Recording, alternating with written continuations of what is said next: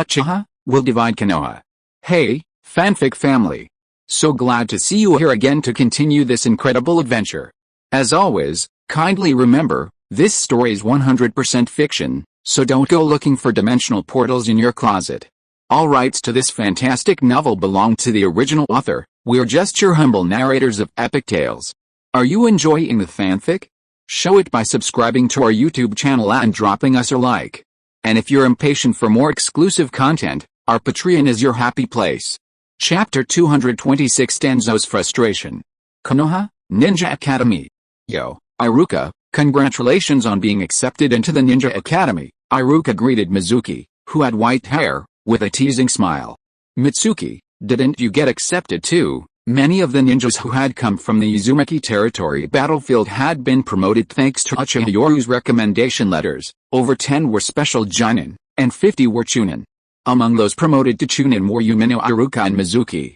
After returning to the village to recuperate for a while, they became Chunin at the age of 16, qualifying them to be teaching assistants at the academy. Indeed, with their current qualifications, they weren't yet qualified. Sigh. Houses in the village center are too expensive. I really envy you, Iruka. Mizuki couldn't help but show an envious and jealous look. There was nothing he could do. Iruka's parents' house happened to be located on the outskirts of the village center. Because of his encounter with Uchiha Yoru on the front lines, Mizuki's life underwent a bizarre change. Although he still yearned for power, he found a new sense of loyalty to Uchiha Yoru, who inherited everything from Orochimaru. As seen in the original story, Mizuki later became a power worshipper and a fanatical Orochimaru idol. Haha, well, you can't have that. Seeing Mizuki's blatant jealousy, Iruka grinned mockingly. Who would have thought house prices would rise so quickly? In the village center, it was practically impossible to find a house. Many ninjas had practically drained their entire family's savings for one. Sakura paying off her mortgage in later years. My talent is limited, but I will definitely become the best teacher. Iruka, filled with fighting spirit after successfully enrolling, couldn't help but pull out the red-covered book My Struggle from his weapon pouch, his eyes blazing with fervor.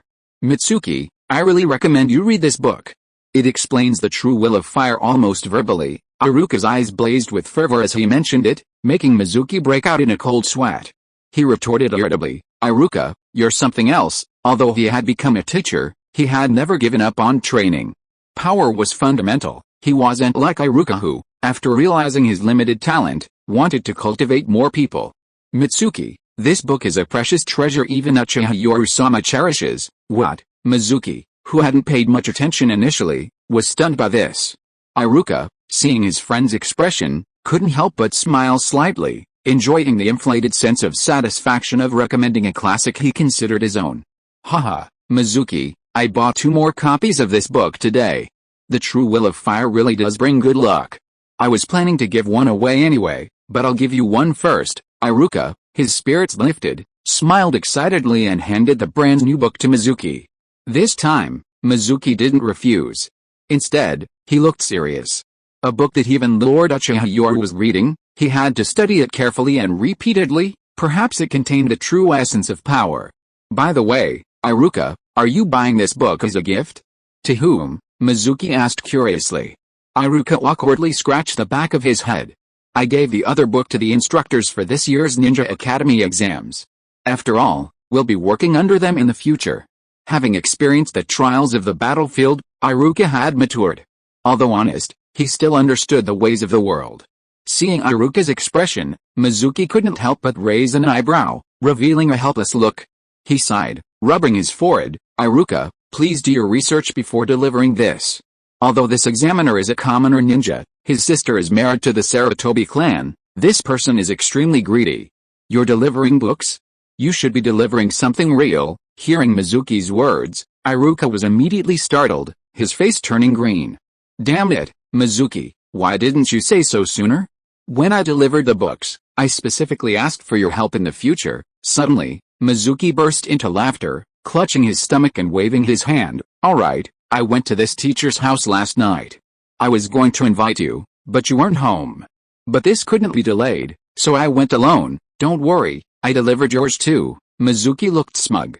Part of his reason for doing this was their friendship, and another was out of personal motives. Both men were only ordinary Chunin, Nothing special. It would be too difficult for them to rise in the future. The only way was to unite and win over others. He hoped that Iruka would help him out in the academy no matter what. Fighting alone was rare, so he was willing to spend his own money to make Iruka owe him this favor. This way, he would not only have a companion at the Ninja Academy, but Iruka would also help him in crucial moments.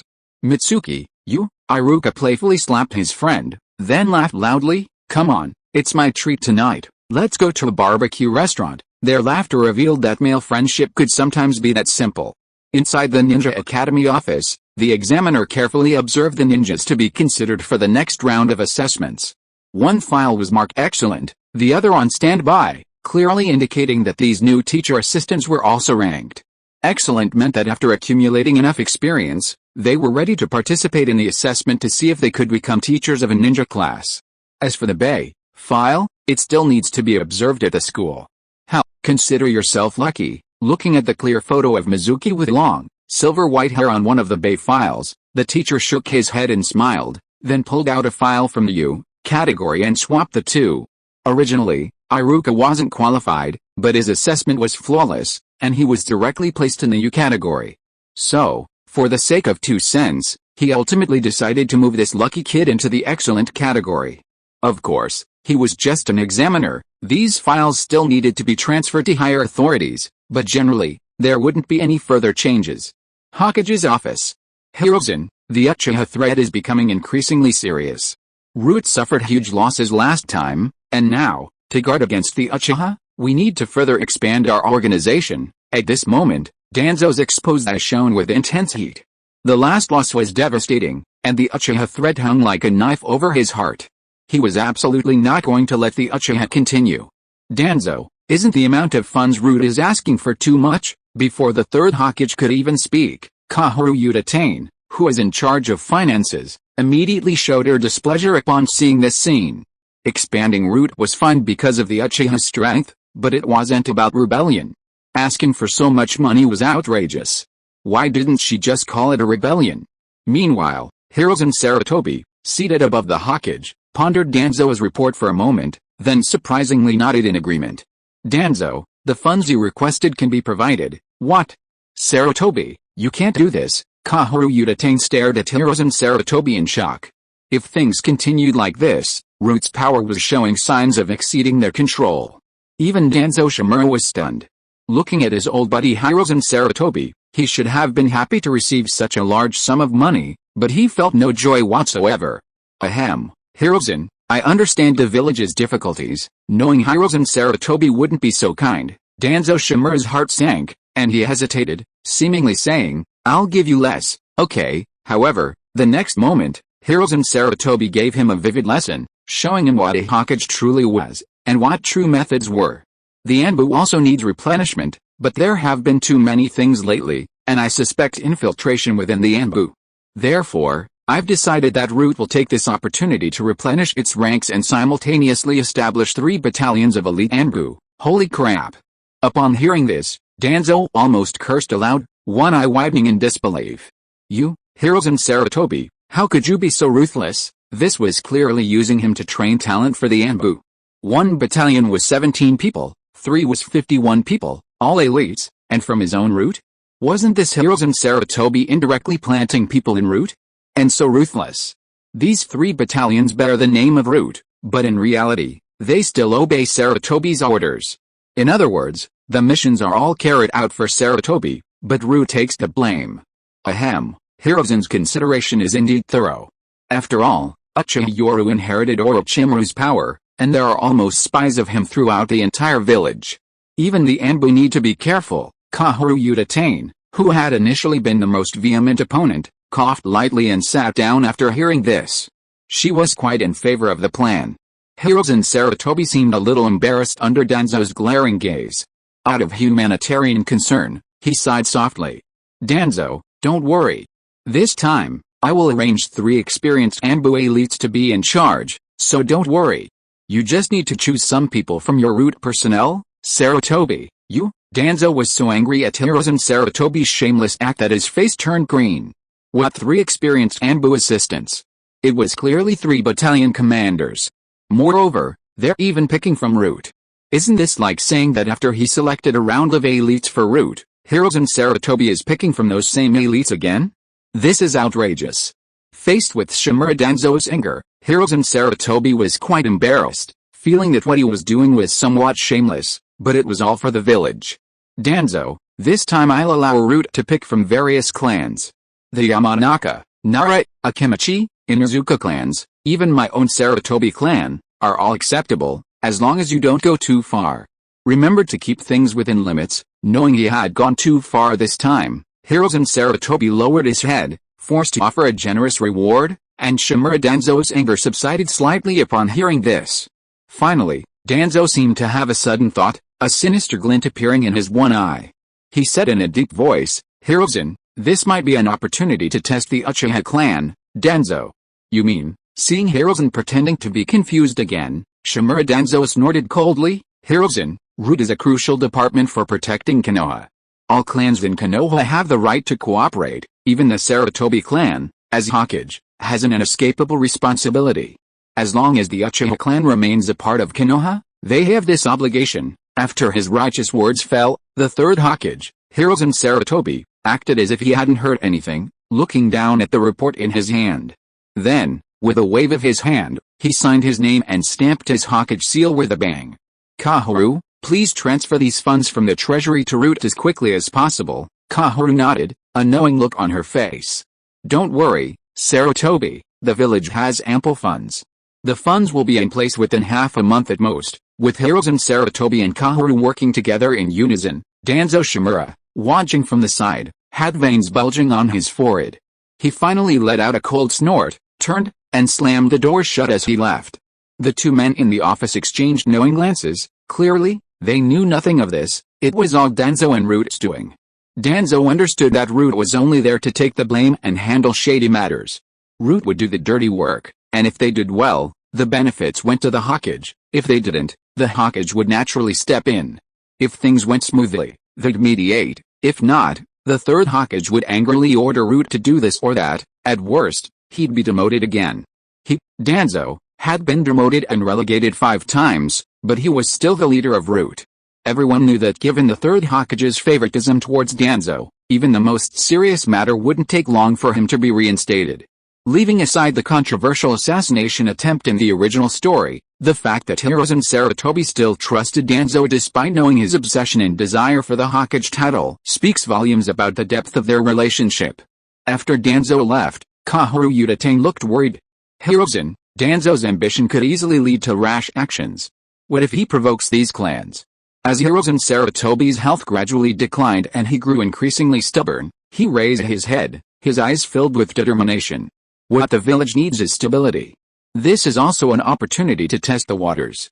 As for the other clans, at this point, Hiruzen Sarutobi revealed the lingering power of his former ninja hero, coldly stating, the only clans that could pose a threat to the village are the Uchiha and Hyuga, but the now split Hyuga no longer possesses that ability. The fact that an entire clan could threaten the village demonstrates the Uchiha's strength. Otherwise, the idea of an armed coup in the original story wouldn't have existed.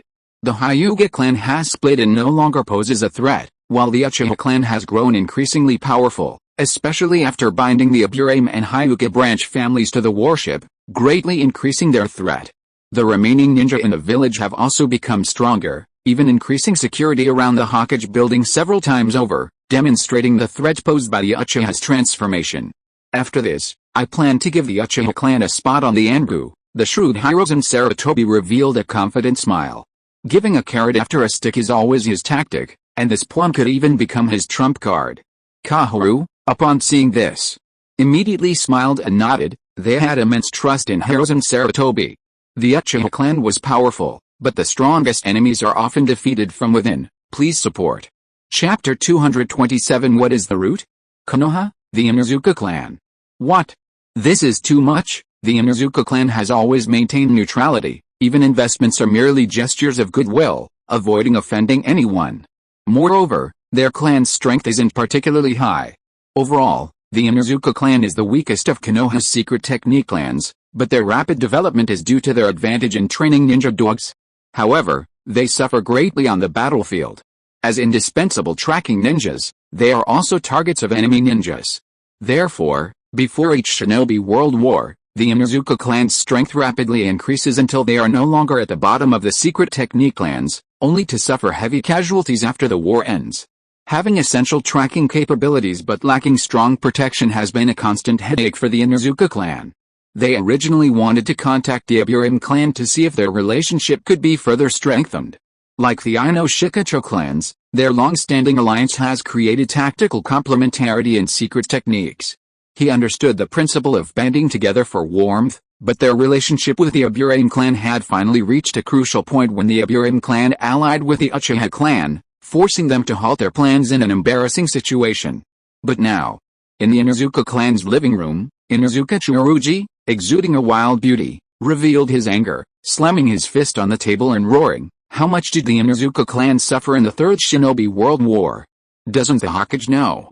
And now Root is still so presumptuous." The most senior and mature middle-aged Jonin, Inuzuka Jax, calmly looked at the clan members, who numbered less than 10 in the living room, and couldn't help but shake his head. Root has already explained everything. Personnel from Yamanaka, Akimichi, Nara, and even the Sarutobi clan have been redeployed. Our Inuzuka clan cannot use this as an excuse. Despite this, the hot-tempered Inuzuka Tsurugi couldn't help but speak angrily. For the sake of the village, if it weren't for the Third Hokage's misjudgment, our clan wouldn't have suffered such heavy losses in the Third Shinobi World War. Inuzuka Tsurugi, when she saw Inuzuka Tsurugi bring up the Third Shinobi World War again, Inuzuka Jo's expression turned serious, and she slammed her hand on the table to stop the conversation. The Third Shinobi World War, which led to the Third Hokage's resignation, clearly showed the magnitude of the mistake made. Otherwise, why would the Hokage have resigned? Knowing she was being impulsive, Inuzuka Tsurugi took a deep breath, but she still couldn't suppress her anger. "My husband was seriously injured in the Third Shinobi World War. He didn't survive the second year of the Nine Tails Night. Now I only have one son and one daughter, and I absolutely refuse to send them to Root." At this point, Inuzuka Tsurugi revealed a fierce protectiveness towards her children. She was the mother of Inuzuka Hana and Inuzuka Kiba. The other members of the Inuzuka family also wore grim expressions. Unlike other clans, the Inuzuka clan, though known as a clan of secret techniques, was essentially a ninja family. Each clan had its own families, and when problems arose, the strongest ninja from each family would come to discuss them. At its peak, the Inuzuka clan had over 50 families, with just over 100 ninjas. Now, there were only 9 families. Meaning the so-called Inuzuka clan was probably lucky to have 20 or 30 members now. Inuzuka Jo looked at everyone, their faces extremely unpleasant. Whose children weren't their own? Especially for a family already short of members, who could bear to part with their own? Sigh, I have 2 illegitimate sons outside, both with ninja talent. One can join Root, but before that, they must return to the Inuzuka family. Inuzuka Jo finally sighed, offering a solution. It was not uncommon for powerful and influential members of large clans to have lovers or illegitimate children outside. However, due to long-standing traditions in the ninja world, especially in rigid aristocratic families, illegitimate children are not recognized, let alone allowed to inherit the family business. At most, being allowed to inherit the surname is already considered a favor. Most families turn a blind eye to this, as long as the bottom line isn't crossed. After Inuzuka Jack spoke, everyone's mind started working. The matter of illegitimate children couldn't be discussed openly anyway, and as for inheriting the family's secret techniques, if you dared to teach them, you'd be kicked out of the family the next day, and some stricter families would even execute you internally. Unless it was through recognition, and this time, Inuzuka Jack used this opportunity to gain access to the Inuzuka clan. Her 2 illegitimate children returned to the Inuzuka clan, receiving the treatment of ordinary clan members, and could even practice the family's secret techniques, but only the basic kind. They wouldn't be eligible for deeper levels of secret technique learning until the next generation felt a sense of belonging. Root is demanding 3 spots this time. That's too much, someone couldn't help but grumble. What kind of place is Root? Frankly, once you're in, you can forget about getting out. The main reason is that the Inuzuka clan hasn't produced a single outstanding genius in this generation. Otherwise, the Root clan wouldn't have bothered with 3 mediocre individuals, they would have directly sought out geniuses. Let's draw lots. Everyone knows the situation of the Inuzuka Tsurugi clan, and everyone knows what each of us is up to. Taking this opportunity, I propose we bring back all the outsiders. After all, the Inuzuka clan is currently at its lowest point in history. Inuzuka Jua, as someone who had been through it all, understood even better that a clan needs population to thrive, and the current state of the Inuzuka clan was already very dangerous. Although their Inuzuka clan now had a rule that even women couldn't marry outside the clan and could only marry into it, illegitimate children were the fastest way to increase the population. Letting these people return and bear the Inuzuka surname, those with ninja talent could at most learn the Inuzuka clan's ordinary secret techniques. This was the fastest way to restore the clan's vitality. Moreover, ninja talent was very selective, and as for ordinary secret techniques, ordinary level techniques were enough for them to reach the Chunin rank. Chunin. That was already the ultimate achievement for most ninjas. I agree, seconded, as each family nodded in agreement. Inuzuka Churu couldn't help but snort coldly. Although she was unhappy that these so-called illegitimate children could openly bear the noble Inuzuka surname, there was nothing she could do. This wasn't just a problem for the Inuzuka clan, all the major clans were having headaches. Root wanted people, so they either handed over geniuses, which no one wanted, but they didn't want to offend Root either. They could only helplessly hand over a few children with ninja talent who were decent enough. These were the future of their clans, but they had no choice. However, this was still better, at least there was a process of discussion. For commoner ninjas, it was much more tragic, they had no choice at all. As long as someone was selected, it didn't matter how many children they had, they were simply given a transfer order. Families unaware of Root's involvement were fine, they excitedly celebrated for their children, thinking it was a top-secret department of the village. Even the children were flushed with excitement, looking forward to becoming legendary ninjas. Those whose parents were ninjas and had heard of Root all wore grim expressions. Under Root's inescapable transfer order, they could only prepare a final, lavish meal and shower their children with love in their final days. Unable to refuse, they could only watch helplessly as their children were sent to Root. Ninja families with 2 or more children fared slightly better, finding solace only in their remaining children. Some were happy, some were sad. Those unaware of the situation might be happy, at least they wouldn't despair. But those who knew could only accept it all. Police department, conference room. The conference room was packed with over 100 Jonin sitting cross-legged on the floor. Seated at the top were Hyuga Hisashi, Aburame Shiki, and the leader, Uchiha Yoru. Below, the Uchiha clan comprised half the group, with a majority of the remaining half being Hyuga branch family ninjas, followed by ordinary ninjas and members of the Aburame clan. However, the lowest rank present was Special Jonin, meaning this meeting brought together 80% of the high-level combat power of the Uchiha Yoru system. Within the entire Hidden Leaf village, there are only about 600 or 700 Jonin within the combat ranks, and a large portion of them are Special Jonin, demonstrating the high caliber of Jonin. Of course, besides these, the greatest strength of the 5 great ninja villages also includes a number of Jonin who have retired from combat due to injury or old age. Although their combat power is no longer at its peak, their rich experience allows them to pass on everything they have to the next generation. They are responsible for supplying fresh blood to the new generation, which is the biggest reason why the 5 great ninja villages have been able to stand for so many years. Gentlemen, you've all heard about what happened with Root, haven't you? At this moment, Uchiha Yoru looked at his power, a sense of pride rising within him. This power was the source of his confidence in intimidating these old fogies of Hidden Leaf. Although there might be those who hesitate and waver when a true civil war breaks out, the force of nearly 100 Jonin is enough to threaten Hidden Leaf. Even the number of supporters for the Sannin at their peak was only about the same. Although he shamelessly relied on the power of his clan, this was still part of his strength. Lord Yoru, Root is preparing to conscript 3 Byakugan youths from the Hyuga clan. The first to speak was Hyuga Hisashi, head of the Hyuga branch family, his face expressionless, revealing no emotion. However, the anger radiating from the Hyuga branch family Jonin below was clearly visible to everyone. Since the caged bird seal incident, their branch family had loathed being controlled by this kind of cursed seal, and Root's actions were like rubbing salt into their wounds.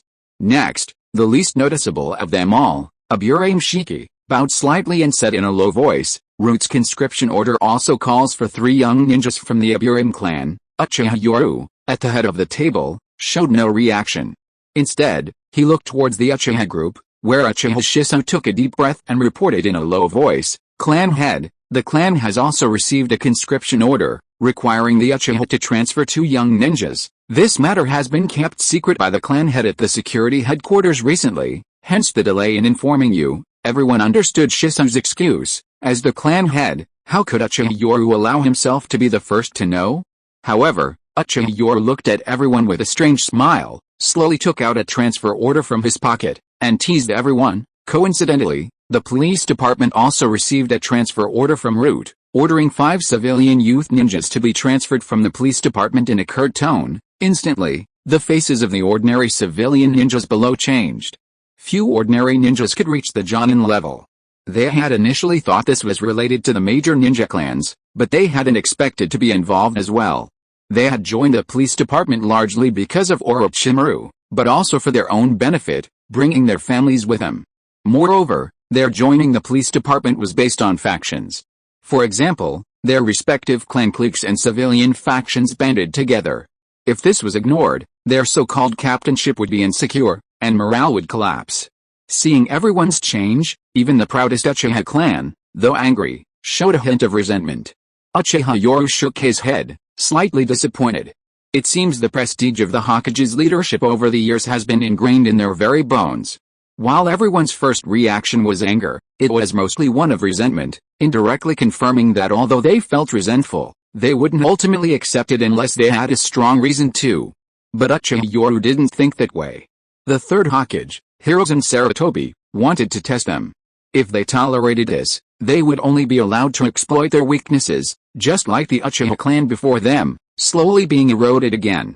A slow, painless erosion, like boiling a frog in lukewarm water. Wasn't that how the Third Hokage brought down the Uchiha clan in the original timeline?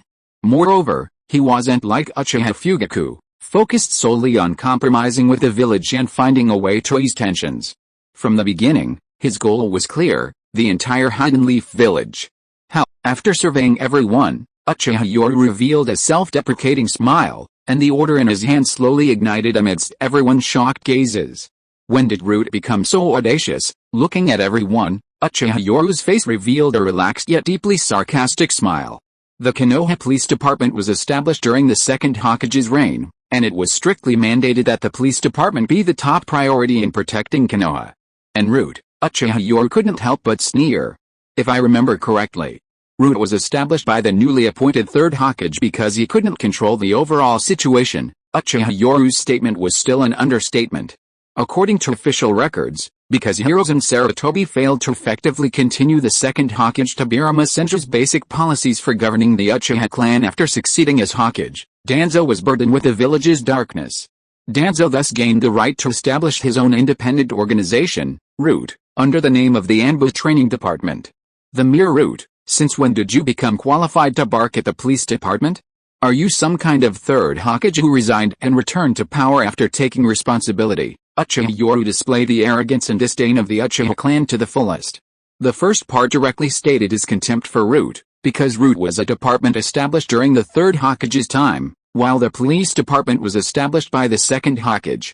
The second part was even harsher, directly reopening old wounds, a blatant and unvarnished reference to the current Hokage. Hiss. Upon hearing this, the Jonin's expressions changed, and many gasped in shock, staring at Uchiha Yoru. This was blatant distrust and contempt for the current Hokage. It was clearly implying that the Third Hokage had resigned due to responsibility, had committed serious mistakes, and now that he was in power, wasn't he going to step down? However, Uchiha Yoru's attitude also drew fervent gazes from many others. These were all combative individuals, and this at least proved one thing, Uchiha Yoru's ambition. Aiming for the Hokage position. If you, Third Hokage, are unwilling to step down, then I'll make it clear, I'm aiming for the Hokage position. Shisui's expression changed drastically as he looked at the arrogant Yoruni, inwardly sighing. Yoruni knew it was impossible, yet he still wanted to give the village a chance, forcing them to elect the 5th Hokage. At this moment, whether Tsunade or Jiraiya returned, either could become the 5th Hokage. Only Yoruni's chances were the slimmest. Please support. Chapter 228. This is the Uchiha Police Department. Konoha, Hokage Meeting Room. This was the first time since the Nine-Tails attack, when the Third Hokage returned to the village, that all the clan heads or representatives of Konoha's various clans had gathered. Even some titled Jonin were present, a recognition of their strength and a means for the Third Hokage to win over the people. The title of Special Jonin might be somewhat ambiguous, as the word special carries many connotations: excellent command, great achievements, or specialization in a particular area. Essentially, special means the ninja has at least one skill surpassing Chunin level, but their core strength doesn't quite reach Jonin level. However, the title of Jonin is truly prestigious in the 5 great ninja villages. Jonin represent a village's top fighting force and naturally deserve special treatment.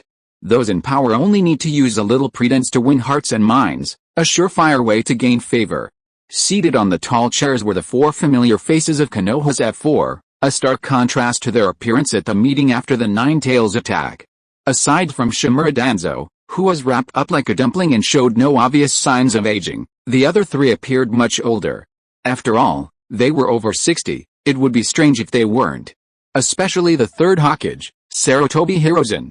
During the Nine Tails rampage, he looked middle-aged with only a few strands of white hair. In just a few short years, not only was his hair completely white, but age spots were also visible on his face. Although only a few years had passed, so much had happened: the 4th Hokage's death, Orochimaru's expulsion, his son's mysterious death, and so many other troubles in the ninja world. Gentlemen, the 3rd Hokage, though aged, still possessed the imposing gaze of a former ninja hero. His words, as he surveyed the crowd, instantly brought everyone back to their senses, filling them with solemnity. "This gathering is for the sake of the village's development," Hiruzen Sarutobi said in a deep, hoarse voice. "The unknown forces within the Land of Fire have vanished without a trace.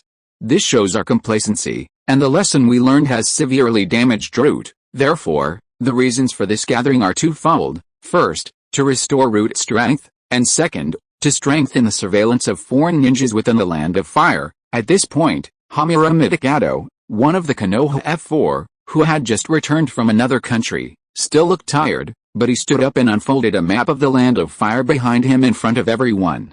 "This is a map of the Land of Fire. Because it's so vast and rich, we can't monitor everything. However, we do have some ninjas stationed in important towns and along key routes, but their main role is intelligence gathering. This time, we're sending ninjas from the villages. They'll be stationed there on a long-term mission, reporting on any foreign ninja groups or suspected ninjas, and remaining vigilant to prevent a repeat of the Fire Temple tragedy." As Midikato Hamura explained, everyone understood. Monitoring everything was impossible, protecting important towns was sufficient. This would increase the safety of ninjas on missions, especially merchants, within the Land of Fire, a way to attract foreign merchants and boost their economy. This scene, however, was extremely ironic to Uchiha Yoru. The intention was good, but it also seemed to be a plan to disperse the Uchiha's strength. After all, the clan had 7 or 8/10 of its elite troops holed up in the villages, making them all somewhat anxious. "Given the special circumstances of the Uchiha clan, I intend to assign this area to both the Uchiha clan and the police department." Look at this politician's linguistic artistry. Uchiha, police department, both the clan and the department are special. It's clearly an attempt to create independence and exclude them. Uchiha Yoru wasn't like Fugaku, who would swallow his pride and think things would be fine if he backed down. He simply frowned, snorted coldly, and interrupted the Konoha high-ranking official's rambling speech without giving them a friendly look. Advisor Midikato Hamura.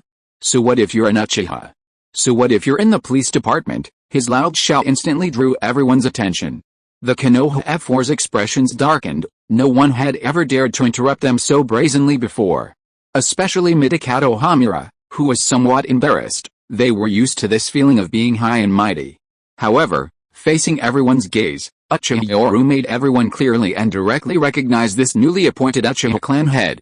Uchiha Yoru slowly rose, and to everyone's astonishment, he went directly to the area circled by Midikato Hamura. He gestured again with his hand. The Uchiha clan and the police department have limited capabilities.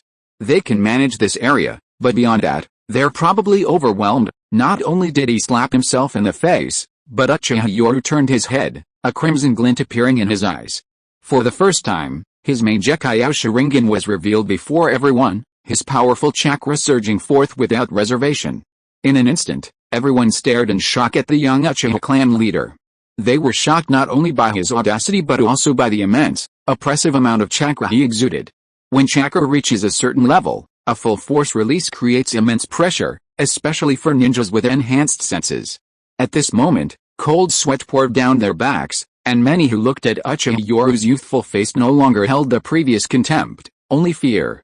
Even the third Hokage, Hiruzen Sarutobi, had a dark look in his eyes. Such terrifying chakra reserves. This kid's chakra level had already surpassed his own at his peak. While a ninja's chakra level didn't determine their overall strength, it was definitely closely related. Activating his main decay Sharingan, Uchiha Yoru looked at everyone with a cold, arrogant smile, his warning gaze telling them, "I hope everyone understands one thing. Konoha was founded by the Uchiha and Senju clans. Anyone who objects to the special status of the Uchiha clan, then please take your family and the coffins of your ancestors and get out of Konoha before discussing the Uchiha's special status." Midakato Hamura, standing to the side, was instantly enraged, his face turning green. Although these words were addressed to everyone, weren't they also a veiled insult to him? And the police department. This department was established when the second Hokage was in power and the first Hokage was still alive. The two Hokage discussed and decided to set it up. The Uchiha clan has the authority to make independent decisions. As for special status, Uchiha Yoru sneered as he said this, his words speaking volumes. If they had any objections, they could ask the first and second Hokage first. He coldly returned alone, his chest filled with rage. Last time, it was in the Uchiha clan's territory, where he hadn't felt the impact of his own territory, but here, he could clearly feel everyone's isolation and rejection. Fine. Anyway, the Uchiha clan and the police department's special status was impossible to relinquish, and it was deeply ingrained over the years. It was impossible to easily change everyone's impression of them, so he might as well solidify it. I rely on my ancestors. Who are you to criticize the village founded by our ancestors? Even the Senju clan didn't bother with this, so who are you? If you're not satisfied, get out of Konoha. Although it seemed reckless, and even offended some people, everyone was initially taken aback by Uchiha Yoru's toughness. But upon closer reflection, they realized he had a damn good point. He relied on his ancestors, there was no way around it. After all, it was a blessing from their ancestors, and they, as ninjas, were also benefiting their descendants. Some ninjas even took it for granted, thinking that their fathers were ninjas, and that's how they grew faster than others. As for looking down on him and feeling angry? Come on, if you think about it carefully, aren't they all like that? It's just that his ancestors were more powerful, founding Konoha, while their ancestors were slightly less so. You could say that everyone here either benefited from their ancestors' blessings or rose from humble beginnings, but most of them secretly felt that this was the right way. They looked up to him with envy and jealousy, even striving to emulate him. Now that he had become a Jonin, his children and descendants could enjoy everything he had earned through his hard work. And you're telling them to give up? Nonsense. Everyone aspires to be like that, and once they become that person, they desperately try to stop others from ruining it. The dragon-slaying hero will eventually become the dragon himself, this is an immutable truth. Alright, that was indeed a bit ill-considered, Hiruzen Sarutobi, seeing Uchiha Yoru's benevolent facade and his attempt to smooth things over, completely concealed his true intentions. The third Hokage is truly sensible, Uchiha Yoru smiled and nodded at the old fox. As for the others, advisors, he had always looked down on them. This was so Uchiha. Everyone turned to look. It was the first time someone had dared to confront a high-ranking official like this. But upon reflection, it made sense. These so-called high-ranking officials only appeared after the third Hokage's ascension, they were from one of the founding families of Konoha. Looking at Uchiha Yoru, Hiruzen Sarutobi sighed inwardly. This brat was nothing like Fugaku. At least Fugaku had the intention to integrate and ease tensions, but this brat was resorting to force. You all want to isolate me, don't you? Fine. I'll show my pride and not play this game of cat and mouse with you anymore. As a result, the F4 of the Hokage's leadership were dumbfounded. If you don't cooperate, how can they play along? Insolence. At this moment, Shimura Danzo, playing the bad cop, glared at Uchiha Yoru with a cold face, slamming his hand on the table and angrily shouting, Uchiha Yoru. As the head of the police department, the head of the Uchiha clan, all the major clans and ninjas of Konoha are working for the village, but you are the only one, shut up. Before Shimura Danzo could finish speaking, Uchiha Yoru made his stance clear, staring directly at the third Hokage. How much blood did the Uchiha and Senju shed to found Konoha? How many people died? How much has the police department sacrificed to maintain the village's stability? Can Shimura Danzo see all this? While clearly targeting Shimura Danzo, Uchiha Yoru's gaze was fixed on the third Hokage. In the oppressive atmosphere, his expression suddenly changed, revealing a smile that caught everyone off guard. However, his next words left everyone dumbfounded. It seems Shimura Danzo is getting old and has only one eye, so naturally he can only see half of things. This sarcastic remark instantly changed the expressions of all the ninjas. It came so suddenly that some almost burst out laughing. This kind of meeting, especially one chaired by the Hokage, is always solemn. How could anyone be so sarcastic? One eye, and mocking his advanced age? Wasn't this insulting Danzo? However, some people realized that all of Uchiha Yoru's responses were directed at the third Hokage, and they couldn't help but feel a chill run down their spines. How, the younger generation of ninjas who will inherit the will of fire haven't grown up yet, which is why we old guys are needed. Hirozen Sarutobi chimed in, his words sharp and cryptic, directly telling everyone that the village's future rested on ninjas who inherited the will of fire, not on some ambitious fool. Uchiha Yoru stared intently at Hirozen, who maintained a smile, but a surge of anger rose within him. This was a challenge to the third Hokage's authority. From beginning to end, Uchiha Yoru ignored all the high-ranking advisors, focusing solely on him, displaying the arrogance expected of an Uchiha. But wasn't that also the other party's attitude? Faced with the third Hokage's shrewd counterattack, Uchiha Yoru inwardly cursed the old fox, completely flawless, though others might not be so. How? Uchiha Yoru chuckled mockingly, surveying the crowd with a cold, sarcastic tone. As for the so-called support from the elderly Shimura Danzo, did everyone truly give willingly? I believe the village's ninjas deeply love Konoha. For the village, everyone would risk their lives. The performance on the battlefield during the Third Shinobi World War is proof enough. But some people's selfish desires, even their cruel and evil actions, are unacceptable. We can allow our descendants to sacrifice themselves to protect the village, because it's their responsibility and our honor. But to use such cruel methods, even against enemy ninjas, not so cruel, to turn against our own people, I believe no one would be so cruel. Uchiha Yoru's righteous words directly told everyone, it was all forced by circumstances. Don't try to portray yourselves as so noble. As for the so-called inheritance of the will of fire, weren't the sacrifices on the battlefield proof enough? Did we need the third Hokage's talk of the will of fire?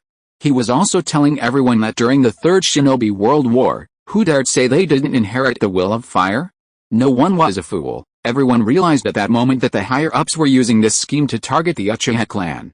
Of course, there were also some pure ninjas, those brainwashed by the will of fire, who glared angrily at the Uchiha, deeming this provocation of the Hokage's authority excessive. Inside the Hokage's meeting room, who gave you the audacity? Who do you think you are? Uchiha Yoru, Shimura Danzo, his face extremely grim, glared at Uchiha Yoru, but he wasn't stupid. He directly addressed Uchiha Yoru personally, noting that this time it didn't involve the police department or the Uchiha clan. It was solely a personal attack. Faced with Shimura Danzo's obstruction, Uchiha Yoru gave a contemptuous sneer, his aura surging as he coldly uttered each word. You asked me what the police department is? Let me tell you, what Root can't handle, the Uchiha police department will handle, and listen carefully, what Root dares not handle, I will handle. In short, what Root can handle, I will handle, what Root can't handle, I will handle even more, with autonomy, authorized by the second Hokage, and recognized by the first Hokage. This is the Uchiha police department. Uchiha Yoru coldly and directly told everyone his style of doing things, and at the same time, formally declared to everyone in the village to put away their past petty thoughts. Shimura Danzo was furious, his face turning ashen. Uchiha Yoru was clearly stating to everyone that he represented the entire police department. This was no longer the Uchiha Fugaku who believed in taking a step back and hoping for a brighter future. This was Uchiha Yoru. Please support. Chapter 229 Genius Uchiha Itachi. As the main Decay Sharingan spun within its sockets, the immense pressure of its chakra, comparable to that of a tailed beast, caused all the Jonin in the conference room to break out in a cold sweat, staring in shock at Uchiha Yoru. Tailed beast level chakra was enough to create awe, though the biggest difference between a ninja and a tailed beast was that a tailed beast's regenerative ability was dozens of times greater than that of an ordinary ninja. Even so, a ninja possessing this level of chakra was an extremely rare existence. The sheer volume of chakra, combined with the main Decay Sharingan, made everyone realize the possibility that the opponent already possessed the strength to stand up to the third Hokage. Uchiha Yoru. It seems you don't even respect the Hokage, Shimura Danzo, his face darkening horribly from this retort, stared intently at Uchiha Yoru. Uchiha Yoru knew that if he retreated, he would face the same situation as Fugaku. The opponent would relentlessly press forward, gradually shrinking his living space, and the consequences would be even more severe after revealing his main decay Sharingan. He had to be tough all the way to the end, only then would the other side fear his main decay Sharingan and the power of the Uchiha Police Department. Even if there was only a sliver of a chance for internal strife to erupt, the other side would be wary. Hokage, Uchiha Yoru sneered disdainfully at Shimura Danzo, then turned to the Third Hokage and shouted, "Third Hokage, you established Root for the sake of the village's stability, but over the years, we haven't seen Root contribute to the village's stability. On the contrary, Root's existence has caused much trouble, threatening and coercing the various clans to demand elite ninjas." As he said this, Uchiha Yoru looked at the other clan ninjas with a mocking expression. The Leaf Village, founded by the Uchiha and Senju clans, had rules established by both clans and the First Hokage. Clans cannot do anything to harm the village's safety and stability, and the village cannot arbitrarily interfere in the internal affairs of any clan. Now, Uchiha Yoru shouted righteously, the Root clan is openly violating the rules established by the First Hokage and approved by the Second Hokage, interfering in the internal affairs of the ninja clans without cause. I want to ask the Root leader, have all the clans done anything to disrupt the village's stability? Hiss. Many people gasped in surprise, while others secretly rejoiced. Finally, someone had stood up against this old man who relied on the Third Hokage's backing. Uchiha Yoru was constantly bringing up the rules established by the Second and First Hokage, ultimately trying to manipulate everyone. Did the Hokage's faction dare to say that all their ninja clans had done anything to harm the village? The various ninja clans had long been dissatisfied with Root's actions. Previously, they had no choice, as no one wanted to be the first to speak out. Now, with the Uchiha clan acting as the scapegoat, the matter was brought into the open, and the clans immediately adopted a cold demeanor. Without someone stepping forward, they were a disorganized mess, but with someone taking the lead, things changed. Danzo, the Third Hokage, Hiruzen Sarutobi, gestured with a gesture that revealed no emotion. Danzo's face turned ashen, and he snorted coldly before plopping down. I think the Uchiha clan head has misunderstood something. Hiruzen Sarutobi said calmly, his hair still gray, but his skills showing no signs of decline. He surveyed everyone before speaking, addressing the pointed question with composure. The Root's conscription order is a response to the current turbulent situation in the ninja world, an expansion of its forces. After all, the Iwagakure and Kumagakure villages are now blatantly expanding their military capabilities, and, the Third Hokage, Hiruzen Sarutobi, let out a hearty laugh. The Uchiha clan head might have some misunderstanding. The Root's conscription order was never in the form of a command, but rather aimed at stabilizing Konoha. Therefore, there was never any coercion involved from the beginning. As for interfering in the affairs of the various ninja clans, where does that come from? Hiruzen Sarutobi's casual remark, accompanied by a smile, dissolved the tense atmosphere. He repeatedly mentioned the Uchiha clan head, seemingly implying that the Uchiha clan didn't represent everyone.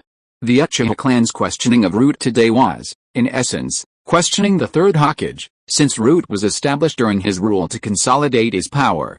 The Third Hokage's counterattack was sharp, directly thwarting the attempt to hold all the clans hostage, and subtly alluding to something. Indeed, the Third Hokage is right, the Hokage is right.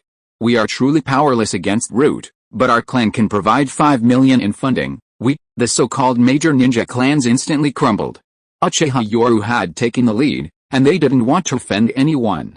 One by one, they shook their heads gratefully and ashamedly, first seizing the opportunity to explain their clan's difficulties, then offering funding, thus avoiding offending either the Third Hokage or Root. Only Uchiha Yoru had done the disastrous thing. Contrary to expectations, there was no outburst of anger. Uchiha Yoru's calm smile secretly relieved some of the hesitant clans, who also didn't want to offend the Uchiha. Thus, Hiruzen Sarutobi looked at this brat Uchiha Yoru, his expression relaxed, but his heart growing increasingly wary. How, perhaps I misunderstood. Uchiha Yoru spoke calmly and unhurriedly to the Third Hokage's subtle barb, his face showing no apology but rather amusement. But it's understandable. Root was just a temporary organization formed during the Fourth Shinobi World War to stabilize the village. The result was obvious, unpopular and a failure. The Third Hokage was indeed brilliant, accurately judging public sentiment and defusing the situation where he had held all the ninja clans hostage. However, the resentment towards Root had been suppressed within the village for a long time. Uchiha Yoru's casual words were clearly a sarcastic jab at the Third Hokage's failed rule. Otherwise, why would he have resigned? In the original story, after the Fourth Shinobi World War, Root was officially disbanded amidst opposition from the people of Konoha. This shows that while Root was infamous among the major shinobi nations, it was also deeply hated and feared by many within the village. How, faced with such sarcasm, Hiruzen Sarutobi not only didn't get angry, but instead laughed heartily, as if he didn't care at all. Hiruzen, am just an ordinary person. How could I compare to the first and second Hokage, always bringing up the first and second Hokage? I'll just admit I'm inferior, so what?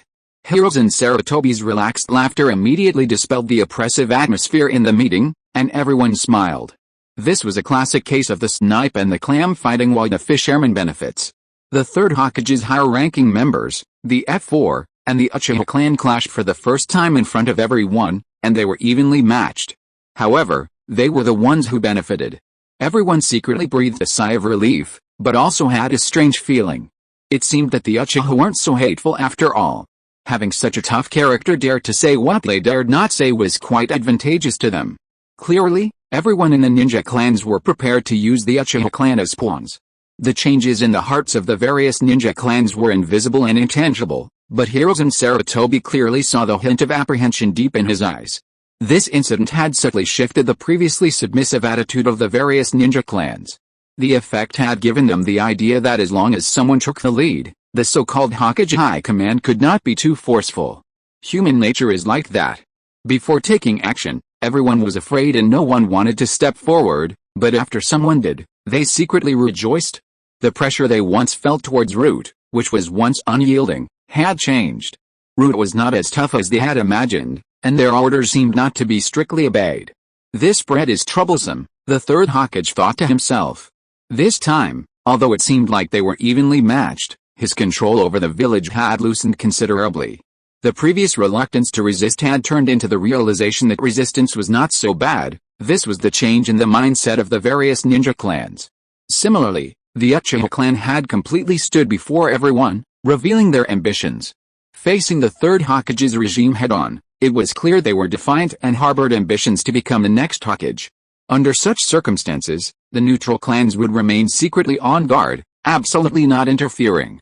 At this moment, aside from their previous allies, the Uchiha clan had almost no one willing to side with them. After all, their ambitions were so blatant. If they allied with them, wouldn't it be blatant opposition to the Third Hokage's regime and a prelude to rebellion? This also reflected the Third Hokage's blind confidence. He never believed his political ideals were wrong, even obsessively believing that only under his rule could the village be stable, and he didn't trust anyone else. The current Third Hokage was only past his prime, his ninja prowess remained, and he still held the people's hearts in his hands. He wasn't the same ninja prodigy who had nearly alienated the people during the Chunin exams. In the original story, Orochimaru's ability to lead so many ninjas into the land of fire was itself suspicious, and his battle with the Third Hokage within the barrier was even more absurd. Only a few Anbu members around him were willing to risk their lives to save him, while everyone else was busy with their own affairs. Why didn't Jiraiya go after Orochimaru, but instead went to deal with a henchman? After the Third Hokage's death, when the three legendary Sennin met and fought in Tanabata, no one mentioned their master of revenge? Even Jiraiya ignored it. There are too many questions. Perhaps all of this is related to the Third Hokage's own realization of the growing disunity and his choice to end things this way, but it must also be said that people's thoughts change with age. Even so-called wise rulers become senile in their old age, let alone a Third Hokage. Moreover, these people all share a common problem: the older they get, the more stubborn and obsessive their thinking becomes. The biggest difference between the current Third Hokage and his younger self is his obsession with his will of fire, which has even become pathological. His increasingly dictatorial thinking cannot tolerate any dissenting opinions, because in his biased ideology, only his ideas are what the village needs for stability. Others' opinions will only bring turmoil. Given the current turbulent situation in the ninja world, I believe the village's first priority is economic recovery. Does anyone have any objections? The Third Hokage, Hiruzen Sarutobi, smiled kindly. appearing like a benevolent old man, but no one present dared to underestimate him. Uchiha Yoru nodded slightly and said solemnly, "The Uchiha and the police department have no objections.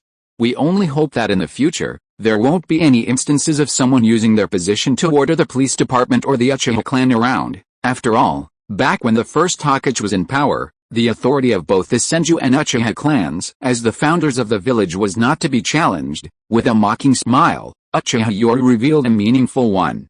Everyone could clearly see that the usually aloof F4 members of the village looked somewhat displeased, especially Shimura Danzo. Uchiha Yoru's meaning was clear: no one had the right to interfere in the affairs of the Uchiha and the police department.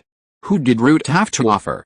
Similarly, Uchiha Yoru's constant references to his past glory were a subtle reminder that he had now awakened the main Gekkai Sharingan, and that power was the true source of the ninja status.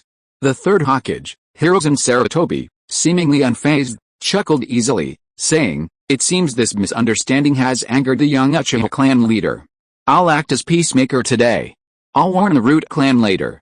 "What do you say, Uchiha clan leader?" At this moment, it seemed Uchiha Yoru was young and impetuous, but before he could say anything, Hiruzen Sarutobi continued with a laugh, "The village is thriving now, and my Anbu is short-handed.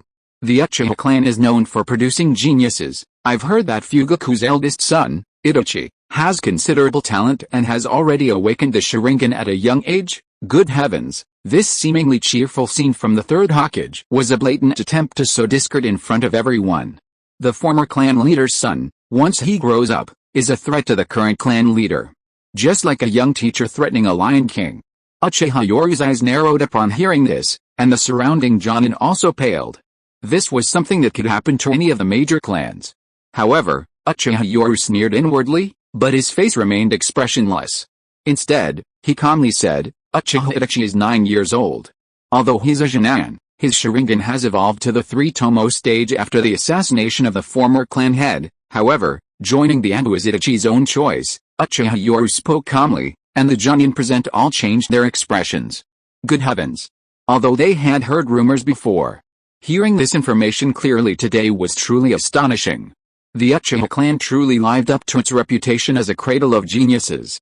What did a 9-year-old with a 3-tomo Sharingan mean? As long as this child didn't perish, he would definitely become a Jonin in the future. A genius. Everyone looked at Uchiha Yoru, the youngest clan head. If this was true, the eldest son of the former clan had already posed a threat. The third Hokage, Hiruzen Sarutobi, wore a benevolent smile, yet at that moment, everyone felt an overwhelming sense of dread. His summoning of Itachi Uchiha into the Anbu appeared to outsiders as a protective measure, a display of the third Hokage's benevolence. However, the future was uncertain. A genius, once fully developed, could become a sharp blade. Furthermore, Itachi's identity meant that once he matured, he would pose a threat to Uchiha Yoru. Please support. If you are listening to this novel on a channel other than Fanfic World, it means it was downloaded and re-uploaded without effort. We warmly invite you to visit our channel, Fanfic World. There you will find the original version of this story and many other novels of various genres.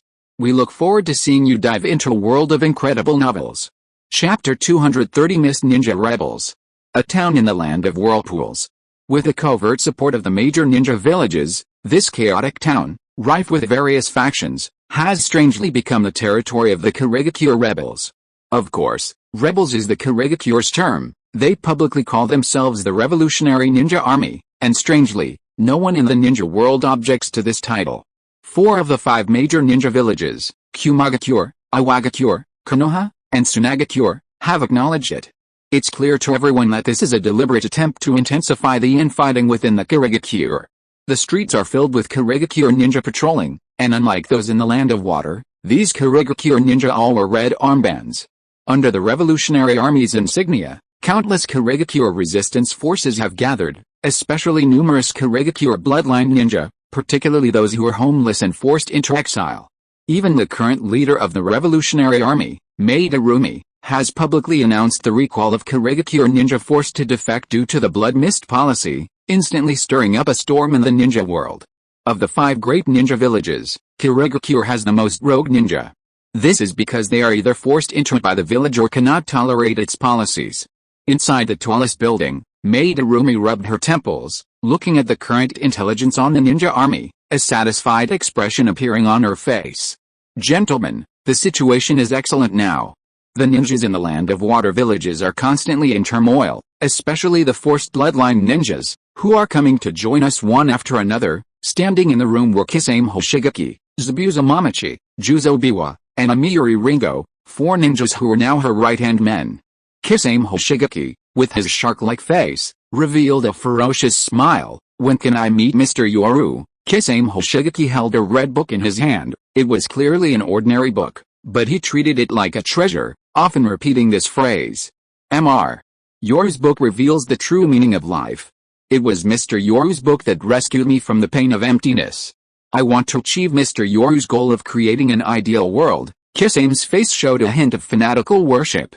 However, Juzo Biwa sneered. "Kisame, how could you understand the ideas in Mr. Yoru's book? Every time I read this book, I gain new insights. Do you even know what an ideal world is?" In an instant, Kisame Hoshigaki and Juzo Biwa were locked in a fierce confrontation, neither giving an inch, staring intently at each other. As for the remaining 2, Zabuza Mamachi sneered inwardly. In his mind, only power could change the blood mist. What was a book? Of the 4, only Ringo Amiri coughed with a pale face. Seeing this, Maid Arumi snorted coldly, and the argument in the office instantly stopped. Sushi Kisame is currently rebelling in Kirigakure. Although he hasn't succeeded, the turmoil in Kirigakure is unprecedented. If things go wrong, Kirigakure will fall from its pedestal as one of the 5 great shinobi villages. Since Maid Arumi announced her intention to overthrow the 4th Mizukage's regime, she has gained considerable support, especially from Zabuza Mamachi, who is already extremely dissatisfied with the village.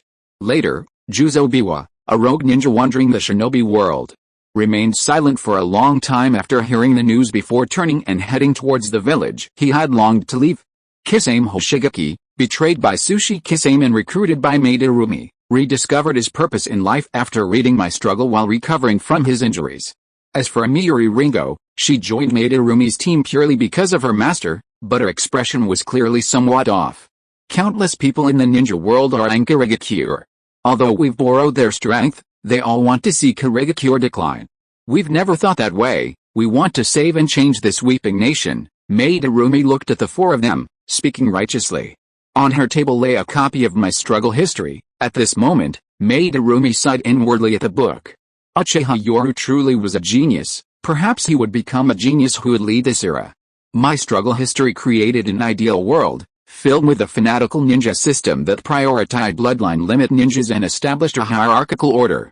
This book instilled fear in Maid Arumi. She saw Uchiha Yoru's ambition, yet she couldn't live without it. Her rebellion against Kirigakure's blood mist policy lacked a crucial element, spirit. This book, providing that spirit, gave the ninjas who followed her direction. Furthermore, after she proposed the future direction and goals for Kirigakure based on this book, many ninjas secretly defected to join her, or had already secretly pledged allegiance. The ninja hierarchy completely placed ninjas in the position of world rulers. Fanaticism. Maid Arumi could already see the fanaticism of the mist ninja gathering under her command, and even she herself felt a secret fear. She found herself almost possessed. Ringo Amiri, this time your illness can't be delayed. Shaking her head to clear away all her chaotic thoughts, Maid Arumi sighed inwardly. Wasn't she also a beneficiary of this book? She was a pure bloodline ninja, and a dual bloodline ninja at that. She couldn't help but look up at Ringo Amiri, a solemn expression on her face as she gave her instructions. Upon hearing this, Ringo Amiri couldn't help but tease, "My illness can't be cured by ordinary medical ninjas, HMPH." Seeing Ringo Amiri's stubbornness, Maid Arumi, not wanting to lose a key ninja this time, coldly said, "This time is different.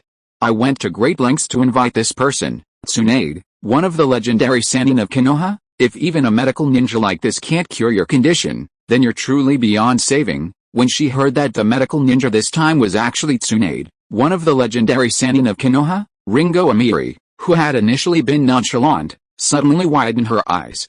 Who wants to die if they can live? Where? The border of the Land of Fire. I allow you to leave temporarily. Ringo Amiri was a rare elite among Jonin, and Maid Arumi knew the importance of talent.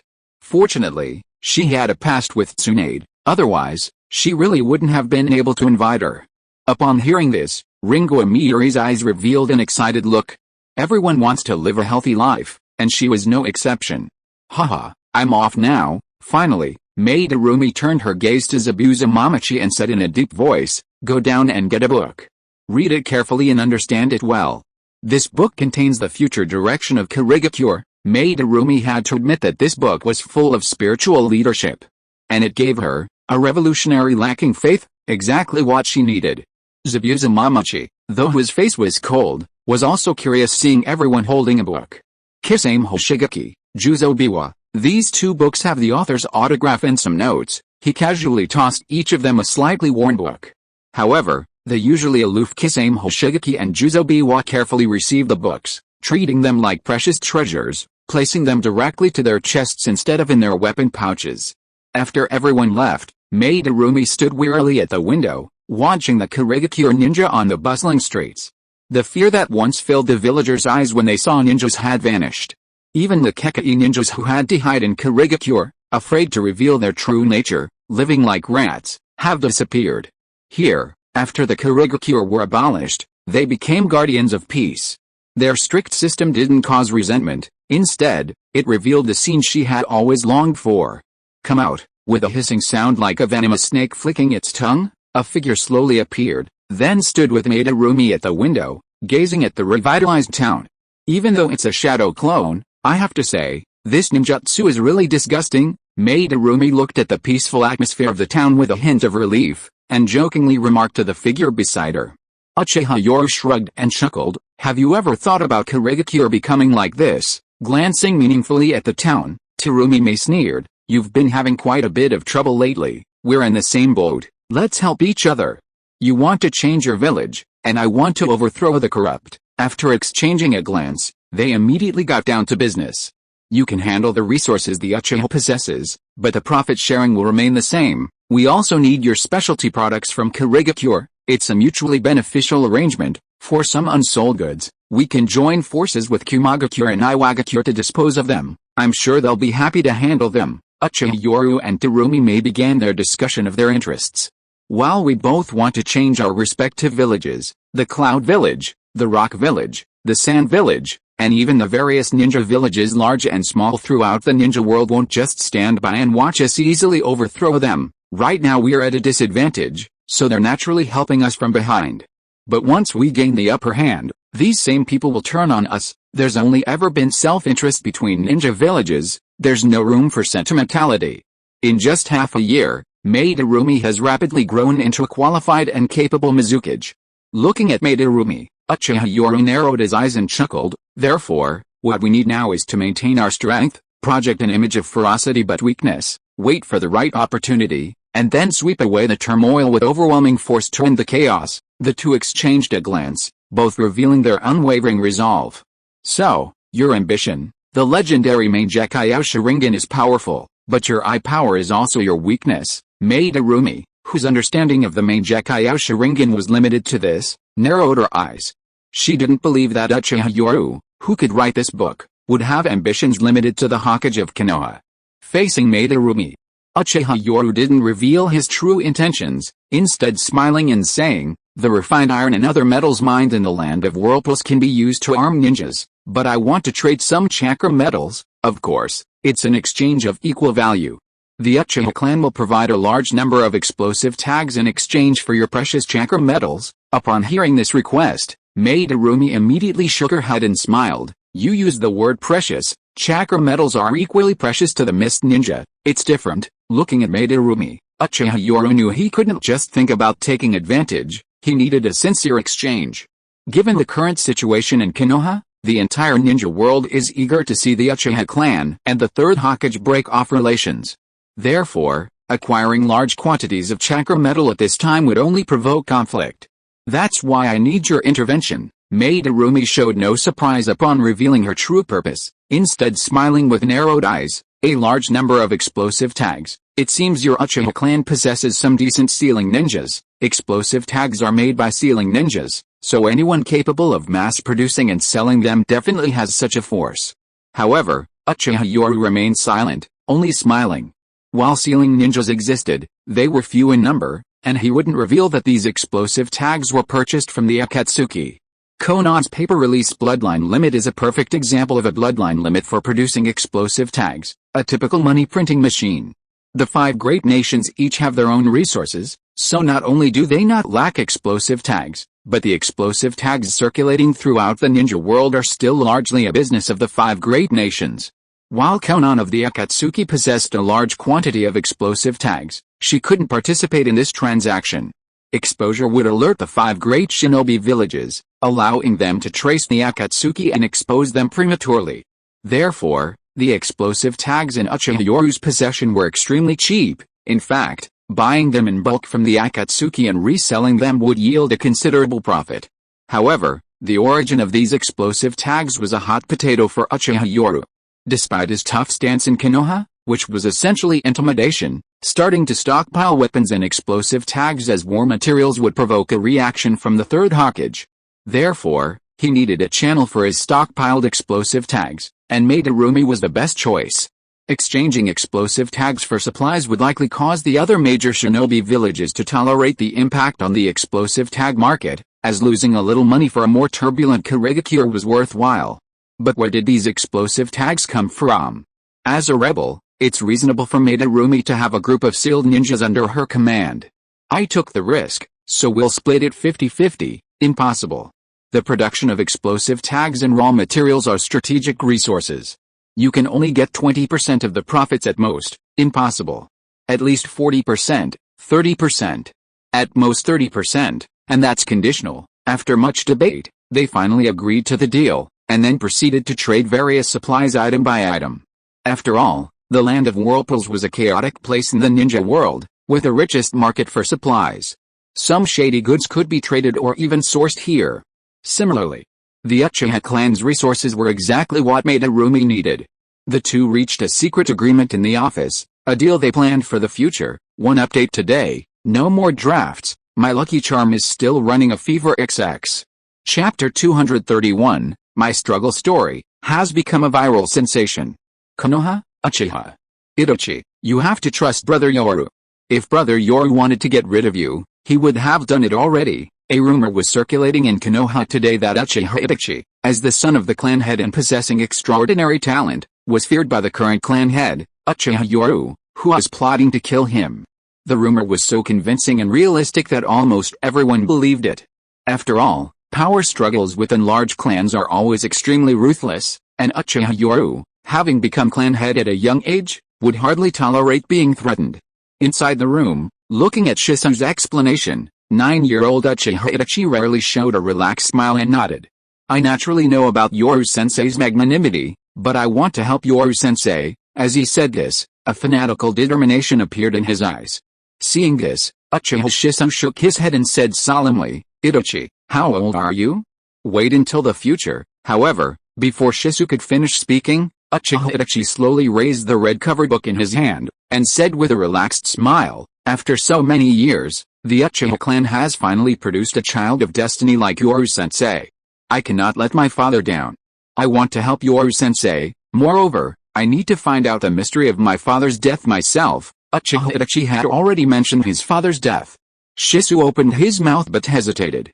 Now that things had come to this point, what else could he do? Itachi, the Anbu is not like the police force, and you're all alone. Seeing Shisui's worry, Uchiha Itachi smiled and bowed respectfully at a 90-degree angle, saying, Brother Shisui, I entrust Sasuke to your care while I'm away. Looking at the resolute Uchiha Itachi, Shisui hesitated, then opened his mouth, finally letting out a deep sigh. In the courtyard corridor, amidst the antique fragrance, Uchiha Yoru calmly sipped tea, watching the gentle breeze. At this moment, he seemed somewhat out of place compared to his unyielding nature when facing Konoha. Suddenly sensing something, the stable natural energy within him began to slowly dissipate, and the red light in Uchiha Yoru's eyes gradually faded. Yoru-sensei, a black shadow flashed past, and young Uchiha Itachi, dressed in a black ninja uniform, appeared before him, kneeling on one knee with his head bowed. Seeing this, Uchiha Yoru frowned and shook his head, saying, Itachi, you're still young. Being too hasty isn't necessarily a good thing. Yoru-sensei, will the village give the clan more time? Facing his teacher, Uchiha Itachi asked without hesitation the question that had been on his mind. Would a village that dared to attack the Uchiha clan head really give them more time? Moreover, he genuinely wanted to uncover the truth behind his father's death. Uchiha Itachi was a precocious and calm ninja, completely different from Shisui. He possessed his own political mindset, but it was the kind of mindset that naturally attributed his position to his subordinates, vassals. Therefore, it differed from Kakashi's political thinking. Looking at the determined Uchiha Itachi, Yoru remained silent for a long time before finally nodding, saying, "The Third Hokage's purpose is clear. One is to use this opportunity to incite internal strife within the Uchiha clan, and the other is to make you the clan's eyes and ears. Don't worry, Yoru-sensei, I won't betray the clan." Just as Uchiha Itachi firmly said this, Uchiha Yoru shook his head, interrupting him. "No. Since the Third Hokage wants to cultivate geniuses for the Uchiha clan, then I am naturally very grateful." As for intelligence, Uchiha Yoru's lips slowly curled into a smug smile. "When has my ambition, Uchiha Yoru, ever needed to be hidden? Therefore, Itachi, your responsibility is to convey my actions verbatim to the Konoha leadership, to all the Konoha ninja. I, Uchiha Yoru, am the future of Konoha. Now, with ambition, power, and strength, why should he hide his ambition? Moreover, he has gradually laid out his future governance plan within the Uchiha clan territory. There's no need to hide it anymore. He wants to openly tell the entire Konoha that he, Uchiha Yoru, is dissatisfied with the current Third Hokage's rule, dissatisfied with the current Konoha leadership. It's not just empty ambition, he also has his own ideals." Master Yoru, seeing his teacher's undisguised ambition, Uchiha's eyes blazed with fervor. Ambitious people only bring disaster, but ambition built on a grand ideal brings change. Consider this ninjutsu scroll a gift from your irresponsible teacher. A ninjutsu scroll was tossed over. Under Itachi's questioning gaze, Yoru Uchiha said solemnly, "This is the method for cultivating the sage art of the Fire Temple. Don't overthink it.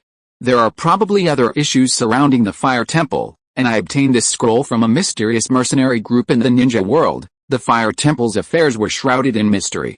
With Itachi's intelligence, he would eventually discover that the village wasn't behind it. At most they would be implicated." Yoru Uchiha always preferred straightforward, open strategies, so he made this clear beforehand. The sage art of the Fire Temple is different.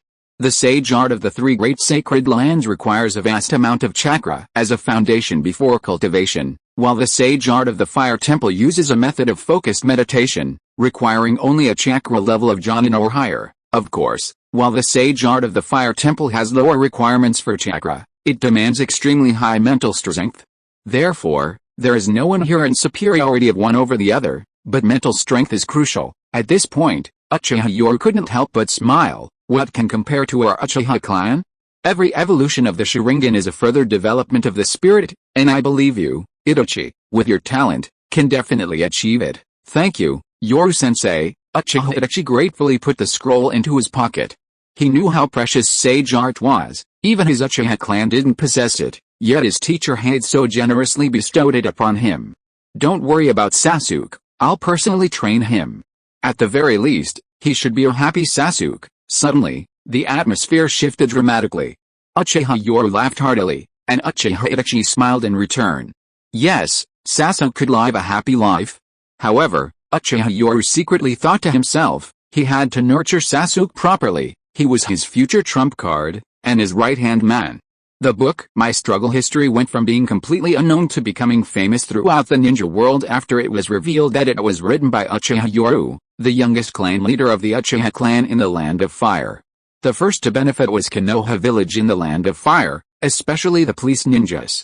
Whether to curry favor with their superiors or out of curiosity, almost everyone had a copy. The book wasn't particularly captivating, it simply presented the real class system as an empty, meaningless concept by those in power. And this book directly exposed Uchiha Yoru's political ideology. Some people hate it, while others love it. Those who like it are naturally the ninjas who wield power, especially those who have joined a police force and are clearly beginning to enjoy treatment that is out of step with the village. Those who hate it are mostly civilians. After all, under the Third Hokage's many years of governance, Uchiha Yoru's ideology completely shatters the facts they don't want to acknowledge. This book also reveals Uchiha Yoru's ambitious and hawkish aspirations, yet strangely, it's become a bestseller in the 4 great ninja villages. One reason might be to promote Uchiha Yoru. After all, Konoha is in chaos, and they're naturally happy to see it. It's just a few old books, They can just buy them and hoard them at home to clean up their messes. In Iwakage village, the third Hokage, Inoki, frowned as he carefully examined the red-covered book, which he had already read at least 10 times. With each reading, his brow furrowed more deeply. "Old man, every time I come here you're reading this tattered book? Hey." Looking up at his granddaughter, Kuratsuchi, Inoki couldn't help but sigh. Konoha truly lives up to its reputation as a cradle of geniuses. Before and after the Third Shinobi World War, we had White Fang, the 3 legendary Sannin, and the Yellow Flash. I thought Konoha was going to decline after their gradual decline, but unexpectedly, another genius has emerged. However, at this point, Inoki revealed a sly smile, slowly closing the book before bursting into hearty laughter. Haha, luckily this genius is from the Uchiha clan, and he's even awakened the main decay Sharingan. Unfortunately, at this time, that old man Hirozen Sarutobi has no one else to rely on. Inoki was completely gloating, while Kuratsuchi sneered, "Old man, I sense a hint of sourness in your eyes." Her words hit the nail on the head, instantly freezing Inoki's smile, causing even the extremely proud man to sigh in annoyance. That old man Sarutobi doesn't just lack capable people, he's afraid to use them. Otherwise, he could just recall the Sannin. Who cares about those main decay Sharingan Uchiha? HMPH, Inoki couldn't help but feel envious at this point, slapping the table and shaking his head with a sigh. That old man Sarutobi really doesn't know how lucky he is. If it were me, I'd even accept just one of them, even if his political beliefs completely contradict mine. I wouldn't say a word. Inoki, feeling bitter, had only one thought in his mind: having a choice and having no choice are two completely different feelings. Sarutobi Hirozen had too many choices, but he didn't like any of them, believing they couldn't inherit his ideals and would only bring turmoil to the village. He wanted a peaceful and stable transition.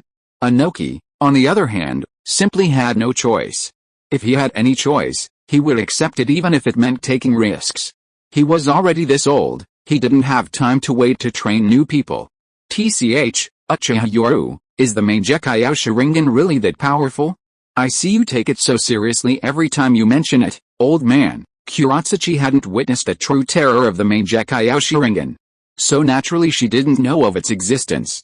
Inoki, however, was well aware of its power, and at this moment, a sly smile appeared on his face as he proudly waved the book in his hand. With this book alone, plus a pair of main decay Sharingan, Konoha will be in chaos sooner or later. He was incredibly smug, while Kuratsuchi looked utterly bewildered, and Inoki, unusually cheerful, beamed with a hearty smile. This book reveals Uchiha Yoru's true ambition, not some aimless ambition, but an ambition with substantial and far-reaching ideals. Therefore, I don't care how many people like this book. One sentence: Iwagakure isn't so poor that it can't afford a few tattered books. Buy a large quantity for me, and at the same time, create hype to elevate this book to the pinnacle of the ninja world. Inoki's face revealed a smug smile. He only needed to pay for the books. These weren't as expensive as Kunai or Shuriken, and then he could launch a massive promotional campaign. He could imagine that other ninja villages weren't fools either. Even if some didn't like the book, they definitely wouldn't let this golden opportunity pass them by. With the entire ninja world's hype, the book would be elevated to godhood. Tisk, Konoha would be in for a big surprise. The greater the book's fame, the higher Uchiha Yoru's influence in Konoha would be. When it reached a certain level, becoming a kind of faith, a symbol, it would lose its true meaning. Especially under the current rule of the Third Hokage of Konoha, the political conflict between the two sides' ideologies leaves no room for maneuver. Internal strife is inevitable, it's just a matter of time. Pass down the order: in future trade with the Land of Fire, for any goods under the Uchiha Police Department, prioritize the Uchiha clan. The daimyo's mansion and the Ino Shikacho trio are all sidelined. Yes, sir. Also, spread the word throughout the ninja world that the Uchiha clan's goods are of excellent quality, rare treasures, and that the Jonin of Iwagakure are preparing to prioritize Uchiha-produced goods. Yes, sir. The cunning and shrewd Inoki, with just a few insignificant decrees, barely affected himself, yet Konoha began to run into problems. In the Land of Lightning, in Kumagakure, the notoriously hot-tempered Fourth Hokage, couldn't help but burst into laughter upon seeing the intelligence report. Haha, Inoki is indeed cunning. Although it's a bit unpleasant to drag me into this, as long as it makes Konoha unhappy, we'll do it. Pass down the order to cooperate with the Third Hokage. Inoki's actions Isn't this just creating momentum? HMPH, at this moment, the Fourth Hokage's eyes gleamed with excitement. He seemed to be looking forward to seeing Konoha erupt into civil war. In the Land of Wind, in the Sand Village, the Fourth Hokage, Raza, coldly looked at the intelligence report and said in a cold voice, "Baki, the Sand Village and Konoha are allies. I don't want to see any documents that would damage the alliance between the Sand Village and Konoha. However, what the elite ninjas of the Sand Village do in private is none of my business, even as the Hokage. After all, these things don't constitute a violation of the rules." This meaningful sentence made Baki, the Fourth Hokage's confidant, suddenly realize something. He immediately bowed his head respectfully and said in a deep voice, "Rest assured, Kazekage-sama, I will handle these matters." Meanwhile, in the Land of Water, the Mist Village had completely banned this book. The reason is simple: this book upholds a ninja-centric bloodline theory, while the Land of Water abhors bloodlines, naturally leading to its banishment. But precisely because of this, it suddenly became incredibly popular. Even haters are fans. This kind of negative publicity, coupled with the Land of Water being labeled a banned book by one of the 5 great nations, naturally piqued the curiosity of many. No one expected that other ninja villages' efforts to promote it wouldn't have such a positive effect, but the Land of Water's actions made it an overnight sensation. I just recovered from a fever today, and my energy is still low, so I apologize for the late update. Tomorrow's update will also be in the evening, since I write on the same day. Depending on the situation, if I recover by tomorrow, I'll resume normal updates the day after. Chapter 232 Tavern Speech. Konoha. A luxurious tavern, surprisingly packed under the bright daylight, was filled with solemn-looking ninjas, and even some from other countries or merchants. Without exception, everyone here was either wealthy or powerful. The lowest-ranking Konoha ninja here was at least a chunin. The tavern's open doors seemed to offer no protection against leaks. Inside the opulent tavern, dressed in regal attire, Uchiha Yoru held a red-covered copy of My Struggle and delivered a passionate speech. What kind of world do we live in? Powerful ninjas, yet impoverished ninjas. Elderly ninjas suffer from poverty and hardship. They don't know how to produce, yet they choose to become tools like ninjas to protect their villages and families. Among you are ninjas from other countries on missions, and merchants, but without exception, why is the war in the ninja world so relentless? Civilians cannot live in peace, while merchants don't have to worry about being ambushed on the road. Uchiha Yoru's impassioned speech drew many foreign ninjas who had come to hear him, their faces flushed with excitement as they eagerly took notes, as if trying to memorize everything he said. Even the merchants themselves showed signs of excitement and fervor. In this chaotic world, who among them wasn't living in constant fear, their lives hanging by a thread? Many of them hadn't even graduated from ninja academies, and some were wounded or retired ninjas. Merchants, while conducting trade, also primarily transmit intelligence, placing them in a rather awkward position. As the main source of missions, these merchants were favored by various ninja villages, but at the same time, they were also resented because they passed on intelligence, and might even have been able to spy on their own villages. During wartime, this was especially true, as wealth drives people's hearts. Moreover, these merchants were all subordinate to nobles of various countries, even the daimyo's household. Therefore, their supposed immense wealth was merely a representation. The true wealth always belonged to those in power. The ninjas escorting the goods would respect the merchants, while those intercepting them would prioritize assassinating them. They would only plunder if the shipment contained something extremely valuable. In a private room on the second floor of the tavern, a white-haired figure watched the young man's speech below with an increasingly grave expression, and couldn't help but say in a deep voice, "This brat's thoughts are terrifying. He will only bring disaster." Tsunade, this person was none other than Jiraiya, but this guy, he had blended into the tavern unnoticed. Tsunade, sitting at the table exuding a noble aura, didn't even raise an eyebrow, calmly raising her wineglass. Lady Tsunade, Shizune respectfully poured sake from the side. Jiraiya's pupils contracted at the sight, a chill running down his spine and a headache washing over him. Tsunade hadn't been seen for only a few years. How could she have changed so much? Before, although she was known as the Princess of the Land of Fire, she possessed a more forthright and bold air, perhaps a bit short-tempered. But now, Tsunade was completely different from before. Her once somewhat old-fashioned green robe had been replaced by a wide and exquisite kimono.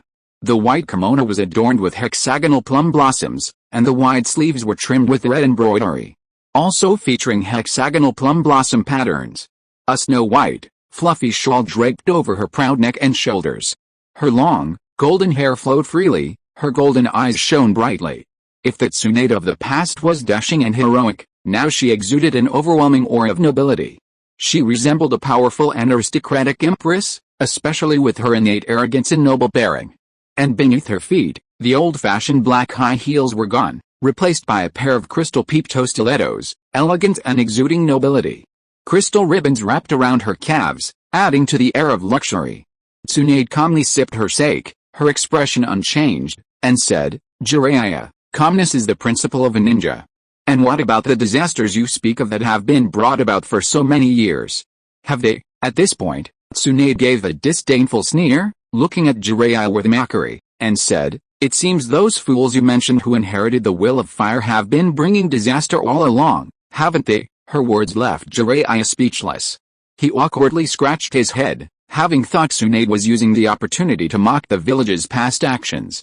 Ahem, Tsunade, this time the old man is probably really out of options, otherwise he wouldn't have summoned us both. Jiraiya directly revealed the reason for his return, and Tsunade responded with a disdainful smile.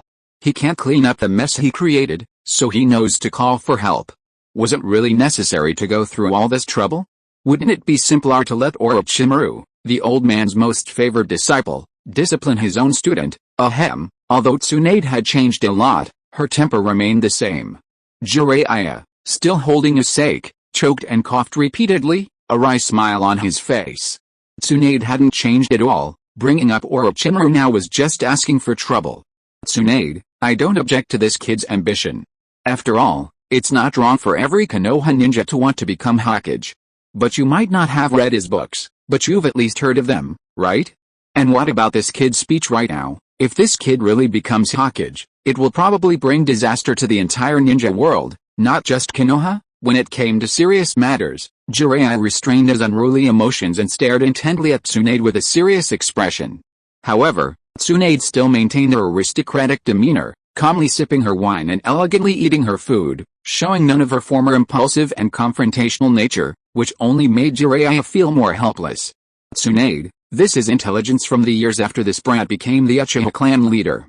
Just these speeches, this brat has given not only in Konoha, but also in several important towns in the Land of Fire, and even when he's traveling abroad, he's been invited to speak. Do you know how obsessed ninjas from other countries are with this brat's insane ideas? Besides Konoha?" At this point, Jiraiya's expression became unusually grave, and he said in a deep, deliberate voice, "More than half of the ninjas in the ninja world, including those in the nomadic ninja and mercenary ninja armies, are fanatically obsessed with his insane ideas.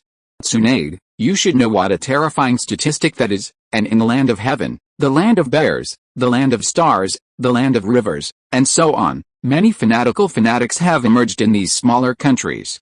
Completely like cult members, only the four great nations are relatively stable, but the current situation in the ninja world, this brat's terrifying ambition, and the fact that the leaders of the various ninja worlds are simply waiting for a civil war in Konoha, all of this could even become the fuse for the Fourth Shinobi World War. Was Jiraiya exaggerating? No. Otherwise, why would Tsunade have returned? Jiraiya's words also caused a ripple on Tsunade's calm face. She glanced through the crack in the private room at the handsome man below, exuding a powerful personal charm, who was currently giving a passionate speech. This scene brought a complex look to her eyes.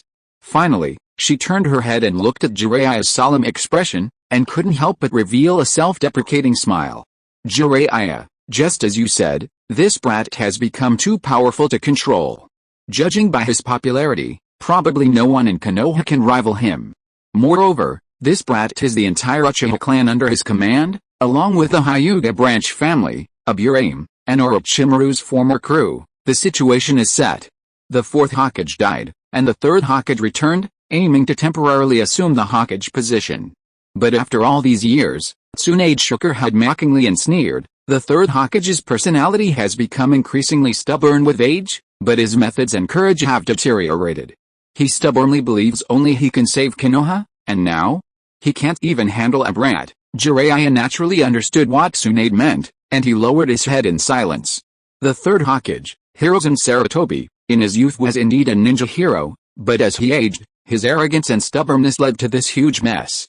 Most of the Jonin in the village were already dissatisfied with the Third Hokage's regime, or rather, most of the Jonin were dissatisfied with the regime of the Hokage's higher-ranking clans. Good positions and missions were all prioritized for Hokage's faction members like Sarutobi, Yamanaka, and Nara, only getting a turn later, creating a stagnant atmosphere. At first, it wasn't a big deal, but as time went on, the resentment in people's hearts gradually accumulated, and the Third Hokage's regime began to show signs of disunity. If it weren't for the Hokage's higher-ranking faction holding the reins of power, they would have been deposed long ago. Even Jiraiya and Tsunade, who were often away from the village, knew this, and even they themselves were dissatisfied. Otherwise, in the original story, when the Third Hokage was trapped in the barrier during the Chunin exams, no one except his own Anbu came to his aid. When the hot-blooded guy wanted to go, Kakashi's words of trust in the Third Hokage made him stop in his tracks. Did Guy, a Jonin, not understand? Even if he couldn't open all 8 gates, he certainly had the ability to open 6 or 7 gates and destroy the barrier. The root organization didn't show up, not even the 2 advisors. It was all very strange. Even Jiraiya was acting strangely, seemingly just loafing around the village. It was as if everyone had abandoned the Third Hokage, or rather, everyone had chosen to give this man, who was said to have ruled for the longest time, a dignified end. Tsunade, the old man is indeed getting old. Thinking this, Jiraiya couldn't help but shake his head and smile bitterly, downing his drink in one gulp. But he still voiced his reason. A clash between the old and new forces is inevitable. This brat's extreme ambition and the Third Hokage's stubbornness mean neither side will back down, and the entire ninja world is watching Konoha. Everyone is afraid Konoha won't fight. Given the chance, they'd love for Konoha to have a civil war. So Tsunade, this time I'm not exaggerating, Jiraiya said gravely, once a civil war breaks out in Konoha, do you think the Iwa and Kumagakure, who have been constantly expanding their military power in recent years, will give up this opportunity? And the Sunagakure village probably won't miss it either, so what? Faced with Jiraiya's serious question, Tsunade smiled dismissively, toying with her wine cup. Help those old fogies like the Third Hokage? And then suppress this brat? Start a civil war ahead of time? Or are you planning to drag me into this, using the name of the 3 legendary Sennin to join forces with those old fogies, to intimidate them with sheer power, and then use Danzo's dirty tricks to dismantle this brat's forces, just like the methods used against those 2 idiots, White Fang and Orochimaru? Tsunade, so bluntly and blatantly exposing the ugliness of politics, revealed a disdainful smile. She hated such methods, so she always preferred to solve problems with her fists. Perhaps her status didn't allow her to do so, so she could only rely on violence to vent her inner dissatisfaction and anger. Ahem, Jiraiya's old face showed embarrassment after being so bluntly rebuked by Tsunade. Tsunade, we can only talk about this, don't say it in front of an old man like me, what? A bunch of old fogies should have been in their graves long ago, but now they're shamelessly occupying their positions, still claiming to be doing this for Konoha? Maybe before it was for Konoha, but now? Tsunade sneered disdainfully, a look of disgust appearing in her eyes. Shizune, standing to the side, was so frightened by their conversation that she lowered her head and obediently acted as a wine-pouring maid, not daring to respond. Tsunade and Jiraiya's status was such that they could say these things without any problem, and they even had to tolerate Tsunade pointing her finger at the noses of the higher-ups and cursing them, but she couldn't. Lady Tsunade, seeing that the wine in her cup was only half full, Tsunade immediately turned her head and showed displeasure, while Shizune, seeing this, couldn't help but show her habitual awkward smile, as if she were implying something. Even Shizune was unaware that since what happened to Lady Tsunade in the Land of Whirlpools a few years ago, her personality had drastically changed, and even her former heavy drinking had become more regular. HMPH. Is that enough for today? How stingy? Tsunade snorted discontentedly, muttering through gritted teeth. But to Jiraiya's astonishment, Tsunade didn't ask for more wine. Instead, she gently sipped a half cup of sake, as if it were her last drink for the day. This scene greatly surprised Jiraiya, who exclaimed in shock, "Tsunade, what's wrong with you?" However, before he could finish speaking, he was met with Tsunade's cold gaze. In that instant, Jiraiya thought of that iron fist, and his expression froze. He swallowed the rest of his words. Very good, Tsunade." Jiraiya smiled brightly, raising his cup to signal the two to clink glasses lightly, creating a somewhat tense atmosphere. Tsunade, Jiraiya, with his keen observation skills as a ninja, had already noticed something amiss. The events of the day combined made him want to ask more questions, but before he could finish, Tsunade, as if knowing what he was going to ask, answered calmly. She found someone a bit younger, rich, but a little disobedient. Tsunade waved her hands impatiently. After all these years, how could she not know Jiraiya's feelings? Therefore, she wanted to dissuade him directly. Upon hearing this, Jiraiya's body trembled almost imperceptibly, then his eyes widened, his mouth gaped open, and after a long while, he exclaimed in a comical voice, "Tsunade, you're an old cow eating young grass, Jiraiya." Tsunade's angry voice rang out, and the relationship between the three senin returned to what it was before, with only a white-haired, sorrowful, and lonely soul remaining.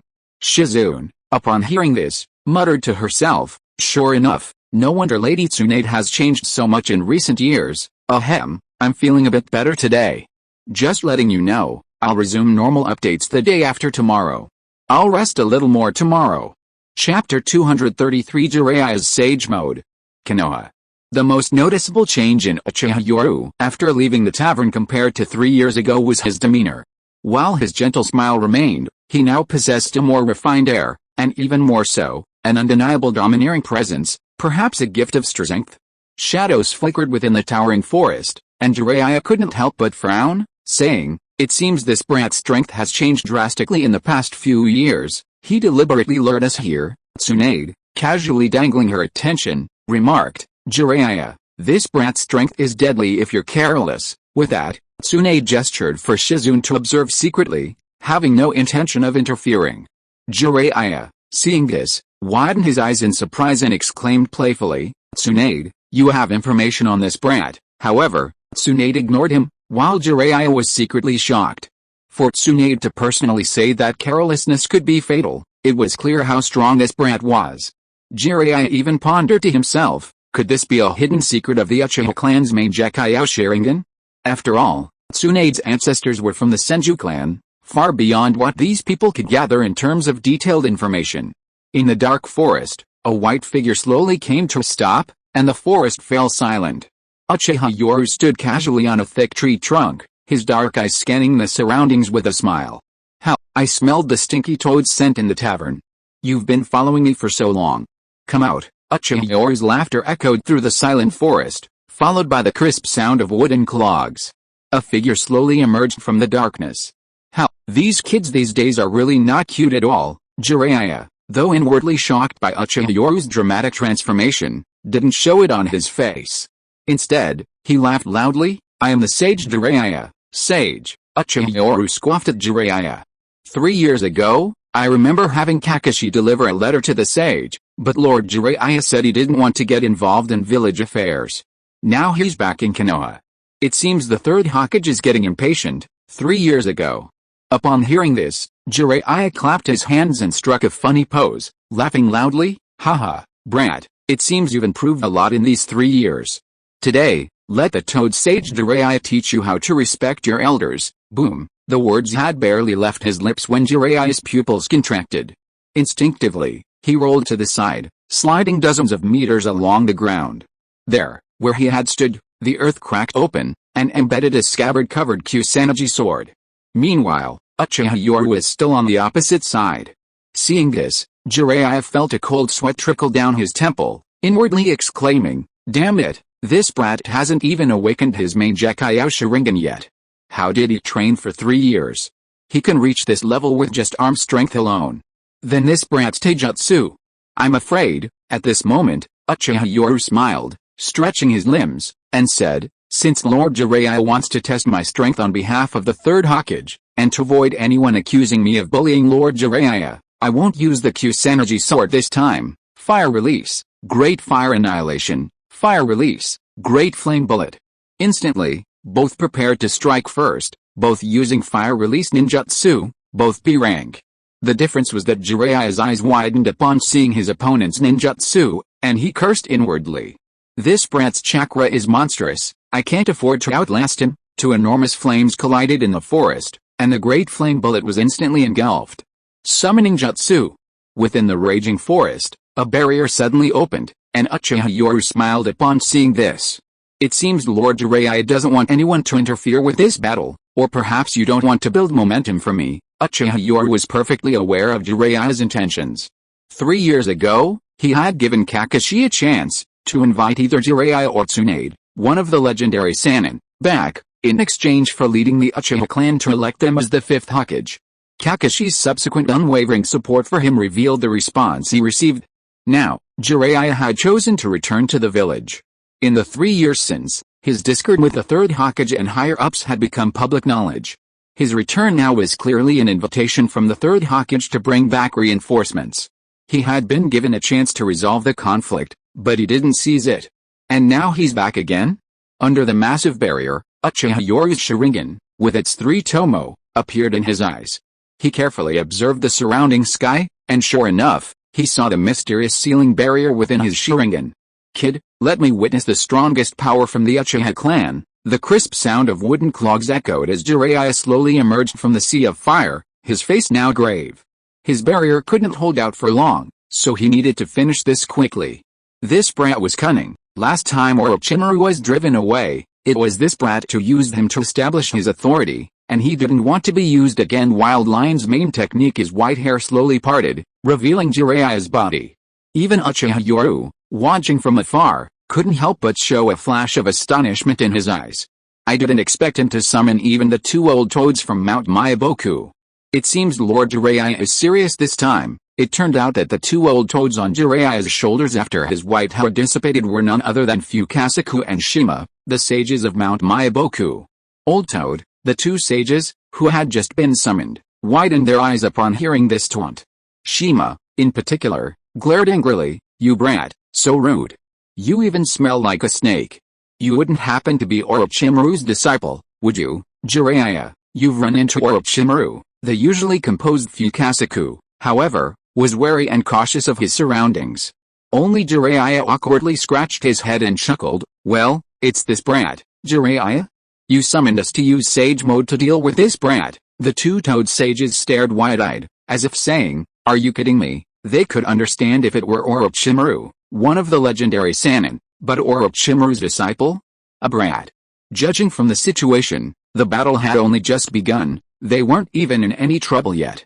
You 2 sages, don't be careless. This brat has awakened the main Gekkai Sharingan, and he's even more dangerous than Orochimaru. Jiraiya's face turned serious as he said this, and the 2 sages were also moved. It was rare to be treated this way by Jiraiya. Seeing Jiraiya clasp his hands together in sage mode, Uchiha Yoru didn't interrupt. Instead, the 3 tomo in his pupils spun into a main Gekkai Sharingan within Jiraiya's 3 eyes. Danger? Article 37 of the Ninja Academy Regulations states that anyone can pose a danger to oneself, even a civilian, a child, or even the elderly, weak, or disabled. Isn't Lord Jiraiya a dangerous person? Facing Jiraiya, Uchiha Yoru retorted mercilessly, his mockery deepening. Brawl. Uchiha Yoru's calm attitude and waiting for him to activate Sage Mode angered Jiraiya, but he was also shocked. This brat was incredibly cautious, but when it came to the level of danger, his eyes showed more seriousness. Boy, you've openly revealed your ambition in the book, along with your actions over the past 3 years. Your ambition is too great, it will bring disaster to the village and the ninja world. Jiraiya's long-winded speech made Uchiha Yoru's face darken. In those 3 years, he had grown stronger, and his conflict with the 3rd Hokage and higher-ups had reached a critical point. At this juncture, neither side wanted to back down. Retreat meant losing more benefits. Furthermore, with Uchiha Yoru's current strength and resources, he no longer concealed his ambition and attitude, his gaze gradually turning cold. Jiraiya, I can understand bringing disaster to the ninja world. After all, you're someone who places your hopes on so-called fate. But bringing disaster to the village, at this point, Uchiha Yoru raised an eyebrow, his chakra exploding in an instant, and he roared with an imposing air, from top to bottom. In Konoha, besides the Senju clan, who has the right to say that the Uchiha will bring disaster to the village? Who do you think you are? Konoha was founded by the Uchiha and Senju clans together. Do you think you can just rely on your status as the 3rd Hokage's disciple? Or the so-called Sannin title? His words were forceful. Jiraiya's face showed embarrassment, but inwardly he cursed the old man for his recklessness, making the Uchiha different from before. Before, The Uchiha could compromise with you, but you've been pushing them relentlessly, and now you've pushed them too far. Now, the Uchiha are always saying, I founded Konoha, I'm the master of the village. Jiraiya, having taken a deep breath, maintained his clasped hands posture. Facing the shout, he spoke in a deep voice, Kid, let's leave aside your ambitions for now. Do you know that Iwagakure and Kumagakure are already preparing for war? Countless villages in the ninja world are now under Konoha's thumb, eagerly awaiting a civil war between your Uchiha clan and their villages, hoping to ignite a full-blown conflict while both sides are weakened. The Uchiha's internal strife could even become the spark for the Fourth Shinobi World War. Am I wrong to say you will bring disaster to your villages and the ninja world? Faced with Jiraiya's candid question, Uchiha Yoru naturally understood. It was precisely because his faction was powerful that a civil war could easily erupt. That was the key issue. But Uchiha Yoru sneered, then why don't you say the Third Hokage brought disaster to the village and even the ninja world? Don't forget, he already resigned after the failure of the Third Shinobi World War. Now he's back, refusing to move, and 3 years ago, you, Jiraiya, personally gave up the opportunity to resolve everything. Faced with this, Jiraiya was red-faced and deeply frustrated. Who could have imagined that in less than 3 years, this brat would build such a formidable reputation through constant speeches, practically surpassing the prestige of the Sannin? Back then, his composure stemmed from the fact that in peacetime, without military achievements, how could one build prestige? And by staying within the village, he could easily return to provide relief if problems arose. But clearly, Jiraiya had misjudged his opponent. This brat, in 3 years, had built enough prestige through his words and methods to challenge for the Hokage position, even rivaling the Sannin. Stop talking nonsense, Jiraiya. You have your principles, and I have mine. 10 seconds left. Uchiha Yoru interrupted Jiraiya's rambling, a gleam of excitement on his face. Jiraiya in Sage mode was undoubtedly a cage-level powerhouse, a perfect opportunity to achieve his goals. One was to test his current strength, and the other was to use Jiraiya to intimidate the Konoha leadership. Sage mode. In an instant, Uchiha Yoru's main decay Sharingan solidified, and the cursed seal on his neck released its power. Patterns instantly covered his entire body, and Jiraiya's appearance drastically changed. Red eyeshadow patterns appeared, a large nose appeared, and white whiskers sprouted from his chin. His aura surged, and even the feel of his chakra changed dramatically. Hidden in the shadows, a pair of eyes showed shock at this sight. Tsunade stared in disbelief. Jiraiya had actually reached this point. Sage mode. And this brat too. Since you're from the Uchiha clan, father of the child, use fire release. Clearly, Shima was still angry about Uchiha Yoru's earlier words.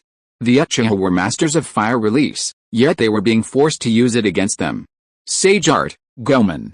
In an instant, with Jiraiya spitting oil and the two toads exhaling wind and fire respectively, a combined Sage art, fire release appeared. A deluge of oil, like a tsunami, swept in. Even though he already knew this, seeing this ninjutsu firsthand still left Uchiha Yoru in awe. Sage art, earth release, earthquake core. However, the next moment, Uchiha Yoru slammed his hands into the ground, causing an instant, earth-shaking tremor. At this moment, a slow smile appeared on Uchiha Yoru's lips as he gazed at Jiraiya opposite him. The two exchanged a glance, and Jiraiya couldn't help but frown, exclaiming, has this kid grown to this level? Between them was a raging river of fire, or rather, Uchiha Yoru's ninjutsu, earthquake core, had directly caused the earth to collapse, creating a deep chasm. As a result, the torrent of oil poured into it, becoming a sea of fire between them. Fueled by the oil, the fire burned fiercely, a sight that made Fukasaku, the sage, wary, say in a low voice, Jiraiya, be careful. This kid's timing and reaction to ninjutsu are incredibly fast. At this moment, Jiraiya, now in sage mode, grinned broadly, saying heartily, haha, I was actually underestimated by this kid. If Orochimaru knew, he'd laugh himself to death. But how much has this kid changed in the past few years? Jiraiya's voice still echoed, but his figure had vanished in an instant. My energy after the second yang is really killing me. I can't muster any energy every day. I'm done for. Brothers, always wear masks and take precautions when you go out. Is chapter 234 illegal? Boom. A forest shattered, dust billowing as Jiraiya, in sage mode, stared wide-eyed, trembling as he rubbed his shoulders and rose, his body aching so badly he gasped. This brat's speed and strength are unbelievable. Jiraiya was bruised and battered, blood trickling from his nostrils with every breath, and the two old toads on his shoulders were equally disheveled.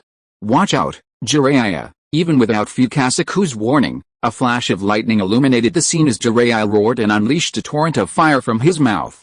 Fire release, great flame bullet.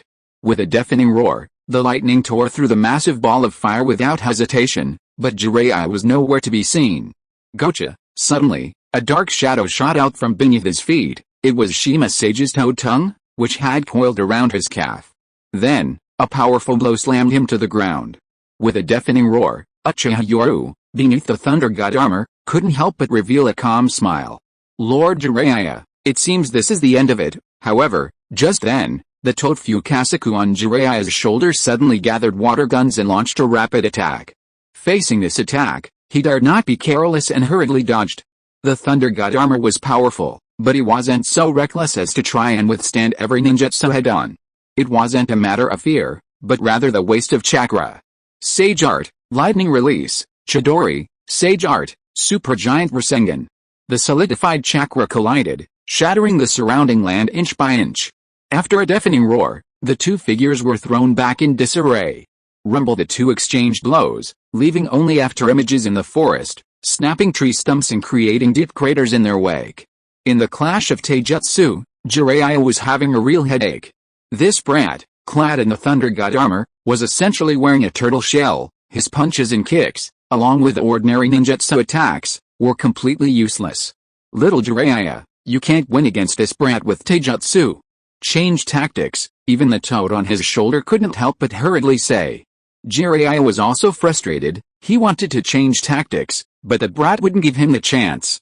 Rumble on the treetops in the forest, Shizune stared in shock at the scene in the distance, muttering in disbelief, Tsunade-sama, is that really my classmate, Uchiha Yoru? They were classmates back then, but the difference between them now was so great that he couldn't believe it. TCH, this brat, Tsunade couldn't help but snort coldly, turning to Shizune and saying, let's go, Shizune. After calling to Shizune, Tsunade stepped out of the barrier, with Shizune following closely behind. However, as soon as they came out, they saw several black dots flashing in the forest in the distance. Lady Tsunade, Shizune exclaimed in surprise upon witnessing the scene, while Tsunade scoffed, this brat really doesn't take any losses. It turned out that Tsunade had realized something when she noticed someone approaching. This brat had his own plan from the start. The barrier only provided soundproofing, and Jiraiya, in sage mode, with his heightened senses, naturally noticed someone's arrival, his expression immediately changing. You brat, Uchiha Yoru, panting heavily, smiled. Despite appearing unharmed, Jiraiya in sage mode, whether in taijutsu or ninjutsu, was far beyond the level of a typical cage-level ninja. More importantly, he was only relying on the Thunder God armor for defense. Lady Jiraiya, since you said you didn't want me to use you to establish my authority, out of respect for the Sannin, I didn't notify anyone else. Uchiha Yoru spoke casually. The forest where the two were fighting now a scene of devastation. The exchange was less a test and more a trial. Jiraiya wanted to probe Jiraiya's main decay Sharingan abilities, while Uchiha Yoru wanted to gauge Jiraiya's strength in sage mode. Although neither used their full power, both had essentially tested each other's limits. Uchiha Yoru was secretly alarmed. Jiraiya in sage mode was indeed powerful. In the original story, he could fight pain to a standstill, and this was without prior knowledge of his abilities. He certainly had some skill. Jiraiya was even more shocked. This brat hadn't revealed a single aspect of his main decay Sharingan abilities, yet his current strength already made him feel threatened. If it were a life-or-death battle, the outcome would likely be 50-50, but if his opponent revealed his main decay Sharingan techniques, his fate would be uncertain. Little Jiraiya, this evil Uchiha brat is very strong. Even Fukasaku, the sage on his shoulder, couldn't help but show a grave expression. Fighting this brat meant they were already facing certain death. Jiraiya stared at the brat with frustration. In desperation, he clapped his hands, and the two toads on his shoulders disappeared, while the surrounding barrier slowly dissipated. Uchiha Yoru, too, smiled and retracted his surging Thunder God armor. After all, I'm the head of the police department now. The incident involving Chief Fugaku has been taken very seriously. I've only been gone a short time, and my subordinates are already worried sick. He acted as if it had nothing to do with him. that it was all his subordinate's fault. This scene made Jiraiya feel both frustrated and helpless. Kid, I have no objection to you running for Hokage, but Konoha truly cannot withstand another war. After testing the waters and realizing that Uchiha Yoru's strength was enough to shake the village, Jiraiya finally sighed and chose to persuade him. Facing Jiraiya, Uchiha Yoru sneered, mocking, Lord Jiraiya, you've misspoke. It's always been the Uchiha who take a step back, but some people keep pushing. Now you're saying I'll bring war to the village, then why don't you say some people are already preparing to bring war to the village? This last sentence immediately changed Jiraiya's expression. He wasn't stupid, he understood the implication. The village said the Uchiha were plotting a coup, but now the Uchiha were saying the village was preparing to strike first. Yoru, Chief Yoru, Brother Yoru. Just then, shouts came from afar. Uchiha Yoru slowly sheathed his Kusanagi sword, and Jiraiya had vanished. Looking at the group approaching, Uchiha Yoru smiled and casually waved his hand, indicating, erase the traces of ninjutsu. Although the group didn't say anything, the seriousness in their eyes was undeniable. Such a commotion, and those familiar traces of ninjutsu. The fire-style ninjutsu using toad oil was certainly familiar to these jonin. After all, it had only been a few years since the end of the Third Shinobi World War. The name Jiraiya, one of the legendary Sannin, weighed heavily on their hearts, a fact clearly understood by Uchiha Yoru. Or rather, from the very beginning. Jiraiya deliberately used this signature ninjutsu to announce his return to everyone, while also deterring the Uchiha from causing trouble. Hokage's office. Old man. Is this what you've done? Having returned to the village, Jiraiya had naturally conducted his own investigation. He angrily threw his investigation scroll onto the table, glaring at his teacher, the Third Hokage. Jiraiya, the once mighty Third Hokage, now with white hair and clearly visible age spots, his thin, hunched figure only added to Jiraiya's disappointment as he shook his head. Jiraiya, you're a member of the Leaf Village Ninja, now you're an evil Uchiha? Danzo was still saying something sinister when Jiraiya interrupted him without hesitation. HMPH. Evil Uchiha? Then what about Root? Jiraiya stared at Shimura Danzo with eyes full of anger. Root hadn't appeared during the Nine-Tails attack, and his good friend Orochimaru had been driven away, which was also related to Root. His heart was already filled with rage. Faced with the aggressive Jiraiya, and now that he needed manpower, Shimura Danzo rarely snorted coldly and stopped talking. If he couldn't afford to offend him, he could at least avoid him. The aging Hiruzen Sarutobi, gazing at the furious Jiraiya, sighed softly, his mood somewhat somber. Jiraiya, he said, you've seen the development of the police department, especially Uchiha Yoru, who has gained the support of many ninja villages. A hint of apprehension flashed in Hiruzen's eyes as he spoke, while Danzo Shimura beside him exclaimed angrily, this is betrayal. Uchiha Yoru actually accepted various weapons from Kumagakure and Iwagakure. Mentioning this only fueled Jiraiya's anger, and he slammed his fist on the table. He might not want to argue with the Third Hokage, but surely he could at least argue with this one-eyed ninja? Danzo. Stop talking nonsense. If you hadn't been pushing so hard, would the Uchiha clan be in this state? And you mentioned accepting the enemy's support, but so far I haven't seen the Uchiha do anything detrimental to the village. Jiraiya wasn't stupid. The village elder had clearly called him back to find an ally, but he didn't want to become a tool in the power struggle, so he warned both sides. Whoever wanted to start a war, he would confront. Jiraiya made his stance clear, which made Danzo snort in dissatisfaction. If he didn't need Jiraiya right now, he would have already confronted him. The Third Hokage, Hiruzen Sarutobi, looked at his disciple with complicated emotions. He knew his disciple was disappointed in him, but for his own principles and his will of fire, he would never compromise. Jiraiya, spend the next few days investigating the village thoroughly, go and see for yourself. In the end, Hiruzen Sarutobi let him off easy. In any case, with his disciple's return, the pressure on his shoulders was somewhat relieved. Where's Tsunade? TCH, who knows, old man? Don't you know Tsunade's temper? If it were Tsunade, Danzo's other eye would probably be blind too. Jiraiya seized the opportunity to mock Shimura Danzo, causing Danzo's eyes to widen in anger. With a cold snort, he slammed the door and left. This scene made Hiruzen Sarutobi chuckle hoarsely. Tsunade's temper could probably really tear down the Hokage's gate. Meanwhile, in the tavern, Shizune stared in shock at Lady Tsunade, as if seeing her for the first time. Lady Tsunade still had that arrogant demeanor. But this time she was clearly different. She actually accepted Uchiha Yoru's offer of wine. Since 3 years ago, she had been very moderate with her drinking, never indulging in heavy drinking again. Lady Tsunade, this is the finest wine. Uchiha Yoru, beaming, gently filled a cup with wine. Tsunade, seeing this, calmly raised the cup, first sniffing it lightly, then immediately scoffed. Kid, what finest wine? It's clearly fruit wine. Uchiha Yoru, unfazed by Tsunade's rebuke, chuckled and nodded. That's right, it's the finest fruit wine, good for your complexion and health. Taking a small sip, Tsunade narrowed her eyes. As the princess of the Senju clan, she had tasted countless fine wines. Naturally, she wasn't savoring the aroma, but rather contemplating the boy before her. The wine is fine, but this person is, Tsunade teased, her eyes narrowed, but before she could finish, Uchiha Yoru smiled and took the cup, gently grasping the hand holding it as he refilled it. And naturally, the person is the most beautiful. Looking at the refilled cup, Tsunade inwardly cursed the shameless brat. He was clearly ignoring her. Kid, you've caused quite a stir these past 3 years. Your name is known throughout the entire ninja world now, and your speeches, your ideas are too dangerous. Tsunade continued her relentless criticism, while Uchiha Yoru sat to the side, a smile always on his face, showing no anger whatsoever, and even occasionally refilling her drink. After a long while, Tsunade, her throat dry from talking, couldn't help but let out a cold snort. Hey, kid, I've been talking for so long, didn't you listen at all, or do you just not care? Tsunade seemed to be deliberately trying to provoke Uchiha Yoru, but Uchiha Yoru casually shrugged and laughed. I listened, but if I don't do this, then what should I do? What should he do?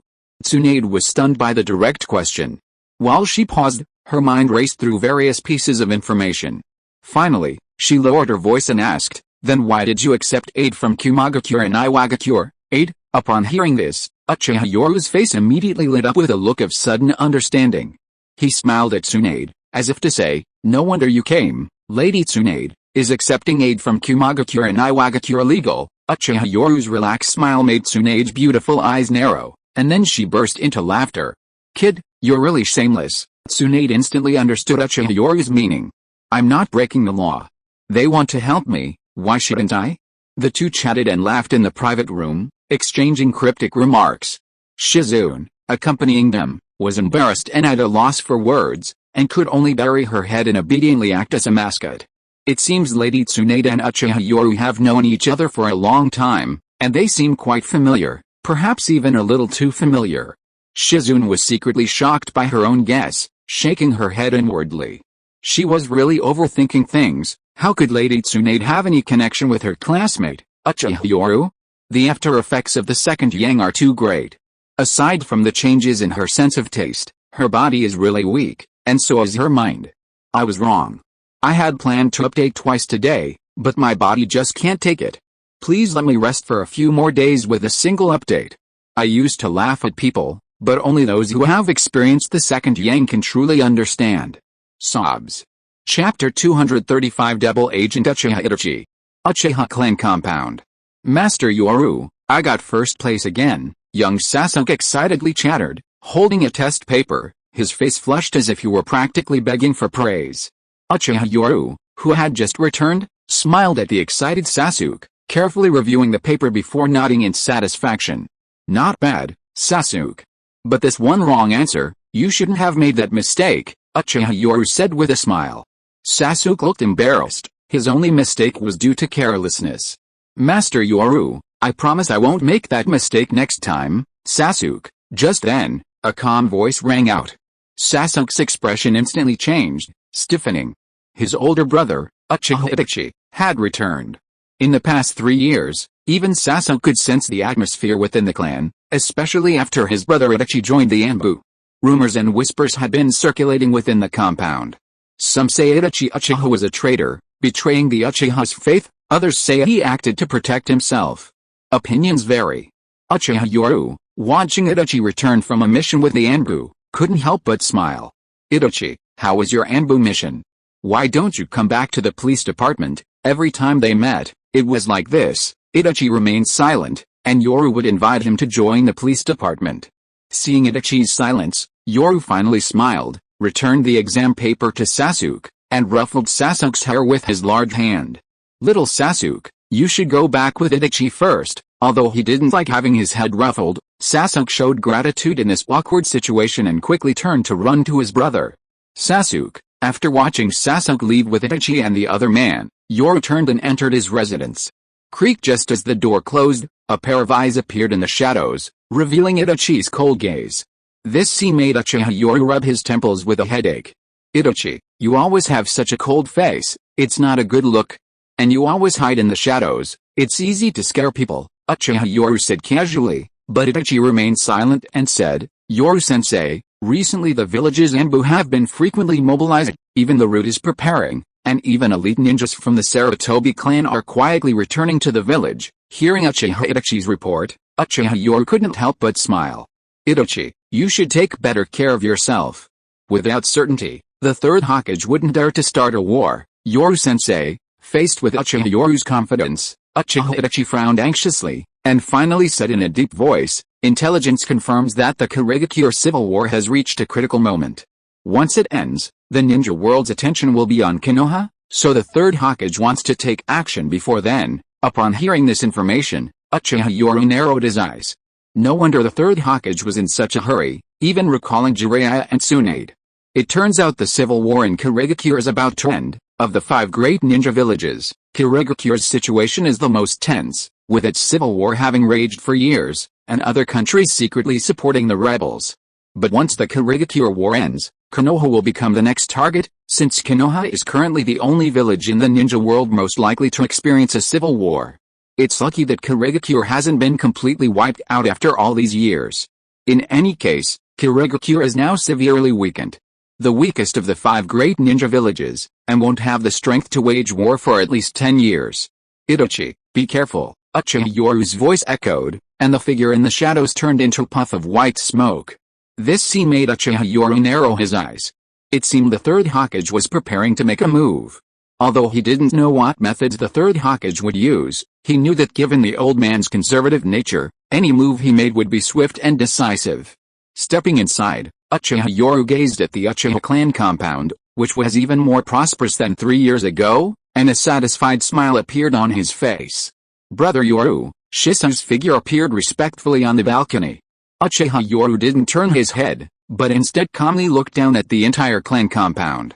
Shisui, his expression grave, reported in a deep voice, "Brother Yoru, the village's higher-ups have made a move this time, but the specifics are unclear. It seems the Third Hokage is preparing something." Hearing this, Yoru remained calm and unmoved. The Third Hokage is old. Since he's managed to recall Tsunade and Jiraiya, he must be confident. Yoru turned to Shisui, a smile playing on his lips. Perhaps the ability to recall the legendary Sannin, Jiraiya and Tsunade, has given them confidence, making them believe that the Uchiha's main Decay Sharingan poses too great a threat. Shisui smiled immediately, nodding. "I understand, Brother Yoru." The moment he looked up, Shisui's eyes revealed a dazzling main Decay Sharingan. The two exchanged a smile. If one pair of main Decay Sharingan wasn't enough, what about 2? And if there was a second pair, could there be a third? The land of whirlpools. Under the moonlight, a venomous snake slowly crawled out of the room. Then, as the snake opened its mouth, a figure slowly descended. Drip, crisp footsteps echoed in the room. Midorumi, the leader of the Kurigakure rebels, had just emerged from the bathroom, her face showing exhaustion in a loose robe. "It seems the situation in Konoha is more urgent than I imagined." 3 years later, Midorumi was more mature, especially in politics, no longer the novice she once was. Her one exposed eye shone with wisdom. Seeing this, Uchiha Yoru chuckled and spread his hands, saying, "Perhaps we can talk, or perhaps we can cooperate. The infighting in Kurigakure has dragged on for so long, and the major powers outside have realized it. Kurigakure is already at its last gasp. If this internal strife continues, it might not even retain its position as the bottom of the 5 great shinobi villages. So, either we mediate this closed-door infighting, or we end it." Listening to Uchiha Yoru's analysis, Terumi Mei couldn't help but reveal a dangerous smile, playing with her fingers as she laughed. "Now, I have gathered the power of all the bloodline limit ninjas in Kurigakure. With all our strength, we might have a chance to take Kurigakure in one battle. In Kurigakure, I have the advantage. On the other hand, It seems Konoha has recalled Jiraiya and Tsunade. Your Uchiha clan doesn't have the advantage, in business. Terumi May, now the leader, wasn't someone who would be easily fooled. Upon seeing this, Uchiha Yoru immediately smiled and nodded, saying, so I think the two of us might be able to cooperate. For example, I'll help you take over Kurigakure. Uchiha Yoru spoke with great sincerity and a broad smile. Madarumi, upon hearing this, smiled, slowly stepped forward, and lightly stroked the man's chin with her finger, teasingly saying, your ambition is too great. Why don't you do what I did and directly establish a rebel army? Then we can join forces. How? Konoha was founded by the Uchiha. Do you think the Uchiha need to become a so-called rebel army? Uchiha Yoru said with a knowing smile. The Hidden Mist village has already gathered a considerable number of elites, and the 4th Mizukage's counterattack is about to begin. It's time for your long battle to come to an end.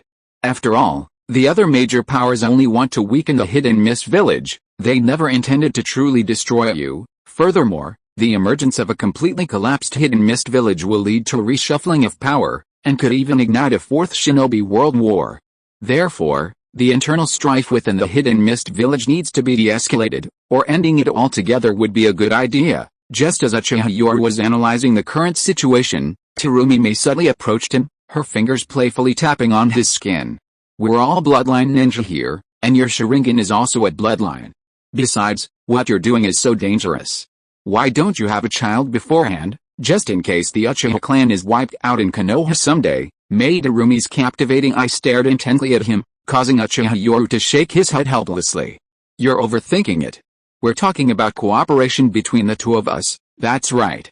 A child is the foundation of our cooperation. After all, without a foundation, how can I trust you? Looking at Madarumi before him, especially her growing boldness as she matured, Uchiha Yoru shook his head helplessly. I suspect you're coveting my bloodline. Facing this topic, Madarumi didn't hide anything, but instead nodded frankly and laughed. That's right, your bloodline, and mine. No matter whose bloodline we inherit, it's the best. How about it? Let's join forces, first take Mist Ninja, then Konoha, and together become the strongest ninja in the world. Madarumi, her eyes blazing with ambition, knew the man's ambition was a given, so she naturally wanted to tie herself to his side as soon as possible. And most importantly, they were both bloodline ninja. Uchiha Yoru felt like he'd shot himself in the foot, utterly speechless. Madarumi constantly brought up bloodlines. If this continues, we'll be playing with fire. Sensing something, Uchiha Yoru frowned, while Madarumi's eyes flashed with a mocking smile. Alright, since you want to talk about cooperation, let's have a proper discussion. At this point, Madarumi stared directly into Uchiha Yoru's eyes and said bluntly, I'm in Kurigakure, you're in Konoha. I'm not Tsunade. What if you turn your backs on me? Who'll I turn to? Therefore, what I need is sincerity. You show your sincerity, and I will show mine. And so, the two began discussing a closer cooperation in the room. Konoha.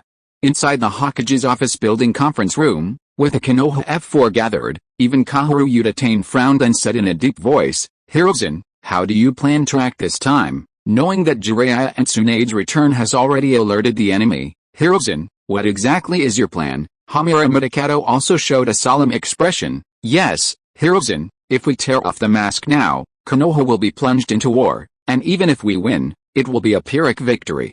Facing the two cowardly individuals, Danzo Shimura was filled with sinister intent, and he sneered, Sarutobi, as long as you give the order, we can open the barrier, and with the Anbu and Rude working together, plus Tsunade and Jiraiya joining forces, we can wipe out the Uchiha in one battle. Shut up, everything was fine before, but when it came to Danzo Shimura, things took a turn for the worse. He kept talking about wiping out the clan, which made Hirozen Sarutobi glare angrily. Danzo. This is all your fault. If it weren't for you, how could the Uchiha be like this? You're always talking about wiping out a clan. Come on. You, Danzo, lead the Root clan and wipe them out for me right now. Shimura Danzo, rebuked by Hirozen Sarutobi's words, was incredibly frustrated. Damn it, if my Root clan really had that kind of strength, the Hokage would have been replaced long ago. Looking at his three old friends, Hirozen Sarutobi took a deep breath and lowered his voice, saying to the door, come in. With a creak, under the gaze of the Konoha F4, a masked Anbu member slowly entered and knelt on one knee. Itachi, tell us the current information about the Uchiha clan, and the forces controlled by the police department. The Anbu member who entered was none other than Uchiha Itachi. In front of the Konoha F4, he slowly removed his mask, revealing his Crimson 3-Tomo Sharingan, and calmly began his detailed report to the two. Recently, the various factions within the police department are in a frenzy, believing that a new Hokage should be appointed. At the same time, many ninjas have begun criticizing the Third Hokage's policies. Currently, almost everyone in the Uchiha clan is standing behind clan chief Uchiha Yoru. With everyone blindly and fanatically worshipping him, even a single order to start a war wouldn't elicit much opposition. Currently, the Uchiha clan has Chunin, and the police department has registered Jonin. Chunin. The Aburame and Hyuga branch families have all pledged allegiance. Furthermore, according to my recent intelligence, the Inuzuka clan, dissatisfied with the number of ninja dogs taken from them by route, has also joined the police department. Following Itachi's report, Hiruzen Sarutobi glared at Danzo, seemingly saying, "Look what you've done." However, Danzo Shimura was extremely aggrieved, letting out a cold snort. He did indeed want the Inuzuka clan's ninja dogs, but the Sarutobi clan also benefited greatly, and he was the one taking the blame again. Itachi Uchiha's life trajectory seems intertwined with that of a double agent, and just as in the original plot, he became Hiruzen Sarutobi's spy planted within the Uchiha clan.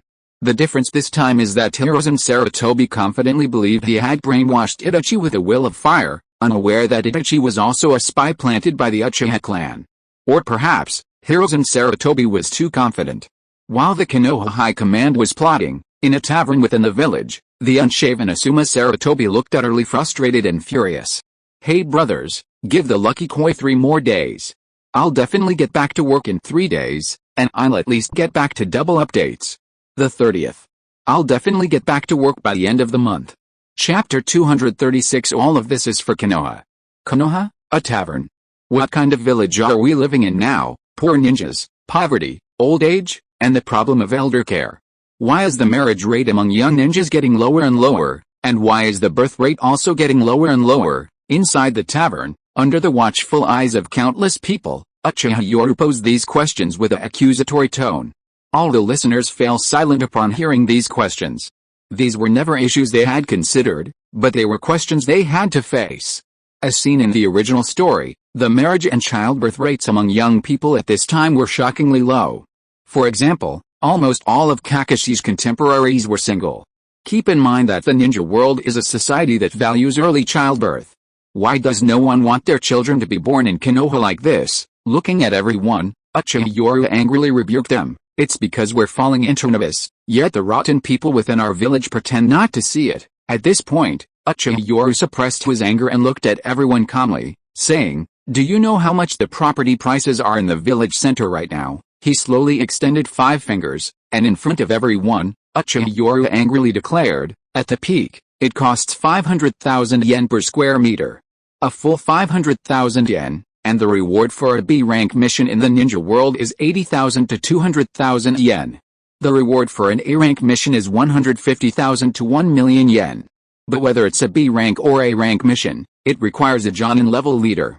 Leaving aside the danger of the mission, just consider the costs of the mission, the allocation of personnel, and the fact that the village will ultimately take a cut of the reward. Tell me, how many B-rank or A-rank missions can a Jonin complete in a year during peacetime? And after each mission, there's the physical recuperation, the need to buy new weapons, and so on." Uchiha Yoru pointed at everyone, angrily rebuking, "A well-coordinated team of special Jonin and 3 Chunin, working tirelessly for a year, accumulates less than 1 million in rewards. A high-ranking medical ninja at the Jonin level has to shoulder a huge mortgage to support the village's housing." At this moment, Uchiha Yoru, his emotions running high, pointed at everyone and roared, "It's because of the village's incompetent leaders. They're corrupt and greedy. Sitting on the throne of the village we shed our blood to protect, they shamelessly enjoy everything. Do you know? After the Third Shinobi World War, all the major ninja villages were rushing to restore their economies and even increase their military capabilities. Now, the military strength of the 2 major ninja villages, Kumagakure and Iwagakure, has surpassed that of Konoha, and the aging and senile Third Hokage, greedily sitting in the Hokage position, has absorbed the village's resources, turning the once unknown Sarutobi clan into the second most powerful clan in Konoha. Over the course of 3 years, Uchiha Yoru's actions escalated from subtle hints to outright denunciations of corruption. His boldness gradually gained acceptance, and countless ninjas in the tavern listened with flushed faces, pounding their fists on the table in fervor. Sarutobi Asuma. You are first and foremost a Konoha ninja, and only then the son of the third Hokage. Now, I ask you, is there a single lie in what I've said? Suddenly, Uchiha Yoru pointed. And instantly everyone's gaze fell upon the ninja hiding in a dark corner, drinking alone, Sarutobi Asuma. 3 years ago, Sarutobi Asuma had encountered Uchiha Yoru upon returning from the Fire Temple. Their initial hostility had transformed into mutual respect. Facing everyone, Sarutobi Asuma slowly rose, took a deep breath, and surveyed all the village ninjas, his mind made up. Indeed, the military strength of Kumagakure and Iwagakure is constantly increasing. In contrast, Konoha, in terms of military strength, is no longer the strongest in the ninja world. A clamor erupted. The fact that the third Hokage's son himself admitted it was more compelling than any other evidence, causing a huge uproar. 3 years prior, Sarutobi Asuma harbored deep resentment towards the third Hokage. He went to the daimyo's residence, but before he could mature, a series of unforeseen events occurred, forcing him to be hastily recalled. Upon his return, he encountered Uchiha Yoru, who was now at the center of a controversy. Yoru coldly retorted to Sarutobi Hiruzen's methods, since you wanted to turn Itachi against us, then I'll turn your son against us. An eye for an eye. At this time, Sarutobi Asuma was going through a rebellious phase, and faced with overwhelming evidence, he completely erupted, placing himself directly in opposition to the third Hokage. We cannot deny the third Hokage's contributions, but the massive command errors in the Third Shinobi World War caused Konoha's suffering. The third Hokage has already resigned, but after the Nine Tails attack, the higher-ups, under the pretext of a temporary return, have been sitting in that position ever since. Not a word about the fifth Hokage's position. Uchiha Yoru looked at everyone, finally pointing at Sarutobi Asuma and shouting excitedly, we can no longer indulge in the dream of being the #1 ninja village in the ninja world. The Third Shinobi World War almost brought us down from our pedestal. It's only been a few years, have we already forgotten? Now, what we need is a new Hokage. A young and vigorous Hokage with foresight, a new Hokage who has the courage to crush the enemy's bones into dust. Now he has arrived. He lives in our era. He will lead Konoha to victory again. We need unity. We must unite into a powerful Konoha that will once again dominate the ninja world. Victory will ultimately belong to us. With Uchiha Yoru's impassioned declaration, the emotions in the tavern were instantly stirred, and the simple ninjas shouted excitedly. Sarutobi Asuma, his face flushed, shouted excitedly, Lord Jiraiya and Lady Tsunade are back. Uchiha Yoru. You're not the only choice. Seeing Sarutobi Asuma approaching so excitedly, shouting angrily as if opposing him, Uchiha Yoru not only didn't get angry, but instead opened his arms and smiled. Of course. Of course, Lords Jiraiya and Tsunade are included too. Konoha needs fresh blood now, not young people fighting to the death on the front lines while a bunch of old fogies greedily occupy high positions, constantly talking about the village. I, Uchiha Yoru, propose that the village needs a fifth Hokage. Not the old, corrupt Hokage leaders. Roar. After 3 years of guidance, everyone's suppressed emotions finally found an outlet, and they roared wildly. Their outlet was the demand for a new Hokage. As Uchiha Yoru repeatedly exposed the village's corruption, and with the older generation occupying high positions, even the better roles within the village were monopolized by their clansmen, they were filled with anger. They dared not even entertain the idea of overthrowing him, but the third Hokage's return was initially just a temporary measure. Now, under Uchiha Yoru's leadership, they naturally had a new direction: elect the fifth Hokage. Asuma Sarutobi, gazing at the most important figure in the crowd, Uchiha Yoru, felt a deep jealousy and envy in his eyes. He too deeply resented the current corruption, but equally did not want to see Yoru become the new Hokage. Therefore, Asuma Sarutobi's goal was clear from the beginning: the fifth Hokage would be chosen from Jiraiya and Tsunade. He would absolutely not elect Uchiha Yoru. Inside the frenzied tavern, as Uchiha Yoru's speech stirred emotions, some in the crowd became agitated. Just then, Sarutobi Asuma inadvertently spotted someone, and his pupils constricted. What do you want? Wearing small sunglasses, Ebisu was grabbed by Asuma's wrist. Ebisu's face was filled with fanaticism, but his eyes remained remarkably calm as he stared at Asuma.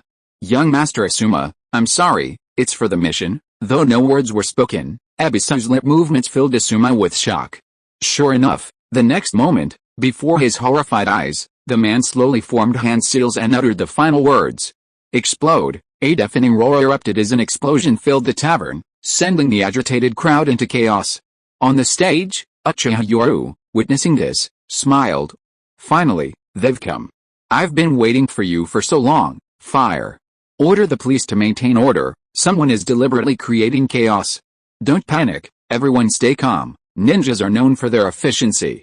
Even if someone intentionally creates chaos, they won't deliberately disrupt things. Instead, they all calmly maintain order. The chaos was quelled in a short time. However, everyone showed anger upon seeing the arrested individuals. Although Ebisu was somewhat disheveled, he glared at Uchiha Yoru and roared, "Madman! You're a madman! The Third Hokage sacrificed so much for the village, and you dare to slander an old man who dedicated his life to the village. Evil Uchiha Yoru, your deeds haven't been cleared yet." Disgusting. Also arrested were Shinano Mizuki and Katetsu. After being arrested, the three of them directly denounced the injustice in front of everyone. Take them to jail. The person in charge of the police department was Kurina Yuhi. She decisively led her team to take the three troublemakers away. A seemingly ordinary disturbance came to an end, but Uchiha Yoru unexpectedly ran into Asuma. After exchanging glances, Sarutobi Asuma took a deep breath and said in a low voice, "Release them, release them? You're a Jonin of the village now, you should know the meaning of rules." Uchiha Yoru, his face clearly grim, turned and left. Sarutobi Asuma, however, sensed something was amiss. The resolute look in the eyes of the three men had given him a bad feeling. Damn it, Sarutobi Asuma cursed, turning and hurriedly leaving the tavern. He needed to go back and ask the old man what exactly needed to be changed. Yoru, Kurina Yuhi appeared beside him, her eyes filled with worry.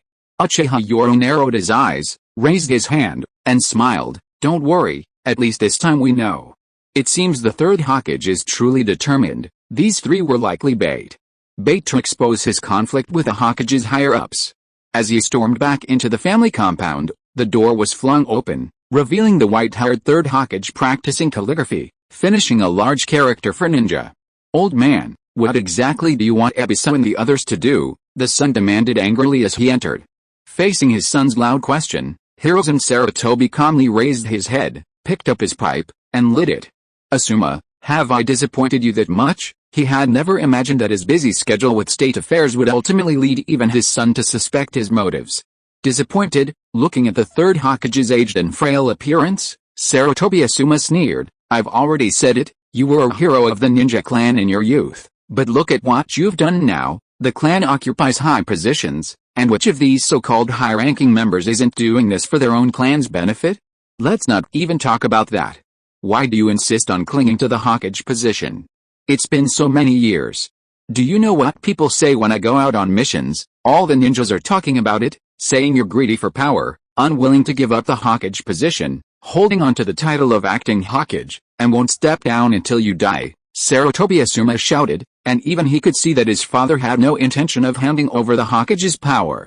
Faced with his son's reprimand, Sarutobi Hiruzen sighed sadly, a hint of sorrow in his cloudy eyes, but then, thinking of his son's persistence, his eyes hardened with determination. "Asuma, you don't understand. Konoha is everything to me, and the Uchiha clan will only bring disaster to the village. As a Konoha ninja, you cannot allow the Uchiha's ambitions to succeed." The Sharingan in the Nine-Tails' eyes. "I cannot hand Konoha over to an ambitious Uchiha," Hiruzen Sarutobi said firmly. In his eyes, he could not leave a mess for his descendants. He had to eliminate the Uchiha threat before that happened, or at least suppress them. Then Ebisu, Izumo, and Katetsu, Asuma Sarutobi glared at his father. He couldn't believe that the three of them would create chaos and clash with Uchiha Yoru for no reason. Faced with his son's questioning, Hiruzen Sarutobi remained silent for a long while, then exhaled a puff of smoke before calmly saying, "Asuma, you are indeed not suited for politics. For those who achieve great things, sacrifice is an inevitable means." Staring at his old man in shock, Asuma Sarutobi seemed to have already guessed what was going on, and then angrily tried to rebuke him, but was met with a pair of cold, murky eyes. "This is all for the village. I cannot hand over a chaotic village to the next generation." At this moment, Hiruzen Sarutobi became increasingly stubborn and obstinate, staring intently at his son. He would not allow such a tainted aspect to appear in his political career. This time, he summoned Jiraiya and Tsunade back to the village, naturally preparing for the Fifth Hokage, but he could not leave the world with the memory of a mess he had created. He was the Third Hokage, a hero of the ninja. He would once again push the evil Uchiha clan into a corner, drawing a more perfect conclusion to his reign.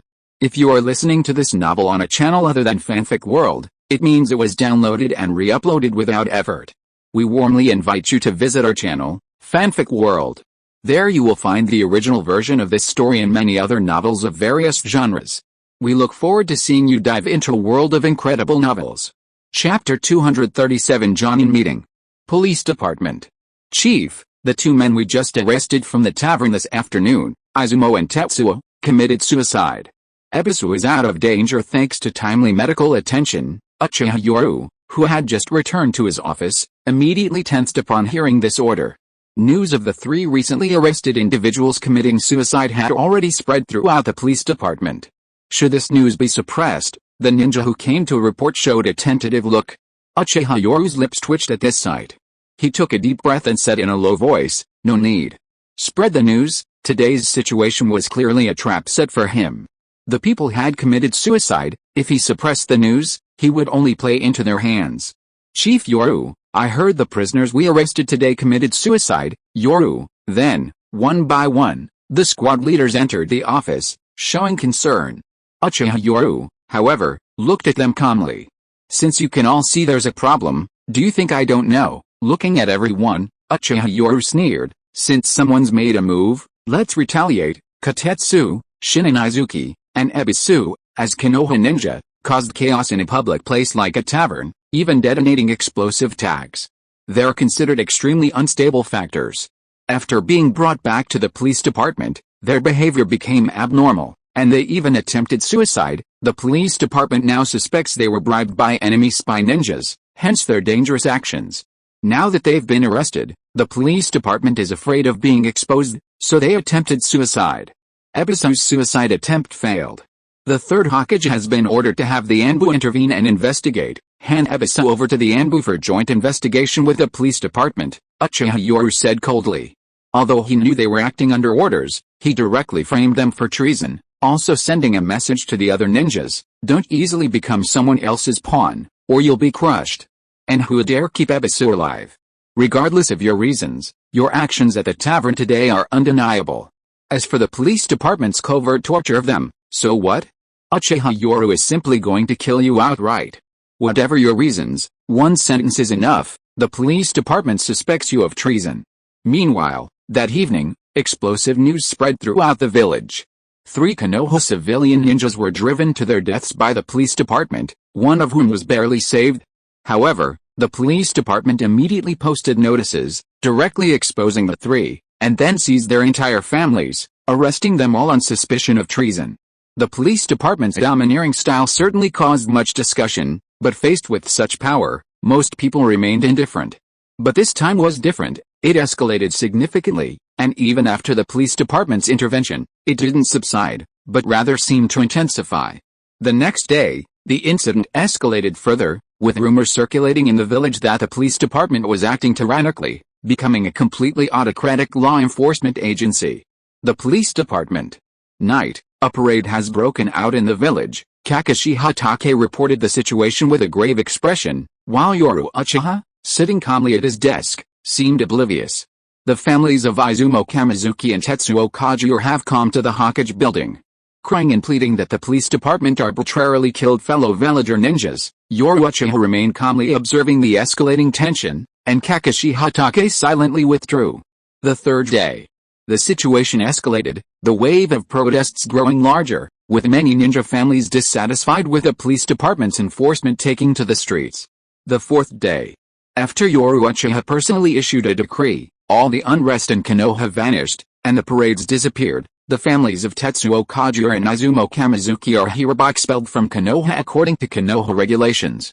Anyone who innocently protests against the police department is considered to have violated the founding regulations of Konoha and may apply to leave Konoha and change their nationality. After the forceful and domineering police order was issued, all the patrolling ninjas of the police department were mobilized. One sentence. You're dissatisfied? Do you need it? The entire Hidden Leaf village was founded by the Uchiha clan. Who are you to judge? Uchiha Yoru directly stated the matter, telling everyone that Hidden Leaf village was founded by the Senju and Uchiha clans, and the rules were established back then. If you disagree, you can get out. The two ordinary ninja clans, Katetsu and Izumo, became the victims of this incident. Police Department. Brother Yoru, Ebisu falsely accused the police department of abusing their power, saying that in order to frame them, he drove Katetsu and Izumo to their deaths.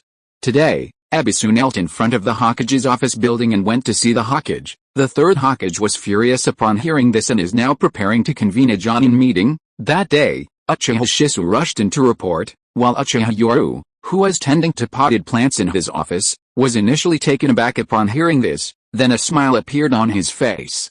So that's why those three good-for-nothings caused such a commotion. They were preparing all along. Looks like our third Hokage is serious this time. He won't act unless he's absolutely ruthless. Brother Knight, seeing Uchiha Knight's calm demeanor, Uchiha Shisui couldn't help but feel anxious. But Uchiha Knight smiled easily and waved his hand, saying, the first rule of ninjas is calmness. No matter where you are or what happens, calmness is the first rule. Gently placing the potted plant aside, Uchiha Knight gazed at the shadow of the Hokage rock in the distance, his smile gradually hardening. Finally, the opportunity I've been waiting for has arrived. If the third Hokage hadn't made his move, I wouldn't know how to proceed. After all, it wasn't easy to gather so many people this time. Brother Knight, the Anbu are here. Uchiha Shisui also saw the flickering black dots of the Anbu through the window.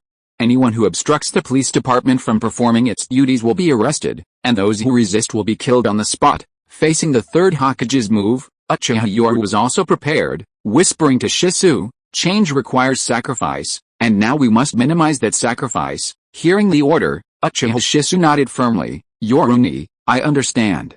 But is Itachi really okay? At the last moment, Uchiha Shisui hesitated. Yoruni, you've entrusted the most crucial task to Itachi. I'm afraid. Before he could finish speaking, Uchiha Yoru gently shook his head, his eyes revealing an unprecedented firmness. I firmly believe that no one wants to see the village continue to decay. I firmly believe that my will is correct. The office door slowly opened, revealing a group of solemn-faced police department ninjas standing outside, all staring at him as if a war would begin at his command. Chief Knight, Lord Knight. Amidst the echoing voices, Uchiha Knight calmly straightened his clothes, looked at the crowd, and shouted passionately, our will prevail, victory, victory. A deafening roar erupted within the police department. Uchiha Knight calmly issued a series of orders. Police department operations as normal. All Jonin, attend the village's high-level meeting. Yes, sir. At midday, under the bright sunlight, black dots flickered on the rooftops of the village, all heading towards the Hokage's office building. The Jonin meeting was a meeting only convened when major events or decisions were made within the village. The last Jonin meeting was after the Nine Tails incident. One after another, Jonin rushed to the meeting. Many had already sensed something unusual, especially after news spread that Jiraiya and Tsunade, two of the Sannin, would be attending, immediately drawing immense attention.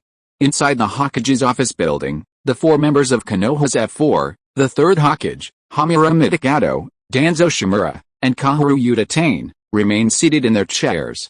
The vast conference room was packed with Jonin from across the village, all standing silently without a whisper. Jonin led the way, with special Jonin positioned behind them. However, countless eyes were fixed on the two figures at the forefront, the white-haired, burly Jiraiya, and the elegant, snow-white-clad Tsunade. Why isn't the Uchiha here yet? At this moment, a Jonin affiliated with the Sarutobi clan, forcing himself to remain silent, muttered a complaint. He did this, of course, to curry favor, otherwise, why would they have recruited him? Once someone spoke, others began to murmur, and the once quiet conference room erupted in discussion. This scene, however, remained largely unnoticed by the four members of Konoha's F4, who remained composed throughout. However, a cold snort suddenly rang out, instantly silencing the meeting room. All eyes turned to the elegant Tsunade, who looked at everyone with disdain, as if they were a bunch of clowns. Tsunade, even Jiraiya, witnessing this, couldn't help but shake his head, rubbing his forehead. Tsunade's temper was even more unrestrained than before. He wondered what would become of the village. Tsunade's willful behavior was naturally observed by the Konoha F4, with Kaoru Uchiha and Hamura Mitakato showing their displeasure. However, Tsunade ignored them, her eyes filled with contempt. Shizune, go get a chair. In the Hokage meeting room, besides the Konoha F4, there were no chairs for anyone else. However, at Tsunade's words, Shizune awkwardly lowered her head and went to get a chair. Some wanted to speak, but dared not utter a word. Even Jiraiya pretended not to see anything. This scene caused Hiruzen Sarutobi to frown slightly, but ultimately remained silent. Given Tsunade's status, these actions weren't considered outrageous. Just then, a series of rapid footsteps sounded outside the door, drawing everyone's attention. Creak, the door opened, revealing members of the Gemma squad, followed by a dense, orderly array of figures. The moment this scene unfolded, countless people were shocked, many even feeling a chill run down their spines. A densely packed group of Jonin, comprised of Uchiha, Aburame, members of the Hyuga branch family, and numerous civilian ninjas. Surrounded by these figures, Uchiha Yoru walked at the head of the procession, his footsteps resounding like hammer blows to everyone's hearts, as the group slowly entered the Jonin meeting room like fish in a fish restaurant. The visual impact of this scene was so striking that even Jiraiya was momentarily stunned, then shook his head helplessly, saying, This really is the Uchiha." It truly lived up to the Uchiha clan's proud entrance. As the crowd surged into the Jonin meeting room, a strange scene unfolded. The group formed a solid mass, with many exchanging bewildered glances, while most remained hesitant and observing. This brat has reached this level in just 3 years, even stronger than Orochimaru. Jiraiya couldn't help but sigh inwardly, whispering to Tsunade beside him. Tsunade, however, scoffed dismissively. The proper etiquette of a powerful clan was essential, but this kid was truly formidable. No wonder even the old man found him troublesome. In just 3 years, he had gathered so many people. If he continued this for another 3 years, much of Konoha would likely fall into his hands. Uchiha Yoru. Your police department is suspected of creating chaos within the village and coercing fellow ninja. The Third Hokage has convened a Jonin meeting to publicly try your actions, in order to restore peace to Konoha. A Sarutobi clan ninja angrily pointed at the Uchiha group, his face contorted with discontent. Uchiha Yoru, who had just entered the conference room, smiled disdainfully, slowly spreading his arms and looking at the Third Hokage with a laugh, saying, It seems the Sarutobi clan is no longer satisfied with being the second clan of Konoha. The so-called high-level meeting caught everyone off guard. No one expected the Third Hokage to act so quickly. Similarly, Uchiha Yoru's smile was direct and clear, urging them to cut to the chase and get straight to the point. This action drew the attention of countless neutral Jonin. After all, those who had reached this point were not fools. They naturally understood the conflict between the two sides. Therefore, Uchiha Yoru's frankness in stating his purpose was more readily accepted, while those who concealed their intentions were seen as less effective. Unconventional. Sarutobi Hiruzen looked at the proud young man before him, his brow furrowing slightly, but a calm smile appeared on his face as he waved his hand. Now that everyone's almost here, let's get down to business. I'm holding this Jonin meeting today for 2 matters. The first is the impact of the police department's recent developments on the village. The second is that I'm getting old, and I've decided to raise the issue of selecting a 5th Hokage. Since you, Uchiha Yoru, don't play by the rules, I'll cut to the chase. Hiruzen Sarutobi's biggest grievance over the years, aside from politics, has been his refusal to step down. His sudden declaration of this has startled many. At the same time, the discontent in many hearts is dissipating. In everyone's eyes, the Third Hokage's abdication and the appointment of a new Hokage might change the village. Human discontent can be extremely harsh at times, yet incredibly magnanimous at others. At this moment, as everyone gazes at the Third Hokage's white hair and age spots, countless memories of this old man's past contributions to the village flood back. During this exchange, Uchiha Yoru's calm face betrayed nothing, but inwardly he sneered. The old man's methods were truly cunning. If he hadn't known the numerous contingency plans he'd laid in the original story, he probably would have been at a disadvantage today. The outcome was far from decided. Our game had only just begun. Did he really think that throwing out a hint about the 5th Hokage selection could divert attention from his political defeat? Ridiculous. I feel much better. In 2 or 3 days at most, we'll definitely resume normal updates. Chapter 238 Head-on Confrontation. Konoha, Hokage's office building conference room. At the Jonin meeting, after the Third Hokage, Hiruzen Sarutobi, stated 2 things. Denzo Nakashimura, one of Konoha's F4 members, simply sneered. First, let's talk about the police department. Their excessive enforcement in recent years has created a huge security threat to the village. Is this the same police department established by the second Hokage? Looking at everyone, Shimura Danzo's sinister gaze finally landed on Uchiha Yoru, his cold stare fixed on her. The second Hokage ordered the Uchiha to establish the police department for the village's stability. But look at it now, leaving aside the police department's abuse of power, consider these few things that pose a significant security threat to the village. First, the police department is using its authority to secretly purchase various military supplies. What are they trying to do? Second, the police department is secretly contacting Orochimaru for private transactions. Third, the police department is secretly receiving supplies from Kumagakure and Iwagakure. Shimura Danzo's words hit the nail on the head, each of the three issues striking at the heart of the matter. In an instant, everyone's attention was focused on Uchiha Yoru. Facing everyone's gaze, Uchiha Yoru's expression remained calm, instead staring directly at the third Hokage. Uchiha Yoru, do you have any objections to the above three matters? Faced with Shimura Danzo's stern questioning, Uchiha Yoru only gave a disdainful snort. Who do you think you are? Glancing at the F4 seated in their seats, Uchiha Yoru directly mocked the third Hokage. Three old fogies, you were just advisors established because the third Hokage lacked prestige and ability at the time. Since when have advisors become indispensable to the Hokage? With one sentence, he directly pointed out the issue of their positions, first belittling the third Hokage's lack of prestige and ability when he rose to power, thus establishing advisors to consolidate his authority. He also implied that the so-called advisors were merely a product of the third Hokage's regime, meaning that future Hokage might not need them. Uchiha Yoru's direct and clear words immediately caused Kaoru Utatane, Hamura Mitakato, and Shimura Danzo to change color drastically, all three barely suppressing their anger. While these points were valid, over the years, the three of them had become accustomed to their positions, and they were indispensable to the third Hokage. Shimura Danzo, in particular, narrowed his eyes, his heart surging with killing intent. The Uchiha were indeed ambitious, employing a drastic measure to undermine their power. Facing Uchiha Yoru's unwavering gaze, the third Hokage, Sarutobi Hiruzen, stated in a deep voice, Chief of the Police Department, head of the Uchiha clan, when I first took office, I was indeed lacking in ability, which is why Konoha is what it is today thanks to your unity and cooperation. Sarutobi Hiruzen was straightforward, directly acknowledging what Uchiha Yoru had said, a scene that made the three of them look rather grim. This simple acknowledgement, however, also implied that they were products of the third Hokage's regime, meaning the future fifth Hokage had the right not to use them.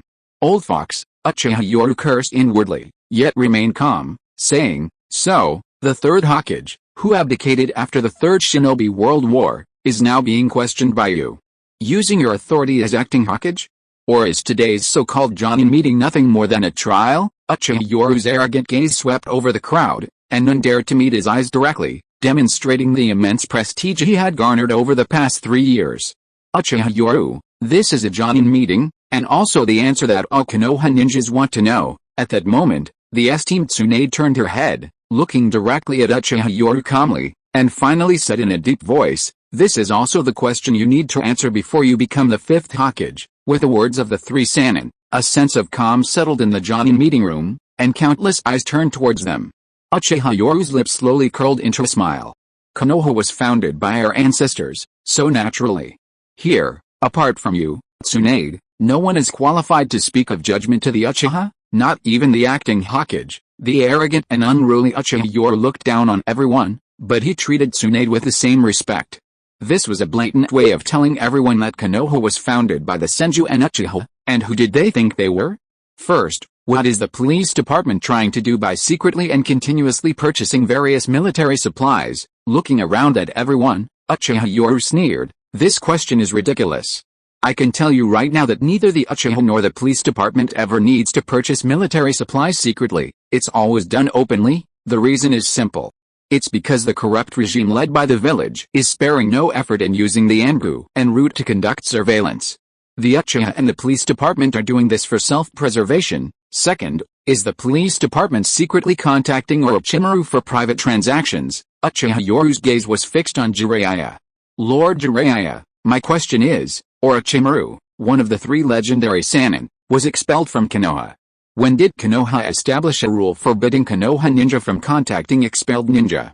Or is the village already preparing to classify Orochimaru as a rogue ninja? The loud, resounding question caused everyone's expression to change drastically, especially Jiraiya, who snorted coldly, his face clearly displeased as he glared at Danzo.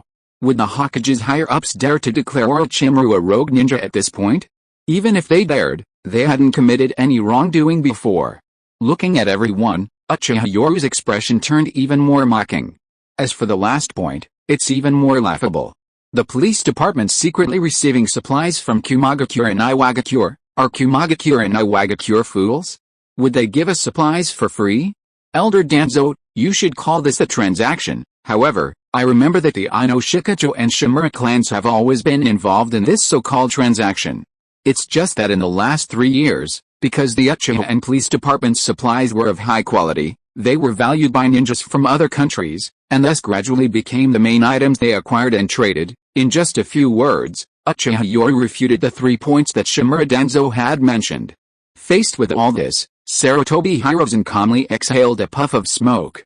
Uchiha Yoru, for the past 3 years, you've incited ninjas to slander and rebel against the village government, while simultaneously contacting other countries. No matter how high-sounding your reasons, Uchiha Yoru is merely a police chief. Even your position as the head of the Uchiha clan isn't enough. Hiruzen Sarutobi, the seasoned veteran, directly pointed out the issue of his status, as if in retaliation, since you keep using status as a point of contention, then I'll use status as a point of contention in return. Now, all your actions point to your suspected treason and creating chaos within the village. The third Hokage, Hiruzen Sarutobi's calm voice echoed in the room, while Uchiha Yoru took a deep breath, a confident smile appearing on his face. Before the third Hokage's administration, Konoha's dominance in the ninja world was unshakable, and its ninjas enjoyed the most prosperous and superior environment. But what about now? Uchiha Yoru slowly rose and stared directly at the third Hokage, calmly saying, if a thief takes your money and you want it back, is that considered theft? His calm voice echoed, and for a moment, countless ninjas in the conference room were stunned, then seemed to realize something, and many even showed excitement. Uchiha Yoru swept past the crowd, his gaze fixed intently on Tsunade. I want to ask Tsunade, do you remember the Konoha of the past? But ever since our Konoha had a leadership that constantly talks about the so-called will of fire, constantly talks about the village but lacks the ability to back it up, these people claim it's all for Konoha. For the will of fire, they ended the war. But what about Konoha now? The exorbitant housing prices in the city center mean that a Jonin who wants to buy a house in the village center has to spend his entire life paying off the loan, without being able to sacrifice himself, get seriously injured, or even rest. Back in the days of the first and second Hokage, the two Hokage led from the front, establishing Konoha as the strongest ninja in the world. They were truly deserving Hokage. The Senju and Uchiha's initial intention in founding Konoha was so that children wouldn't have to go to the battlefield. But what about the Third Shinobi World War?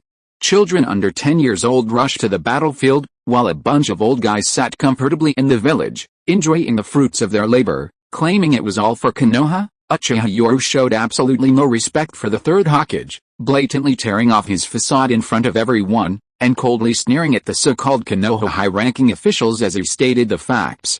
Many Jonin in the conference room secretly broke out in a cold sweat. How arrogant! Such blatant disregard for propriety. Had the Uchiha already made preparations? Faced with Uchiha Yoru's extremely sarcastic words, even Jiraiya's expression turned somewhat ugly. After all, the Pyrrhic victory of the Third Shinobi World War was an undeniable fact, and the Third Hokage's resignation was enough to explain everything. I only want to take back everything that was stolen from me. The Sarutobi clan was once an insignificant little family, and now? Undisputed second most powerful clan in Konoha. But I dare say, in just 10 more years, the Sarutobi clan will replace Konoha's #1 clan. At this moment, Shimura Danzo angrily slammed his fist on the table, but the third Hokage calmly and composedly raised his hand to stop his old friend's impulsive act. Faced with the doubts of the crowd, Hiruzen Sarutobi took a deep breath, his grip on his pipe tightening involuntarily. But he still managed to suppress his anger. This was practically a blatant reopening of old wounds, tearing open the very regime he had ruled for decades. Uchiha Yoru. Stop your nonsense. Hiruzen has already abdicated for the mistakes of the Third Shinobi World War. All of this was known to the entire Hidden Leaf village back then. At this moment, Hamura Mitakato, barely containing his rage, brought up the events of that year again in a deep voice. Suddenly, everyone remembered, yes, the Third Hokage had abdicated because of this. Later, on the night of the Nine-Tails' death, after the Fourth Hokage's sacrifice, the Third Hokage, Hiruzen, had no choice but to return to the mountain. As Mitakato Hamura explained the reasons, Uchiha Yoru smiled and nodded, saying, "That's right. Ever since the Third Hokage returned to the mountain, using the excuse of temporarily resuming power, you old fogies who are unwilling to relinquish power have been reluctant to let go of it all these years." The Fifth Hokage. At this point, Uchiha Yoru gave a mocking laugh, looking at everyone and shouting sharply, "Without me, Uchiha Yoru. Who knows when the Fifth Hokage would have been born?" Ahem. Just then, the Third Hokage coughed, drawing everyone's attention. Hiruzen Sarutobi calmly looked at everyone and gently took off his pipe. "Gentlemen, in my many years in power, I have never shied away from responsibility for the losses of the Third Shinobi World War. As for the fact that I haven't selected a Fifth Hokage since the Nine-Tails incident, it was indeed due to personal reasons." A murmur of surprise rippled through the crowd as many stared at the Third Hokage, some secretly astonished. It seemed the two sides were about to break off all pretense of civility. Hiruzen Sarutobi, however, calmly looked at Yoru Uchiha and said in a hoarse voice, "I don't want to find excuses for the injustices suffered by the Uchiha. My personal reason is that I don't want to leave a mess for future generations. One reason is the culprit behind the Nine-Tails attack, which the Anbu has been investigating. I don't want to leave such a mess for future generations. The second reason is the influence the police department has had on the village over the past 3 years." With a meaningful look in his eyes, Hiruzen Sarutobi seemed to be giving a final warning, as if to say that the suspicion surrounding the Nine-Tails attack, along with the various arrows used against the Uchiha, was enough to explain everything. The police department's impact on the village. Faced with this question, Uchiha Yoru sneered and arrogantly replied, "The police department doesn't dare to boast about protecting the village, it's simply their duty. But as for impact, there is some. For the families of those killed or wounded on the front lines, new accommodations have been built outside the Uchiha clan's territory. They don't have to bear high rents, and suitable jobs have even been arranged for these families around the police department, perhaps not very prestigious, street vending, carving, construction, etc. These jobs won't allow them to live a wealthy life, but the police department can only do its best to ensure these people don't have to worry about basic necessities. For families with orphans, the police department heavily supports orphanages, and also provides a series of support measures, such as helping the descendants of meritorious ninjas find employment." Looking at everyone, Uchiha Yoru directly mocked, "Who among you dares to say there won't be any unforeseen events? Unexpected events in tomorrow are unpredictable, and I truly don't know how badly the police department's actions have affected the village. Could it be because the police department's actions affected the interests of certain people?" A pointed look swept over the Third Hokage and his group. "Thanks to all my brothers for their support. I shouldn't count as a second-time positive case, because I wasn't positive last year. I'm a first-time positive case. I hate COVID-19, updates will resume on June 1st. If I break my promise, I'll chop off my hands live on stream." Chapter 239 Armed Coup? Faced with Uchiha Yoru's eloquent arguments, Hiruzen Sarutobi calmly uttered only one sentence, instantly causing everyone present to change their expressions drastically. "Since the Uchiha clan elders believe I am targeting the Uchiha clan, and even the police department, then I admit it. But all of this is for the safety of the village. After all, I don't think any Konoha ninja wants to experience the Nine-Tails night again." Hiruzen Sarutobi struck at the heart of the matter. In one sentence, the accusation of the Nine-Tails night could not be cleared, and no matter how many Hokage Konoha had, they would always be wary and cautious of the Uchiha clan. Sure enough, as soon as the Third Hokage brought up this topic, everyone's expression changed instantly. However, Uchiha Yoru calmly looked at everyone. "The Uchiha clan has been secretly investigating the Nine-Tails night incident. I wonder if the Third Hokage has found anything? Or how many spies have you planted in the police department?" With two consecutive questions, Uchiha Yoru stared intently at the Third Hokage, and everyone's expressions immediately became solemn. Even Jiraiya noticed something amiss and lowered his voice, saying, "Tsunade, Konoha can't withstand any more turmoil. The old man has indeed gone too far, but the village can't endure civil war." Tsunade scoffed at Jiraiya. "I know, Our purpose in returning is to prevent civil war, but let's see what these old fogies have done first. Me. A voice suddenly rang out from the crowd. Under everyone's gaze, a purple-haired figure slowly appeared, raising her arm. It was Konoha's special Jonin, Yuzuki Yugeo, currently a high-ranking member of the police department, though some unsavory rumors circulated about her. However, with Yuzuki Yugeo stepping forward, the third Hokage, Hirozen Sarutobi, frowned, took a deep drag of his cigarette, and a look of disappointment involuntarily appeared in his eyes. He had indeed betrayed them. I am Yuzuki Yugeo. After graduation, I was assigned by former Anbu leader Sarutobi Umiko to work as a spy for Uchiha Yoru in the police department, investigating all of Uchiha Yoru's violations. A murmur of surprise rippled through the crowd as countless people stared at Yuzuki Yugeo, who had stepped forward and immediately admitted to being a spy. Spies are usually used against outsiders, but this time it was against one of their own. Yuhi Kirine, under the orders of the third Hokage, approached Uchiha Yoru as a classmate, while simultaneously investigating the police department. As one figure after another stepped forward, the expressions on everyone's faces towards the third Hokage became less innocent. After all, spying on a fellow villager was indeed going too far, and the timing of their actions was completely off. The surveillance had begun years ago. In other words, it was more accurate to say that they were spying on Orochimaru. Faced with all these accusations, Sarutobi Hirozen took a deep drag on his cigarette, raised his cloudy eyes, and looked at Uchiha Yoru with unwavering resolve. The Uchiha could not be allowed to live. Today, taking advantage of the Jonin meeting, I, in my capacity as the Uchiha clan head, police chief, and a Konoha Jonin, formally impeached the corrupt and greedy regime led by the third Hokage. Insolence, audacity. Uchiha Yoru suddenly changed his tone, and in that instant, Konoha's higher-ranking officials, Midakato Hamura, Shimura Danzo, and Udatane Kaharu, glared angrily. They had dedicated their lives to Konoha, and now someone was impeaching them. Wasn't this a denial of their entire lives? Faced with this public impeachment, Sarutobi Hirozen smiled calmly. In his eyes, it was Jiraiya and Tsunade's return that had driven the other side to desperation. I have naturally dedicated my life to the village. Since you wish to impeach me, then please produce the evidence. Although Sarutobi Hirozen was old, he gradually exuded a powerful aura in the face of impeachment, and his cloudy eyes revealed a resolute look as he stared intently at Uchiha Yoru as if questioning him. Otherwise, Uchiha Yoru, you arbitrarily impeached the Hokage with the intention of creating chaos. Whether you're the head of the police department or the head of the Uchiha clan, these are not grounds for your reckless actions. Facing the Hokage's faction, Uchiha Yoru sneered. Since we've come this far, aren't you old fogies always bringing up the nine tails? For so many years, my Uchiha clan has been secretly investigating to clear our names of this crime. As he spoke, Uchiha Yoru's figure flashed, and in an instant, Jiraiya, at the Jonin meeting, glared angrily. Insolence, however, the next moment, Jiraiya's face darkened. A green figure had appeared before him. Might Guy, dressed in green, stood directly in front of him, with Kakashi Hatake, his Sharingan revealed, behind him. The two of them, attacking from the front and back, shocked and enraged Jiraiya.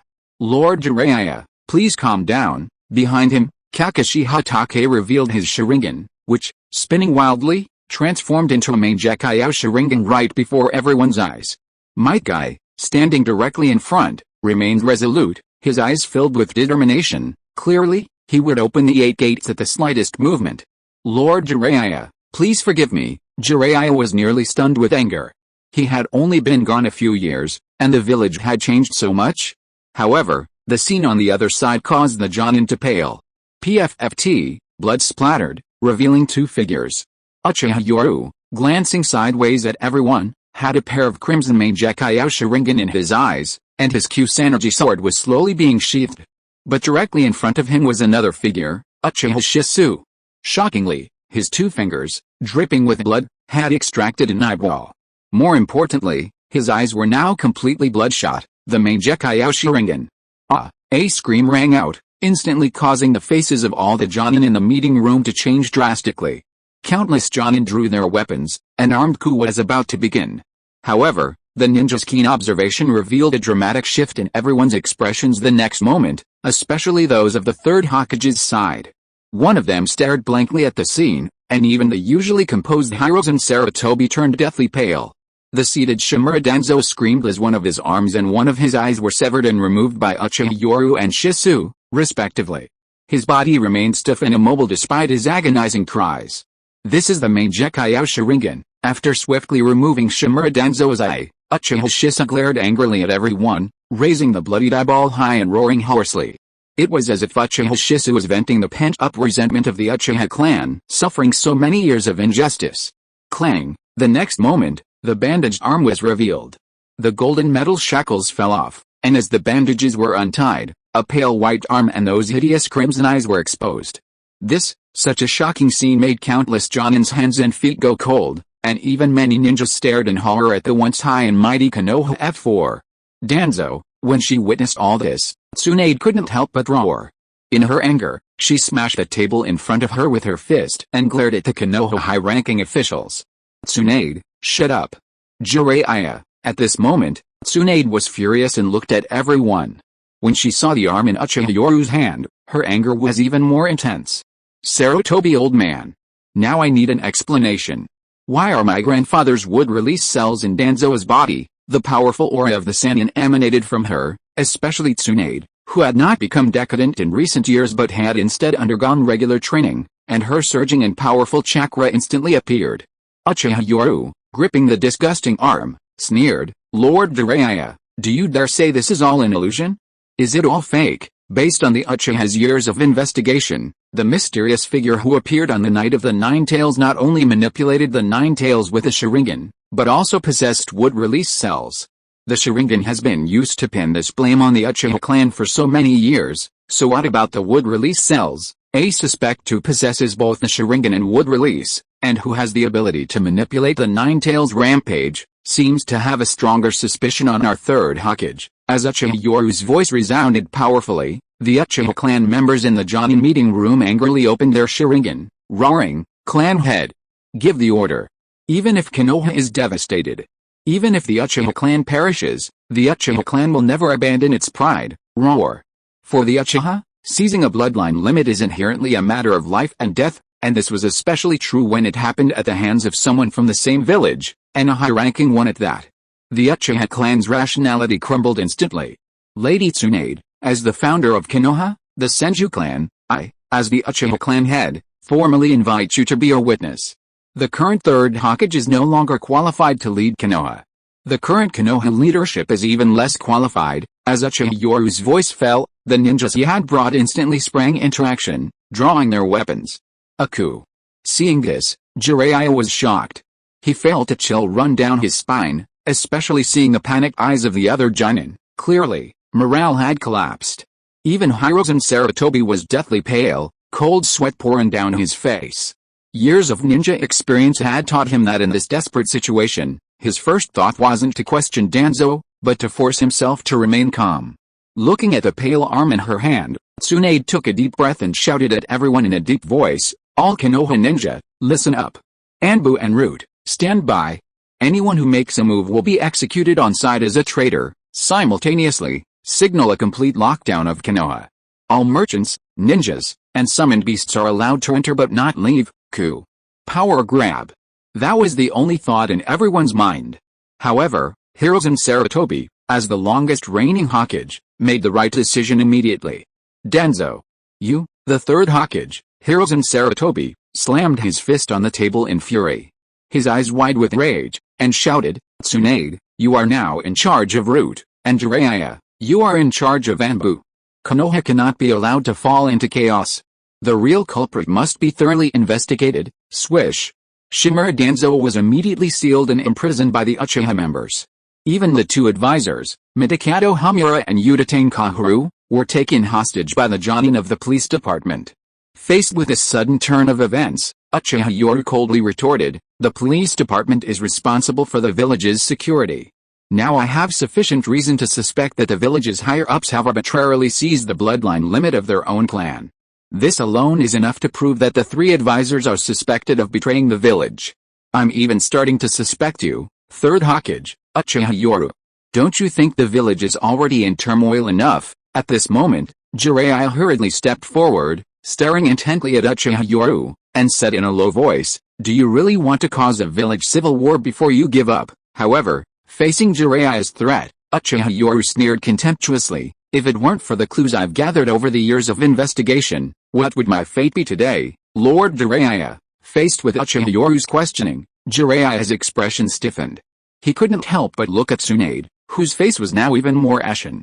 "Lady Tsunade, how is it?" Facing Uchiha Yoru, Tsunade gave a cold snort, looked around at everyone, and directly shouted in a deep voice, "The police department is responsible for taking over the security of the village.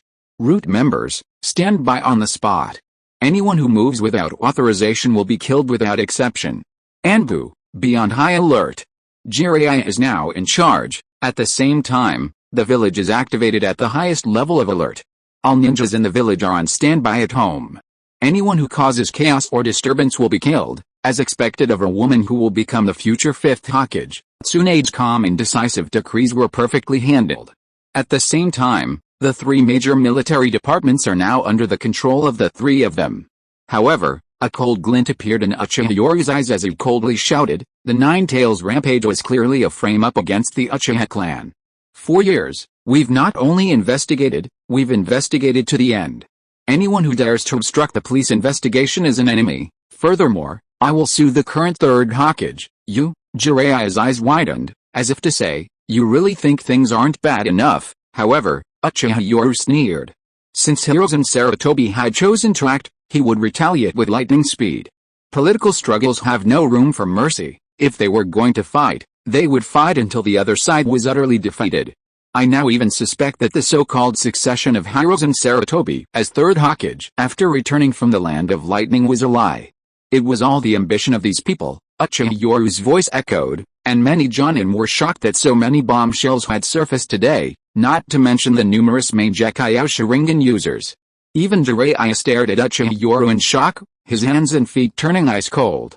Beside him stood Uchiha Shisui, his Mangekyou Sharingan in one eye, and Hatake Kakashi, also with a single Mangekyou Sharingan. "Damn it! What happened? Old man. Is this what you meant by suppressing the Uchiha? This is it? This is how you suppress them?" Shimura Danzo, with so many Sharingan and wood release cells, brought them up in front of so many people. And he was discovered. "Damn it, now the Uchiha are even more ruthless than all of you. Who dares to say the Uchiha clan has any suspicion of manipulating the Nine Tails? The so-called dark side of the ninja world." Without uttering a word, under this sudden turn of events, no one expected Uchiha Yoru to be so bold, actually making a move in the conference room. The result was direct sealing. Even the so-called Konoha high-ranking officials, now the entire Konoha ninja, are beginning to doubt, are these really their leaders? I try my best to write each chapter well, thank you for all the brothers' support. Chapter 240. Konoha is now under the control of the police department. A sudden roar echoed through Konoha, but the massive roar was suddenly met with an inexplicable ripple, instantly confining the sound to a certain range. In other words, the roar didn't spread out at all. Inside the Hokage's meeting room in Konoha, the atmosphere in the meeting room had completely changed. With Shimura Danzo revealing his wood release cells and Sharingan, the Hokage's higher-ups had completely lost the trust of the ninja. Left with no other choice, the three most authoritative and capable members of the Sannin, Jiraiya, Tsunade, and Uchiha Yoru, began to preside over the meeting. I, Uchiha Yoru, hereby formally impeach the third Hokage and the so-called higher-ups. There are many suspicious points surrounding the events in the Land of Lightning. I even suspect that the second Hokage's death was questionable. Everyone stared at Uchiha Yoru in shock. This was undeniably ruthless. Even Tsunade glared fiercely at Uchiha Yoru, but Uchiha Yoru simply sneered. Since you insist on pinning the Nine Tails attack on the Uchiha, why should I hold back? During the trip to the Land of Lightning, the second Hokage's bodyguard escaped unscathed, while the second Hokage himself was left behind, as ninjas. They abandoned their mission, choosing to leave the second Hokage behind. I don't know what could possibly lead to the second Hokage, who could use the Flying Thunder God technique, perishing in the Land of Lightning. At this point, Uchiha Yoru surveyed the crowd, his gaze finally settling on Hatake Kakashi, and he directly mocked. I remember during the Third Shinobi World War, Konoha's White Fang suffered because his comrades abandoned their mission. So, I want to ask you all, whatever the reason, what kind of person abandons the second Hokage and chooses to flee back to the Land of Fire? Useless, Uchiha Yoru's voice echoed, shocking everyone. At this moment, everyone's gaze turned to Hatake Kakashi. However, Hatake Kakashi remained silent, staring at the third Hokage. Faced with a scene of betrayal and abandonment, Sarutobi Hiruzen took a deep breath and looked up at Uchiha Yoru. Uchiha Yoru, your methods are ruthless, a hoarse voice came from the old man's mouth, but Uchiha Yoru smiled calmly. Ruthless? Nothing compared to yours. Since the third Hokage used only the Sharingan in the Nine Tails Eye to isolate the Uchiha clan from the entire Hidden Leaf village, I have the same question for you. Please answer it, third Hokage, and don't say you didn't know what Root did. First, why didn't Root appear during the Nine Tails attack? And aren't Root members, who possess the Sharingan and would release, more suspicious? I even want to know if the so-called Nine Tails attack was orchestrated by you old fogies, all for the third Hokage's return to power. Second, when the second Hokage of the Land of Lightning perished, why did you, as his guards, all escape and even rise to high positions? I strongly suspect that the second Hokage of the Land of Lightning was just a coward, perhaps even coveting the Hokage position. Uchiha Yoru's two consecutive questions caused everyone's expressions to change drastically. None of the ninjas present were fools. In the Nine Tails rampage, Root seemed to be the more suspicious party, and the ultimate loss was indeed the death of the fourth Hokage, while the beneficiaries were these old guys regaining power. They hadn't even wanted to relinquish power for so many years. If Uchiha Yoru hadn't pressed so relentlessly, this scene wouldn't have occurred. And then there was the second Hokage's incident. White Fang was still fresh in everyone's mind. The third Hokage and others, as the Hokage's guards, abandoned their target, the second Hokage, and escaped themselves. What kind of behavior was this? A fabricated charge. Jiraiya, watching Hiruzen Sarutobi in this situation, shook his head. Old man, did you ever imagine this day would come? Report. All the elites of the Anbu and Root are gone. All of them are missing. Just then, a Konoha Jonin rushed in a panic, hurriedly reporting. At that moment, everyone's expression tightened. The elites of Root and Anbu were gone. At that moment, Jiraiya broke out in a cold sweat, turning his head to see the third Hokage, Hiruzen Sarutobi, who had been silent all along, coldly staring at Uchiha Yoru, his eyes as if he were looking at a dead man. Even Tsunade was stunned, then turned to look at the third Hokage with disbelief. As expected of the third Hokage who boasts of being the strongest Hokage, just then, Uchiha Yoru suddenly clapped his hands and smiled. However, at that moment, Hiruzen Sarutobi slowly stood up, his eyes gleaming coldly as he stared at Uchiha Yoru. Uchiha Yoru, I must admit your abilities. In just 3 years, you've developed to a point where even I must be wary. But today, even if it costs me my life, I will rid the village of this scourge. As he said this, Hiruzen Sarutobi looked at Shisui Uchiha, who had also awakened the main Decay Sharingan, and said in a hoarse voice, I never expected you to be so well hidden, to have even a pair of main Decay Sharingan. So, Kakashi. I trusted you so much, why did you betray the village? Suddenly, Hiruzen Sarutobi looked at Kakashi Hatake, his voice accusatory, his face showing pain. Kakashi.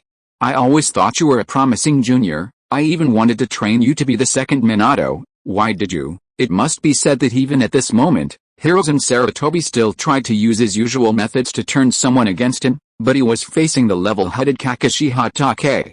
Kakashi Hatake calmly looked at the third Hokage and said in a deep voice, Third Hokage, I'm sorry to disappoint you. I was ordered to approach the Uchiha clan, and all the information I gathered was for the sake of the village. On the other hand, everything you've done, Hokage-sama, is extremely disappointing, and tonight, at this point, Kakashi silently surveyed the crowd and said in a deep voice, most of the Jonin from the Yamanaka, Akimichi, and Nara clans were absent from this Jonin meeting. From the moment I entered the meeting room, I knew that the die was cast, and reform required bloodshed. Upon hearing this, Hiruzen Sarutobi's hand trembled slightly. He took a deep breath and looked at Jiraiya and Tsunade. The Uchiha clan is plotting a coup. Jiraiya, Tsunade, I now hope you will consider the bigger picture. However, what happened next shocked everyone. Tsunade's icy gaze fixed on Jiraiya. Jiraiya, Kakashi is right. Konoha is corrupt, and reform requires bloodshed. The difference is minimizing the bloodshed. With a crack of her knuckles, Tsunade's gesture caused Jiraiya to shake his head with a bitter smile. Old man, you saw it too, and this time you really went too far with the Sharingan and would release. Even Jiraiya fell silent at this point. This scene made Hiruzen Sarutobi's face turn ashen. But Uchiha Yoru waved his hand and laughed. Alright, Third Hokage, stop acting. I must say, your performance today was truly excellent. Uchiha Yoru waved again, looking at the Third Hokage, and narrowed his eyes, gazing at the village outside the conference room window. Listen, the village is so quiet. The Jonin meeting has mobilized all the Uchiha clan's elite forces, and they're under a barrier. Tisk tisk, Uchiha Yoru shook his head, his smile growing increasingly cold. However, the others weren't fools. Hearing this, everyone became restless. Hiruzen Sarutobi's expression changed drastically, his cloudy eyes filled with shock. How could the other party know? This matter couldn't possibly be leaked. Hiruzen, just then, among the elders held captive by the Uchiha clan's elite forces, Hamura Midokado raised his head, a look of frustration on his face. Hiruzen, I'm sorry, those words instantly reversed the situation. Hiruzen Sarutobi's face turned deathly pale. This time, he was truly panicked, and he even felt dizzy and almost fainted. However, facing everyone, Midokado Hamura said aggrievedly, Hiruzen, I didn't know. I did it all for the village. No. Impossible. At this moment, Hiruzen Sarutobi stared at everyone, his face pale. He could accept the betrayal of the Uchiha clan, even the betrayal of commoner ninjas, but he truly found it hard to believe that his old friends had betrayed him. No. It's the Mangekyou Sharingan. Instantly, Hiruzen Sarutobi realized this and looked at Uchiha Yoru in horror. There was only one possibility for Midokado Hamura to betray him. He had been hit by a genjutsu. And a genjutsu that could be performed without anyone noticing could only be the legendary Mangekyou Sharingan. Bang! Just then, the meeting room door opened, and a masked Anbu ninja appeared, his face covered in blood and reeking of blood. By order of the Hokage, the Sarutobi, Yamanaka, Nara, Akimichi, Shimura, clans have rebelled. Root and Anbu elites have joined forces, but are now encountering fierce resistance and requesting reinforcements. Boom! Just then, a violent explosion erupted in Konoha, followed by a terrifying roar that echoed throughout the land. The Nine Tails, everyone's expression changed drastically. Even Jiraiya, his face contorted in horror, shouted, Uchiha Yoru. You actually manipulated the Nine Tails, Hiruzen Sarutobi exclaimed in shock. Impossible. Naruto has already been transferred to the summoning grounds. However, at this moment, the Anbu member wearing a blood-stained mask slowly raised his head, revealing a pair of crimson eyes to everyone's astonished gaze. Reporting to the Third Hokage, it is suspected that the Nine-Tails Jinchuriki, from the root experiments, has gone berserk and appeared directly on the Sarutobi clan's territory. At this moment, the Third Hokage, Hiruzen Sarutobi, stared in disbelief at the Anbu member before him, his finger trembling as he pointed. Under everyone's shocked gaze, the Anbu member slowly removed his mask, revealing a youthful face. He turned to Uchiha Yoru, knelt on one knee, and respectfully shouted, Uchiha Itachi greets Lord Yoru, Uchiha Itachi. At only 12 years old, Uchiha's eyes gleamed with a Mangekyou Sharingan, a sight that shocked everyone and sent chills down their spines. Many stared in terror at the scene before them. Shisui Uchiha already possessed a pair of Mangekyou Sharingan, Kakashi Hatake had one. And now another pair had appeared. Adding to this, Yoru Uchiha, the Uchiha clan now boasted 3.5 pairs of Mangekyou Sharingan. How is this possible? Hiruzen Sarutobi's face was deathly pale, filled with disbelief. He had considered many possibilities, even Itachi's betrayal, but he had never imagined that the 12-year-old Itachi could awaken a Mangekyou Sharingan. No one can hide from these eyes. In front of everyone, Yoru Uchiha clearly revealed the Mangekyou Sharingan within his eye sockets, as if explaining something.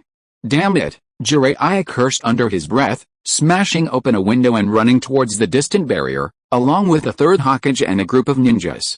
At this moment, Uchiha Yoru decisively shouted, Uchiha Itachi, Hatake Kakashi, Lord Yoru, Hatake Kakashi, and Uchiha Itachi knelt before him on one knee, their eyes blazing with fervor. After waiting and plotting for so long, the change was finally about to begin. I now order you to take over the Anbu. With that command, Hatake Kakashi and Uchiha Itachi immediately obeyed.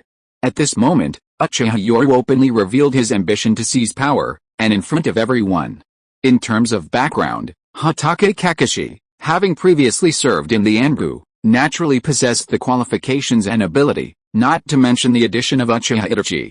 Uchiha Shisui, I now order you to lead the elite police force to take over route. Anyone en route who disobeys will be executed without mercy. Yuhi Kirnei, Yuzuki Yugeo, Might Guy, you three will lead the 7th Division of the Police Department to take over the Intelligence Department. Shiranyu Genma, name is Shirado, Duwashi, Hyuga Hizashi, you will each lead the 4th, 5th, 6th, and 8th Divisions of the Police Department to take over the Medical Department and the Barrier Department. Yes, simultaneously issue the signal. At this moment, Uchiha Yoru's main Gekkai Sharingan flashed a bewitching crimson, and he glanced around at everyone before shouting, from now on. For the safety of Konoha, Konoha is under the control of the police department. Yes, as Uchiha Yoru issued his orders, he directly expressed his intention to control Konoha in front of everyone. At this moment, amidst the panic, the neutral Jonin all looked towards Tsunade, who, seeing this, simply snorted coldly. Konoha cannot fall into chaos. All other Jonin, listen to my command. I, Tsunade, will now take over the Hokage's office building. Tsunade's order instantly gave these neutral individuals a sense of security. After all, the current situation in Konoha could very well cause turmoil, and a single misstep could ignite a civil war. With each order issued, Konoha instantly stirred into action. The angry shout and the aura it exuded triggered terrifying memories of years past in the minds of countless Konoha residents. Clearly, although it was only for a brief moment, it was the instant the barrier was broken, and countless Jonin's gazes turned towards the center of Konoha, resuming normal updates from June 1st, 2 chapters every morning at 8 a.m. Finally, I feel like I've recovered. Damn it, I feel alive again.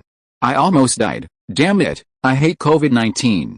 Chapter 241 The True and False Nine-Tails Jinchuuriki. In the heart of Konoha, a massive barrier completely enveloped the clan territories of the high-ranking members of the Hokage's lineage, including the Sarutobi, Yamanaka, Nara, Akimichi, and Shimura clans. Damn it. What happened, old man? The moment the barrier opened, Jiraiya stared in shock at the scene. Amidst the devastation, the elite forces of each clan had suffered heavy losses. The barrier had completely blocked all the ninja, causing the massive casualties.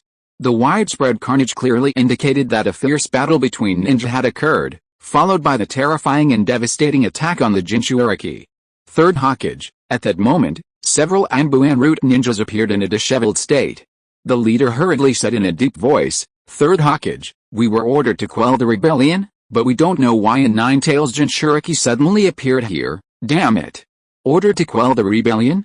Whose orders are you on? Sarutobi Asuma, who had followed them, roared angrily upon seeing the chaos in his clan's territory.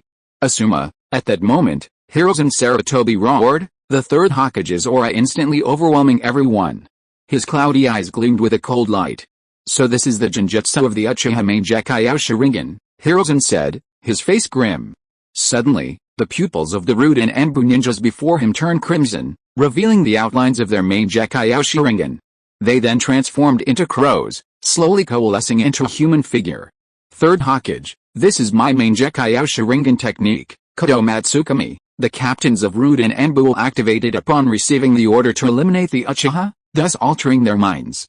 As the crow illusion dissipated, Asuma Sarutobi stared at the scene with bloodshot eyes and fury, while Hiruzen Sarutobi wore a look of shock. Kodo Matsukami. So terrifying. It could actually modify a ninja's will, manipulating them without their knowledge. We, the captains of the Anbu and Rude, now freed from Kodo Matsukami's control, stared at themselves in horror, as if they had given the wrong order. They had failed. His final strategy had backfired. Regardless of the Jonin meeting, the elite Anbu and Rude forces were supposed to join forces to annihilate the Uchiha clan, then turn their attention to suppressing all Uchiha members at the Jonin meeting. After all, it was just a pair of main Gekkai Sharingan. To prevent any unforeseen circumstances, Hiruzen Sarutobi had even recalled Jiraiya and Tsunade, just in case. If things went wrong, the Uchiha clan's extermination would be a foregone conclusion, and everyone would have to accept it. But unexpectedly, Uchiha Yoru had hidden himself so deeply, possessing 3.5 pairs of main Gekkai Sharingan, breaking the deadlock. Itachi Uchiha's betrayal, and Shisui Uchiha's use of the main Gekkai Sharingan's Jinjutsu to alter the wills of the Anbu and Root leaders, turned the original order to quell the Uchiha rebellion into a mission here. By my order, Anbu and Root, open the breach in the barrier. All Chunin below, withdraw from the battle, roar. Just then, a beastly roar resounded through the sky. Jiraiya, far away, stared in shock at the scene before him. A blood-red figure roared to the heavens, its four tails thrashing wildly. At the same time, the ominous chakra aura of the nine tails surged upwards, and a massive tailed beast ball was swallowed whole. This is bad. Seeing this, Jiraiya broke out in a cold sweat. The nine tails Jinchuriki had gone berserk. This was a disaster. Old man, what's wrong with the nine tails Jinchuriki? Not only Jiraiya, but even Hiruzen Sarutobi's face was horribly ashen. He ripped off his Hokage robe, revealing his battle armor underneath. All join me in the battle. Boom. The terrifying explosive power of the tailed beast ball instantly shattered the barrier. Everyone in Konoha stared in terror at the source of the roar. A familiar fear resurfaced, and in an instant, chaos erupted throughout the streets of Konoha. Countless civilians fled in panic towards air raid shelters, and the entire village's ninja went on high alert. Boom. Explosions rang out incessantly. After the Nine Tails attack, Konoha reorganized its territory, resulting in clans like Sarutobi, Yamanaka, Nara, Akimichi, and Shimura banding together, making them prime targets for attack. Yoru-sensei, taking advantage of the turmoil in Konoha, Uchiha Yoru had already ordered the police department to take over the entire village. The Root and Enbu strongholds had been destroyed. Uchiha Itachi's bloodshot eyes clearly showed he had used the main Decay Sharingan. During the Jonin meeting, Elder Danzo of Root issued an order for the Enbu, in coordination with Root, to go to the Uchiha clan's territory to quell the rebellion. Uchiha Itachi calmly stated this, with Tsunade beside him, and Uchiha Yoru made no attempt to conceal his intentions. Upon hearing this secret, Tsunade frowned and sneered, "So you brat used the main Decay Sharingan to change this order?" With the assistance of the Enbu, and Root being a bunch of killing machines that only obey orders, at this point, Tsunade shook her head with a sarcastic smile. The old man probably never imagined his plan would be ruined by a 12-year-old brat. Tsunade's gaze then turned to Uchiha Yoru, her expression gradually becoming serious. "Brain, if it weren't for this brat, I want to know your backup plan.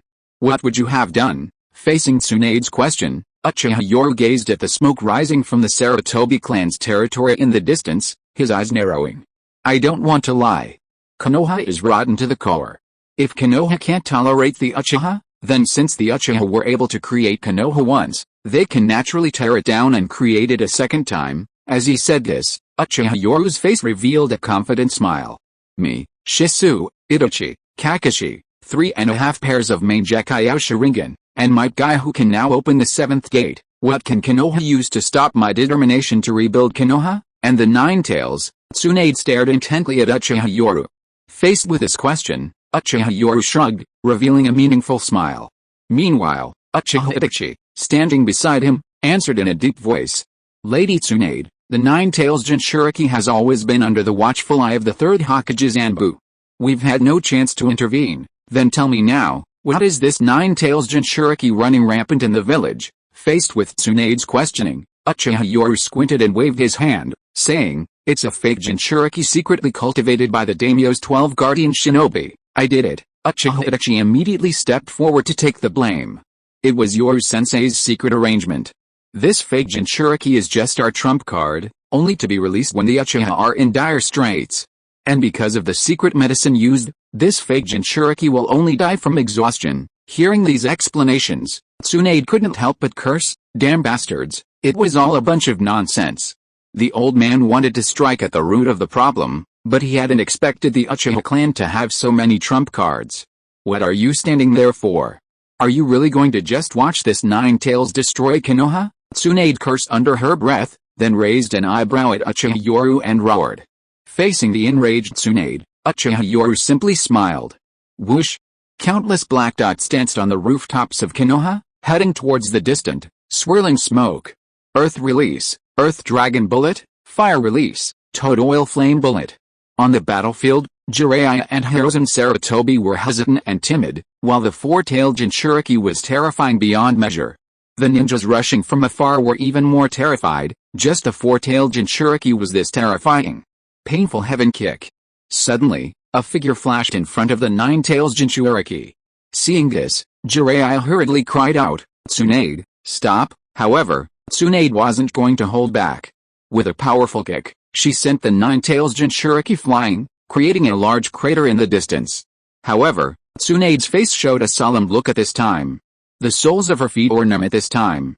The nine-tails Jinchuriki just now is too heavy. In other words, the chakra is too condensed and too dense, which is why it is so heavy, giving people the feeling of being kicked on a solid iron ball. Roar, with an angry roar, under the smoke and dust, a black-tailed beast jade was condensed in an instant.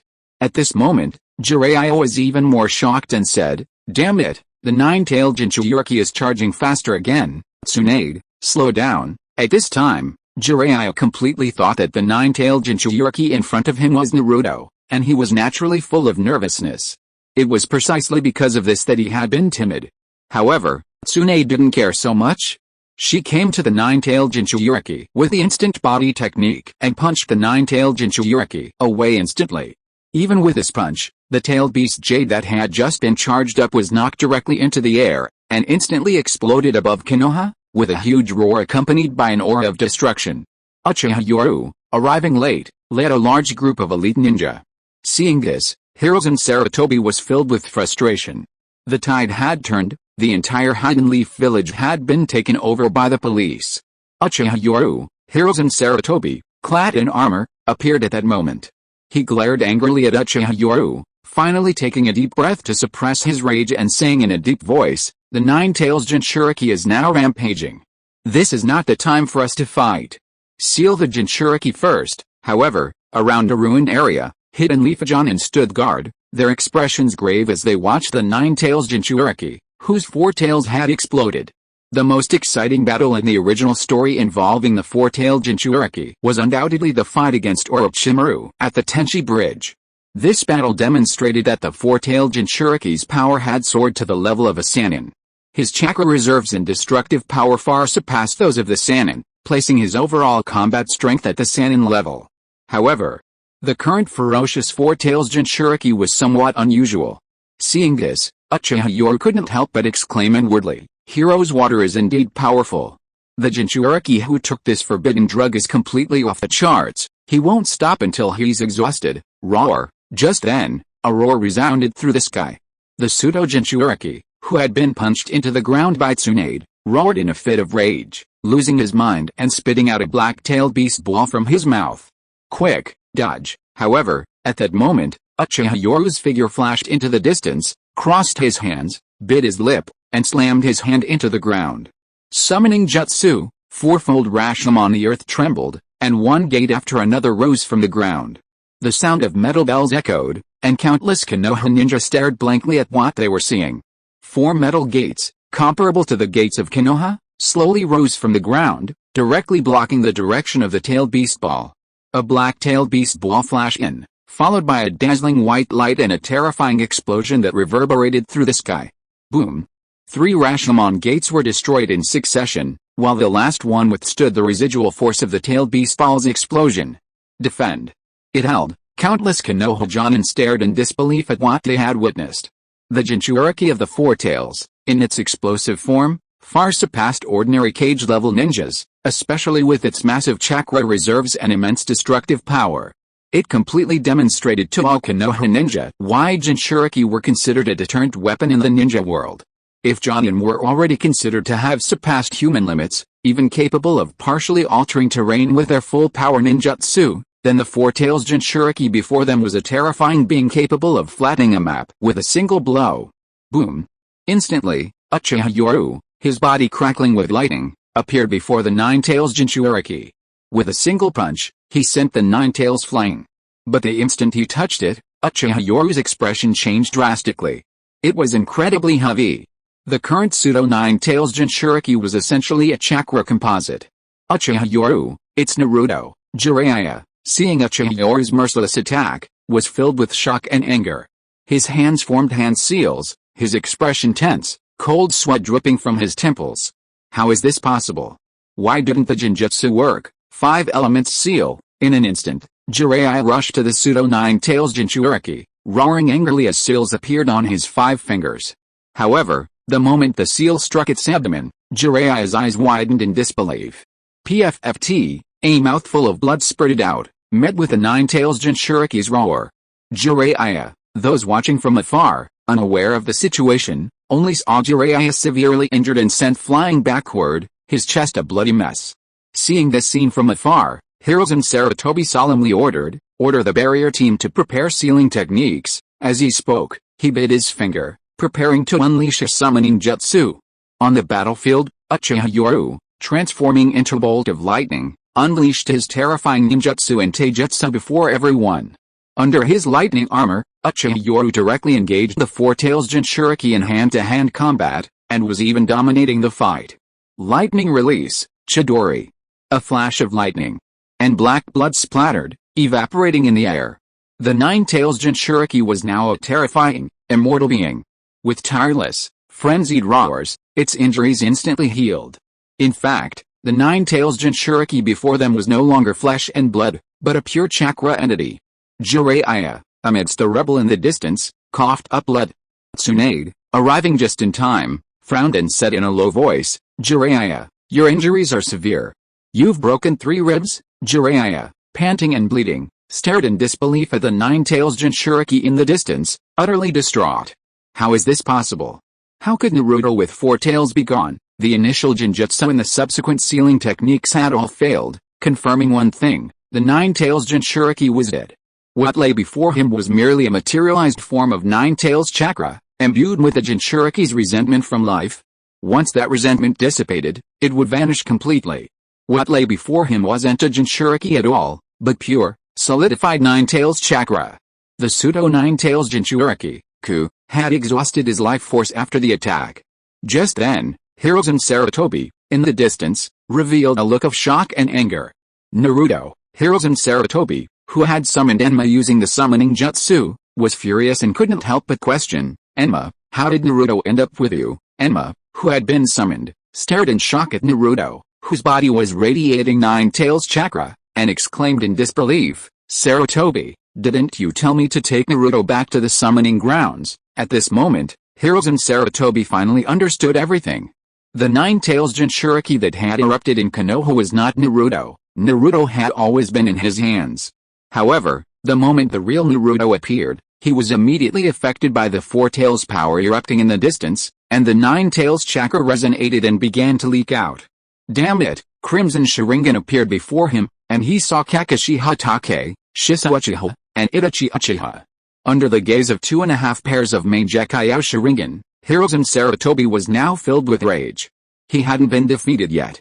As long as the Nine Tails Jinchuriki remained, what did it matter if Konoha fell? With a wave of his arm, he could summon tens of thousands of Konoha ninja to fight for him within the Land of Fire. The Nine Tails Jinchuriki was his reliance. However, Uchiha Itachi, who had been waiting for a long time, appeared before the Third Hokage. Gazing at the Third Hokage, his left eye was bloodshot and a line of bloody tears slowly flowed down. Tsukuyomi. Thank you for your support, brothers. Chapter 242 Deterring Konoha. Tsukuyomi. Blood and tears streamed down Itachi's face as he gasped for breath.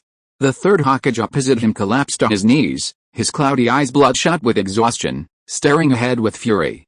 Naruto, Kakashi Hatake and Shisui Uchiha, now the pinnacle of Konoha's fighting force, joined forces with Itachi, appearing before Naruto in a flash. Third Hokage, countless Hokage-affiliated ninja cried out in alarm. However, Hiruzen Sarutobi, enraged by Naruto's loss, knew that if the Nine Tails Jinchuriki fell into Uchiha hands, the Nine Tails calamity would be repeated. Enma, with a roar, Enma transformed into the Vajra staff, instantly lengthening. Hiruzen grasped the other end, giving it a sharp shake, creating a dazzling display that forced Kakashi and Shisui, who were about to approach Naruto, to retreat. Although Hiruzen Sarutobi was old, his sudden burst of power was still incredibly fierce. His Vajra staff wielded with terrifying power, and despite his exhaustion, he managed to repel the combined attack of 3 people. However, the next moment, Kakashi Hatake, who was using a kunai to block the staff, paled under the force of the blow, his body transforming into a puff of white smoke. Shadow Clone. Earth Release, Fang-Piercing Strike. Suddenly, the earth cracked open, and Kakashi Hatake burst forth from the ground. In the instant he grabbed Naruto Uzumaki, his other hand clenched tightly, a steel wire. Using the wire for leverage, Kakashi, carrying Naruto, fled rapidly into the distance. But the next moment, a familiar hissing sound rang out, and Kakashi's expression changed drastically. Looking down, he saw explosive tags burning inside Naruto's collar. More importantly, the Naruto, still wearing his clothes, no longer resembled a human, he looked like a monkey. Boom! Kakashi, a massive explosion rang out, instantly creating two distinct forces on the battlefield. One side consisted of elite ninjas from the police department, who had just taken control of 6 departments in Konoha, all glaring menacingly at their opponents. The other side was the Third Hokage's faction, also numerous, including many elite members of the Anbuan route. However, most of them were injured or had their chakra depleted, leaving them somewhat disheveled.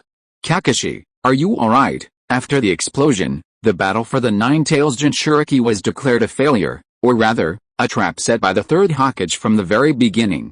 At this moment, the Third Hokage, Hiruzen Sarutobi, gripped his adamantine staff, his cloudy eyes filled with weary bloodshot as he stared at his opponents.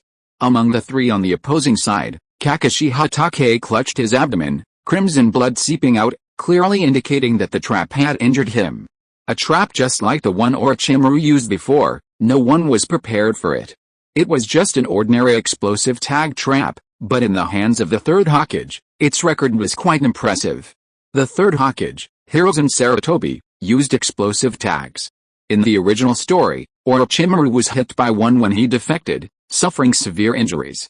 The first and second Hokage were also hit by this technique during the Chunin exams. If not for their immortal bodies from the impure world reincarnation, this single move would have been enough to change the course of the battle. Rumble in the distance, the Jinchuriki of the Four Tails was still roaring furiously. And the situation between the two sides was strangely tense. Kakashi Hatake, clutching his injured waist, broke out in a cold sweat. He almost fell victim to this ordinary explosive tag trap. Third Hokage, you should seal the rampaging Jinchuriki first. After all, you don't want the village to break out into civil war, do you? Although injured, Kakashi Hatake was extremely popular among the younger generation and was now the representative of the police department.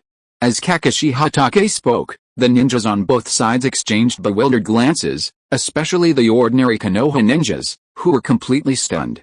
Both sides were on the same side, yet it was clear something had happened. The police department's actions were blatant armed coup, even a plot to seize control of the 6 departments of Konoha. Kakashi, Hiruzen Sarutobi's hoarse voice echoed, drawing the attention of countless ninjas. After all, a person's reputation precedes them, and the Third Hokage, having ruled for so many years, always drew attention whenever he spoke. Dressed in military uniform, Hiruzen Sarutobi, wielding his Ruai Jingubang, roared, "I, as the Third Hokage, now order you, Kakashi, to immediately lead the police department in a rescue operation. All Konoha ninja, listen to my command. Chunin and below are responsible for the rescue, Jonin are on standby." At this critical moment, Hiruzen Sarutobi gritted his teeth and chose the village. The Nine-Tails Jinchuriki, with its 4 tails unleashed, was incredibly terrifying, especially with its seemingly endless, unrestrained tailed beast balls. If allowed to continue, the entire village would be doomed. Although Hiruzen Sarutobi has remained silent about the Hokage selection process in recent years due to his advanced age and the decline in popularity caused by the Hokage leadership, the Hokage's authority, accumulated over many years, still remains. As Hiruzen Sarutobi's command resounded, even the ninja in the police department exchanged bewildered glances. Seeing this, Kakashi Hatake frowned, but simultaneously waved his hand and shouted, "The police department is responsible for the safety of Konoha. All Chunin and Jonin are responsible for rescue operations, and Jonin are on standby." At this crucial moment, Kakashi Hatake did not lower his guard, maintaining the advantage of a concentrated force of Jonin. If any unforeseen events occurred, this group of Jonin could instantly suppress them. "Captain Kakashi, let the medical ninja treat you first." After the medical ninja finished treating you, Kakashi Hatake cautiously looked around, whispering to Shisui and Itachi, "Be careful. This is the final step. One wrong move and it's all over." "Don't worry," rumbled the ninjutsu displayed by Uchiha Yoru on the battlefield was simply breathtaking. He fought the Nine-Tails Jinchuriki entirely with taijutsu, and even showed signs of overwhelming him. Keep in mind that the legendary main Decay Sharingan had not yet been revealed. This was also Uchiha Yoru's purpose in deliberately displaying his strength. In the end, ninjas rely on strength to speak for themselves. In the original work, It was said that the Third Hokage fought to draw with a berserk 8 tails by relying on ninjutsu and taijutsu. Now, Uchiha Yoru was only fighting a 9 tails Jinchuriki with 4 tails exploded, which was still quite impressive. This brat. He's a monster, Jiraiya, who was treating patients in the distance, looked at the battlefield with shock in his eyes. If this kid didn't have the Sharingan, I'd suspect he might be the Third Hokage's illegitimate son, taijutsu to fight a tailed beast. Only the Third Hokage in the entire ninja world possessed this ability, but the scene before them made all the Konoha ninja realize one fact: it was indeed possible for humans to fight tailed beasts. It's worth noting that Uchiha Yoru was most famous for his mysterious Mangekyou Sharingan. Even now, no one knew what his eye technique was. Secondly, there was his ninjutsu and taijutsu. However, the taijutsu he had just revealed today had already shattered the ninja's worldview. Tsunade, who was receiving treatment nearby, said in a deep voice, "Jiraiya, haven't you realized this brat's purpose yet? From the very beginning, this brat has been meticulously planning every step, almost making himself invincible. If the old man and the others do nothing, they'll face impeachment and a significant loss of prestige. If they do something, it's what we see now, 3 pairs of Mangekyou Sharingan from the Uchiha clan, plus Kakashi's Mangekyou Sharingan, enough to change the course of the battle." Looking at Tsunade, Jiraiya remained silent for a moment, then finally asked hoarsely, "Tsunade, whose side are you on this time?" He wasn't stupid. He could see that while Tsunade appeared neutral, she seemed somewhat biased.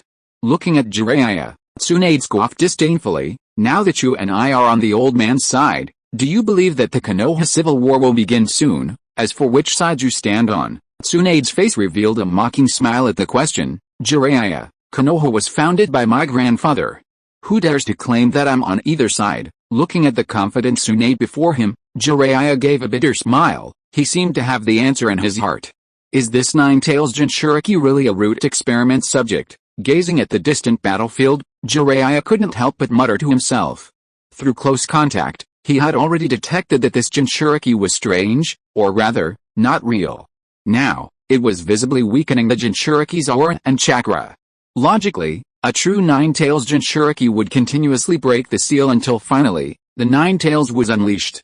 Facing the 9 tails Jinchuriki whose aura was beginning to weaken in the distance, Tsunade glanced at it sideways and then curled her lip in disdain, saying, "Jiraiya, why are you worrying so much? Think about how the old man will clean up this mess." Rumble with each punch landing, the Jinchuriki, now in its most powerful form with 4 tails, roared repeatedly, its momentum clearly diminished. Uchiha Yoru, beneath his Thunder God armor, was filled with excitement. The visceral feeling of punching and kicking was incredibly satisfying. The 9 tails Jinchuriki before him was a perfect punching bag, and one that didn't even know much about ninjutsu. As the fierce battle raged, the Konoha ninjas who had arrived from all sides stared blankly at the scene, their expressions filled with shock. The tailed beast's chakra began to dissipate, and finally, Uchiha Yoru looked at the 9 tails Jinchuriki before him and couldn't help but sigh softly. The game should end now. Lightning release, Chidori. In an instant, lightning flashed across his right palm, a streak of lightning disappearing in a flash. And the Chidori in his right hand pierced directly into his opponent's chest. However, at that moment, Uchiha Yoru suddenly unleashed a massive burst of lightning from his palm. Roar! As the lightning raged, the 9 tails Jinchuriki let out a painful howl, but he was now at his last gasp. The powerful, solidified, blood-red 9 tails claws struck Uchiha Yoru's body, only to be shattered by the lightning. The unwilling roar slowly weakened, and at this moment, the surrounding Jonin rushed over, witnessing a shocking scene. What on earth happened? As the tailed beast's chakra dissipated, its true form was revealed, a face no one recognized, but judging from its age, it was clearly not much different from the 9 tails Jinchuriki, Naruto. However, with the dissipation of the 9 tails chakra, the boy's eyes, now blank and lifeless, were completely vacant. He had already lost all life. Lord Yoru, looking at the approaching ninjas, Uchiha Yoru, his eyes barely displaying the 3 tomo of his Sharingan, exerted immense pressure on them. "Shisui, take this 9 tails Jinchuriki experimental subject's body back to the police department. No one is allowed to touch it." "Yes, sir." Uchiha Yoru, his body crackling with lightning, proved his immense strength to everyone, especially his terrifying power in hand-to-hand combat overwhelming the Jinchuriki. His true Mangekyou Sharingan wasn't even revealed, Yet this was enough to silence countless jonin. Or rather, from the very beginning when this pseudo-nine-tails Jinchuriki wreaked havoc, Uchiha Yoru decided to reveal his power upon arrival, serving as a deterrent. Hiruzen Sarutobi was eager to evacuate and maintain order, while Jiraiya, unaware of the situation and fearing for the nine-tails Jinchuriki's safety, hesitated, ultimately resulting in his own serious injury. The pseudo-nine-tails Jinchuriki who caused this immense destruction evoked a sense of terror in the Konoha ninjas, a terrifying existence that overwhelmed all of them. Uchiha Yoru's powerful appearance proved that his strength was now comparable to that of veteran cage-level ninjas, even the legendary Sannin or the Third Hokage. At this moment, Uchiha Yoru looked at everyone, revealing a powerful aura, and shouted, announced to Konoha that the crisis has been resolved, but the village will remain silent. Anyone who dares to cause trouble will be killed without mercy. Yes, at the same time, the Third Hokage, Sarutobi Hiruzen, merely glanced at the battlefield with his cloudy eyes and hoarsely ordered, "All ninja, heed my command, treat the wounded." Clearly, Sarutobi Hiruzen knew that the time for war was not right. Although the tide had turned, he still wanted to preserve his strength. However, when Uchiha Yoru saw this, a bloodthirsty smile appeared on his lips. Members of the 1st, 2nd, and 4th squads of the police department immediately arrest all members of the Anbu en route who are preparing to carry out the massacre of their clan. Upon hearing this order from Uchiha Yoru, the Third Hokage, Hiruzen Sarutobi, immediately paled. These were elite ninjas from the root in Anbu, all high-level combatants. Their eyes met. Lightning still flickered around Uchiha Yoru, and the three-tomo Sharingan in his pupils slowly rotated into kaleidoscope shape. Uchiha Yoru's eyes said it all. His domineering and resolute expression was telling everyone that anyone who disobeyed or resisted would be killed without mercy. The armed coup had reached a point where there was no turning back. Faced with Uchiha Yoru's blatant coercion, Hiruzen Sarutobi gave him a deep look, then glanced at his own side. The chakra of the most combat-effective Anbu en route members had already been significantly depleted, and the Sarutobi and Inoshikacho clans, who could still form a fighting force, were in disarray. Finally, Hiruzen Sarutobi took a deep breath and fell silent under the gazes of all the Anbu. Uchiha Yoru, seeing this, wore a victorious smile and raised his arm, shouting, "Uchiha Shisui, Might Guy, Hatake Kakashi, you will all be assigned elites from various police departments to oversee and investigate this place. There must still be a root human experimentation base here." He directly pinned the blame for the fake nine-tails Jinchuriki on route, using this pretext to openly order the police department to monitor the various clans of the Hokage's lineage. Many of the ninjas present paled upon hearing this order, but faced with the fully unleashed power of Uchiha Yoru, and the combined Meijekyo Sharingan abilities of Uchiha Shisui, Uchiha Itachi, and Hatake Kakashi, everything seemed utterly powerless. Thanks to, for the 4,000 Kidian coins, 111,554 for the 1,200 Kidian coins, for the 1,000 Kidian coins, X for the 500 Kidian coins, Xa for the 200 Kidian coins, for the 100 Kidian coins, 20200206205757431 feet for the 100 Kidian coins, Smackon for the 100 Kidian coins, 54 for the 100 Kidian coins, and for the 100 Kidian coins. Thank you all for your support. With you all, this month's monthly votes are the best we've ever achieved, surpassing 4,000 monthly votes. Haha. Chapter 243 Turmoil in the Ninja World. Konoha. Under the dark, oppressive clouds, the once bustling village now exudes an unprecedented atmosphere of oppression, with only patrolling ninjas on the streets. For 3 days, since the cataclysmic event 3 days ago, the entire village has been shrouded in this oppressive atmosphere.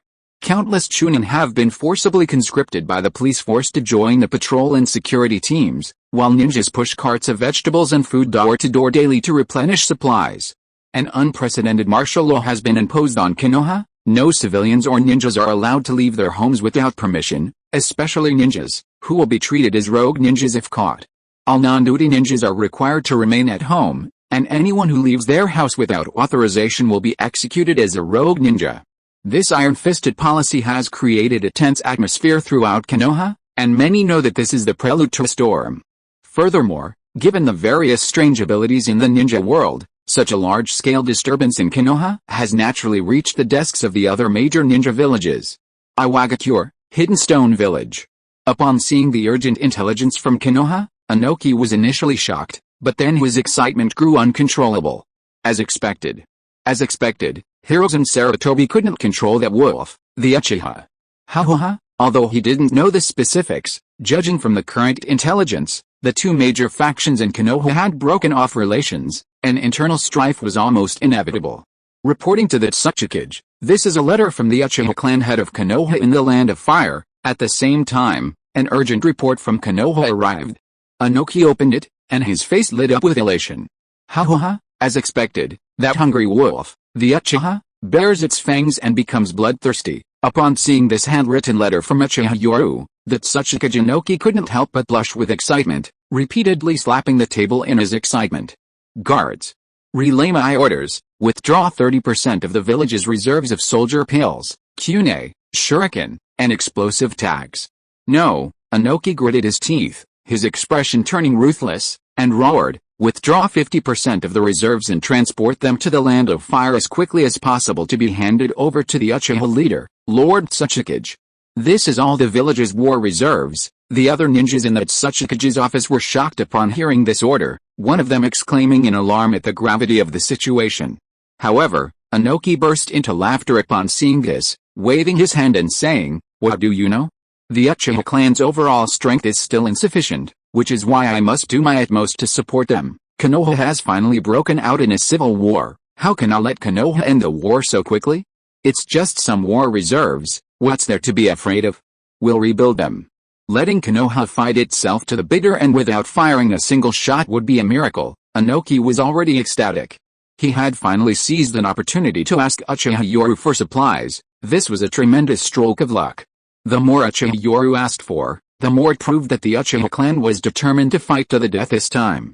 Provide immediate support. Anyone who dares to neglect this will be severely punished. Yes, in the Land of Lightning, in the Hidden Cloud Village, the Fourth Hokage let out a wild and excited laugh inside the Cloud Shadow's office building. The Fourth Hokage was flushed with excitement, clapping the intelligence report in his hands and bursting into wild laughter. Haha, old thief Sarutobi, you've finally met your match.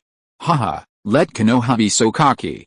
This time, without firing a single shot, Konoha's dominance will be in jeopardy. Issue my order, mobilize 50%, no, 60%, of the village's war reserves as quickly as possible and escort them to the Land of Fire to be delivered to the Uchiha clan. At the same time, order the village's manufacturing department to expedite the production of war supplies. This time, however much the Uchiha clan needs, I will give them. Even the hot-tempered Fourth Hokage, laughed excitedly, generously preparing to give away countless supplies to the Uchiha clan, hoping to incite internal strife within Konoha. Uchiha Yoru's demand for war supplies wasn't just received by Kumagakure and Iwagakure. Every powerful ninja village in the ninja world received it, and it was delivered with an overbearing attitude. Many smaller ninja villages were furious, but the next moment, Kumagakure and Iwagakure joined forces to exert open pressure, and even Tsunagakure and Kurigakure exerted covert pressure. In an instant, the entire war machine of the ninja world was mobilized. Large quantities of war supplies were frantically sent to the Land of Fire at top speed, practically free. No one was foolish at this point. They only needed to contribute some supplies to watch Konoha fight each other to the death. Then, the fallen Konoha would be beckoned with the fertile lands and enormous profits of the Land of Fire. In Konoha, under a heavy atmosphere, the Sarutobi, Yamanaka, Nara, Akimichi, Shimura, and other clans were all under surveillance. Elite members of the police force patrolled the streets and alleys. Especially the Hyuga ninjas, who were constantly patrolling with menacing Byakugan eyes. If any threatening ninja was discovered, even if they were in their homes carrying ninja tools, elite police officers would storm in. Anyone who resisted would be killed without mercy. For a time, these powerful clans of the Hokage lineage felt utterly helpless under the brutal surveillance of the police department. Especially after the destruction of the Nine-Tails Jinchuriki 3 days prior, the police department, at the temporary encampment they had set up, only allowed these clan ninjas to carry a limited number of self-defense tools. Not even a single explosive tag was permitted. The pretext was straightforward. A search was underway for Root's human research facilities nearby to prevent a repeat of the previous incident involving a fake Jinchuriki going berserk. This oppressive atmosphere effectively placed all the Hokage lineage clans under surveillance, preventing them from uniting. Simultaneously, The police department restricted all ninjas within Konoha to staying at home, forbidding them from carrying explosive tags or other ninja tools, thus indirectly controlling the entire village. On the rooftop open-air balcony of the Hokage's office building, the Jonin meeting was held again. This time, the Jonin meeting was held on the open-air balcony, partly due to the larger number of attendees and partly because it was a public meeting. Konoha had never held such a tightly organized Jonin meeting before. Most of the Jonin who arrived this time wore expressions of worry. After all, such a major event had occurred in the village, none of them were fools. A slight misstep could lead to civil war, so it was impossible not to be concerned. Moreover, for this Jonin meeting, all participating Jonin were to disarm, and all ninja tools were forbidden. As the Jonin arrived one by one, they stood silently on the open-air balcony, almost no one speaking. Meanwhile, in the Hokage's office downstairs, documents that should have been handled only by the Hokage were being processed by 3 people. Uchiha Yoru, Jiraiya, and Tsunade sat at the Hokage's desk. Lord Jiraiya, what have you decided? Konoha needs stability. If this atmosphere continues, it could easily lead to unrest. Uchiha Yoru smiled broadly at Jiraiya. He wanted a complete Konoha, not a village ravaged by war. While the village's police department appears to have overall control, the Hokage's office building is simultaneously filled with numerous Konoha Jonin, almost all of whom have chosen Tsunade and Jiraiya as their allies. This group is large, with the most being special Jonin, though most are neutral. Uchiha Yoru, looking at the brat he once underestimated, now sitting on equal footing with him, Jiraiya couldn't help but smile wryly and shake his head. I'm getting old, you little brat have completely outmaneuvered me, and now the entire Konoha is in your hands. Facing Jiraiya's teasing, Uchiha Yoru smiled lightly. Jiraiya-sama, you're mistaken. Konoha was founded by the Uchiha and Senju clans, it simply returned to its true masters. Before, it fell into the hands of certain individuals. Uchiha Yoru would never admit to a coup, and he vehemently denied it. Did he seize power through a coup? No. Did he stage a coup to assassinate the Hokage? No. Did he plot a coup to seize Konoha? No. He merely took over Konoha during this turbulent time to protect its stability, fulfilling the duties of the police department. It was all for the village's sake. Seeing Uchiha Yoru's shameless demeanor, Jiraiya fell silent. From the moment the old man prepared to strike first, Konoha's situation had been extremely dangerous. After all, the Uchiha clan had almost faced annihilation. If you dared to prevent Uchiha Yoru from taking power at this time, the Uchiha clan would not agree, not to mention the police department members who were acting as his accomplices. Where are the members of the Anbu en route? After a long silence, Jiraiya finally looked up and asked. Uchiha Yoru smiled and said, Don't worry, Lord Jiraiya. They're all Konoha ninjas. How could I do anything outrageous? However, Root violated the rules. According to the rules, killing them all wouldn't be a pity. Under Jiraiya's worried gaze, Uchiha Yoru paused, then shook his head and sighed. It's a pity they were all deceived by corrupt people. Out of compassion for the world, I've decided to give Root a chance. However, from now on, Root will be under my personal command, and the Anbu, they actually did something so outrageous. If it weren't for the sudden rampage of the fake Nine-Tails Jinchuriki, the Sarutobi clan would have been brutally wiped out. At this moment, Uchiha Yoru's face showed a smile, but that smile gleamed with a dangerous light. It was clear that he was implying something. If they hadn't been prepared, the Uchiha clan would have been the ones to suffer. At this moment, Jiraiya, though troubled, was secretly relieved that his father's ruthless methods hadn't succeeded. Otherwise the attack on the Uchiha clan would have been successful. Thinking of the terrifying 3.5 pairs of Mangekyou Sharingan, Jiraiya couldn't help but break out in a cold sweat. These Uchiha lunatics, though he didn't know why, hadn't produced a single pair of Mangekyou Sharingan in decades, and now they were suddenly appearing in droves. Even with Tsunade's help, he couldn't withstand 3.5 pairs. Moreover, so many Uchiha Jonin, all with 3 Tomo, suddenly hearing that their stronghold had been destroyed, would a few more pairs appear? The thought made Jiraiya's heart pound with fear. Damn it, he wasn't even confident with this kid in front of him, let alone a few more pairs of Mangekyou Sharingan appearing. Speaking of the Anbu, Uchiha Yoru sneered. The Anbu had many trusted ninjas of the Sarutobi clan, and he wouldn't let them go easily. The Anbu ninjas need to be thoroughly investigated from top to bottom. Those with problems will join Root. I'll give them a chance to reform. Those who don't, Uchiha Yoru's cold expression at this point spoke volumes. Even Jiraiya remained silent, offering no rebuttal. After all, the Anbu had previously planned to take action against the Uchiha clan. Looking at the ambitious brat before him, Jiraiya couldn't help but rub his temples and sigh. He didn't know whether to be relieved or not. This brat was ambitious, and it was precisely because of this that he chose to recruit Rude and the Anbu, instead of eliminating them outright according to the Uchiha's nature. I will hand over the Anbu to Kakashi and Itachi from now on. After this, the Anbu would definitely be crippled. Naturally, professional tasks should be left to professionals. Uchiha Yoru slowly stated his decision, a smile appearing on his face as he looked at Jiraiya. Lord Jiraiya, the Uchiha clan and the police department have no way out now. The Third Hokage forced us to this point, and even if I wanted to retreat, they would never allow it. Ever since the Third Hokage ordered the annihilation of the Uchiha clan, he had no way out. Moreover, the police department was now in control, so the only option was to move forward. If Uchiha Yoru dared to retreat, those behind him would ignite war in Konoha, forcing him to take over. Tapping his knuckles on the Hokage's desk, Uchiha Yoru narrowed his eyes at Jiraiya. He wanted a complete Konoha, which naturally required support. Lord Jiraiya, I don't need to elaborate on the life of the Nine-Tails Jinchuriki, Uzumaki Naruto. As the Fourth Hokage's teacher, tisk, seemingly implying something, Uchiha Yoru shook his head and mocked Jiraiya before finally revealing his conditions.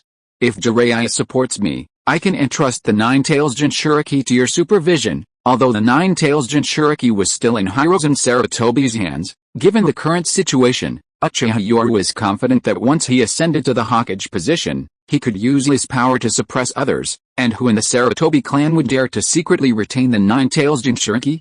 With Konoha engulfed in civil war, Hirozen Sarutobi dared not take that risk. Jiraiya remained silent when faced with this temptation. The situation in Konoha was already very clear. Putting aside who was more powerful, the Sharingan and wood release possessed by root leader Shimura Danzo during Hirozen Sarutobi's rule alone had severely damaged Hirozen Sarutobi's prestige, making it impossible for him to continue as Hokage. Not to mention that Rude and Anbu were planning to wipe out the Uchiha clan. The election of the fifth Hokage was inevitable, but the choice of Uchiha Yoru was not. Hey, kid, you're talking to me like this, Tsunade, sipping her wine, couldn't help but grumble. However, at this moment, Jiraiya sighed with a wry smile. Tsunade, forget it. If this brat doesn't step up, the entire Hidden Leaf village will be in chaos. This brat is right about one thing, even if he wants to step down, the people behind him won't let him. Even Kakashi won't agree. If Jiraiya and Tsunade joined forces, the fifth Hokage's chances of winning would be very high. After all, the prestige of the Sannin had been built up over so many years, and it wasn't something Uchiha Yoru could easily suppress in just a few years. But Jiraiya and Tsunade both knew one thing: if Uchiha Yoru didn't take the throne, and his supporters had gone this far, who wouldn't be afraid of being punished later? Kid, I want to know what you plan to do with the third Hokage's lineage. Clearly, with a sigh, Jiraiya had already made his choice, but he was still asking out of curiosity. Thank you all for your support. Koei will work hard. If you are listening to this novel on a channel other than Fanfic World, it means it was downloaded and re-uploaded without effort. We warmly invite you to visit our channel, Fanfic World. There you will find the original version of this story and many other novels of various genres. We look forward to seeing you dive into a world of incredible novels. Chapter 244 30 years east of the river, 30 years west of the river. Konoha, Sarutobi clan territory. Once vast and imposing, the Sarutobi clan's territory is now a scene of devastation. Beneath the ruined houses, the once proud and arrogant Sarutobi clan members are now consumed by sorrow. Inside a dilapidated house, the white-haired, age-spotted Hirozen Sarutobi stands silently, his cloudy eyes fixed on the ninja character he himself wrote on the wall. Reporting to the clan head, this is the damage report. Due to the destructive power of the pseudo-Nine-Tails Jinchuriki's tailed beast ball, the Nara, Akimichi, and our three clans have suffered severe damage, a Sarutobi ninja who had appeared in the house reported. Hirozen Sarutobi remained silent after hearing the report. Just then, Asuma Sarutobi calmly entered. In just 3 days, having experienced this drastic change, Asuma seemed much more mature. Father, the police have brought Shimura Danzo to the gate. The much more mature Asuma Sarutobi slowly raised his head, gazing at his father's aged back. His lips moved, and he added one last sentence, "Danzo is alive." Those words immediately made Hiruzen Sarutobi's shoulders tremble, and a glint of light appeared in his cloudy eyes. This time, he finally reacted. After gesturing for the other ninjas to retreat, Hiruzen Sarutobi turned back, his face haggard. He stared intently at his son, Asuma Sarutobi, and said hoarsely, "What a cunning scheme. Uchiha Yoru is truly a terrifying opponent." After revealing his Sharingan and wood release, Shimura Danzo had become the biggest stain on their Hokage lineage, a stain with irrefutable evidence. But Uchiha Yoru had malicious intentions, sending Shimura Danzo alive to him, forcing him into a difficult choice. Deny knowing everything Danzo had done, and then execute Danzo with unwavering righteousness. Would anyone believe him? These words might fool the Chunin and civilians in the village, but they wouldn't fool the Jonin at all. If he couldn't bring himself to kill Danzo and wanted to spare his life, then the stain would be an admission of guilt, and he would have to bear all the responsibility. Sending Shimura Danzo to Hiruzen Sarutobi was utterly disgusting. Executing Shimura Danzo at Yoru Uchiha's hands would at most be an act of revenge, but sending him back to Hiruzen Sarutobi would, no matter what, affect the third Hokage. Father, Danzo. At this moment, Asuma Sarutobi realized the seriousness of the situation and said hoarsely, "The police department sent Danzo here under the pretext of the third Hokage's current rule." Faced with this question, Hiruzen Sarutobi slowly lit his pipe, and as he exhaled a thick puff of smoke, a wise look appeared in his cloudy eyes. "Execute Danzo, and the Sarutobi clan will be alienated and isolated by all the village's ninjas. Keep Danzo." Sarutobi Hiruzen's hoarse voice echoed. Sarutobi Asuma frowned, finally saying in a deep voice, "Nara Shikaku is currently on the border of the Land of Lightning, commanding nearly 3,000 ninjas." Looking up at Asuma, Sarutobi Hiruzen calmly shook his head. "This is what everyone in the ninja world wants to see, but more importantly, Konoha cannot withstand further turmoil." Sarutobi Hiruzen slowly rose, a resolute glint appearing in his cloudy eyes. His glance back gave Asuma a look he would never forget. "I haven't lost yet. The will of fire remains. Konoha absolutely cannot fall into the hands of the ambitious Uchiha, this time."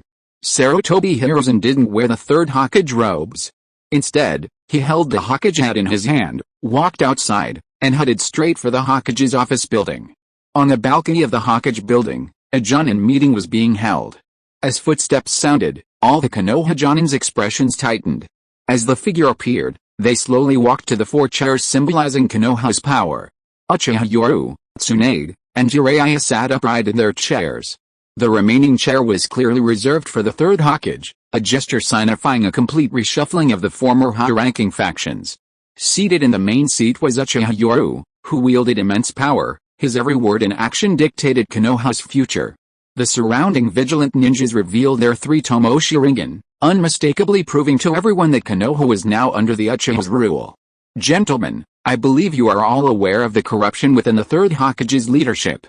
They've been researching the first Hokage's cells, stealing bloodlines from fellow villagers, and even uncovering a shocking incident within Root." Uchiha Yoru's face was filled with rage as he looked at everyone.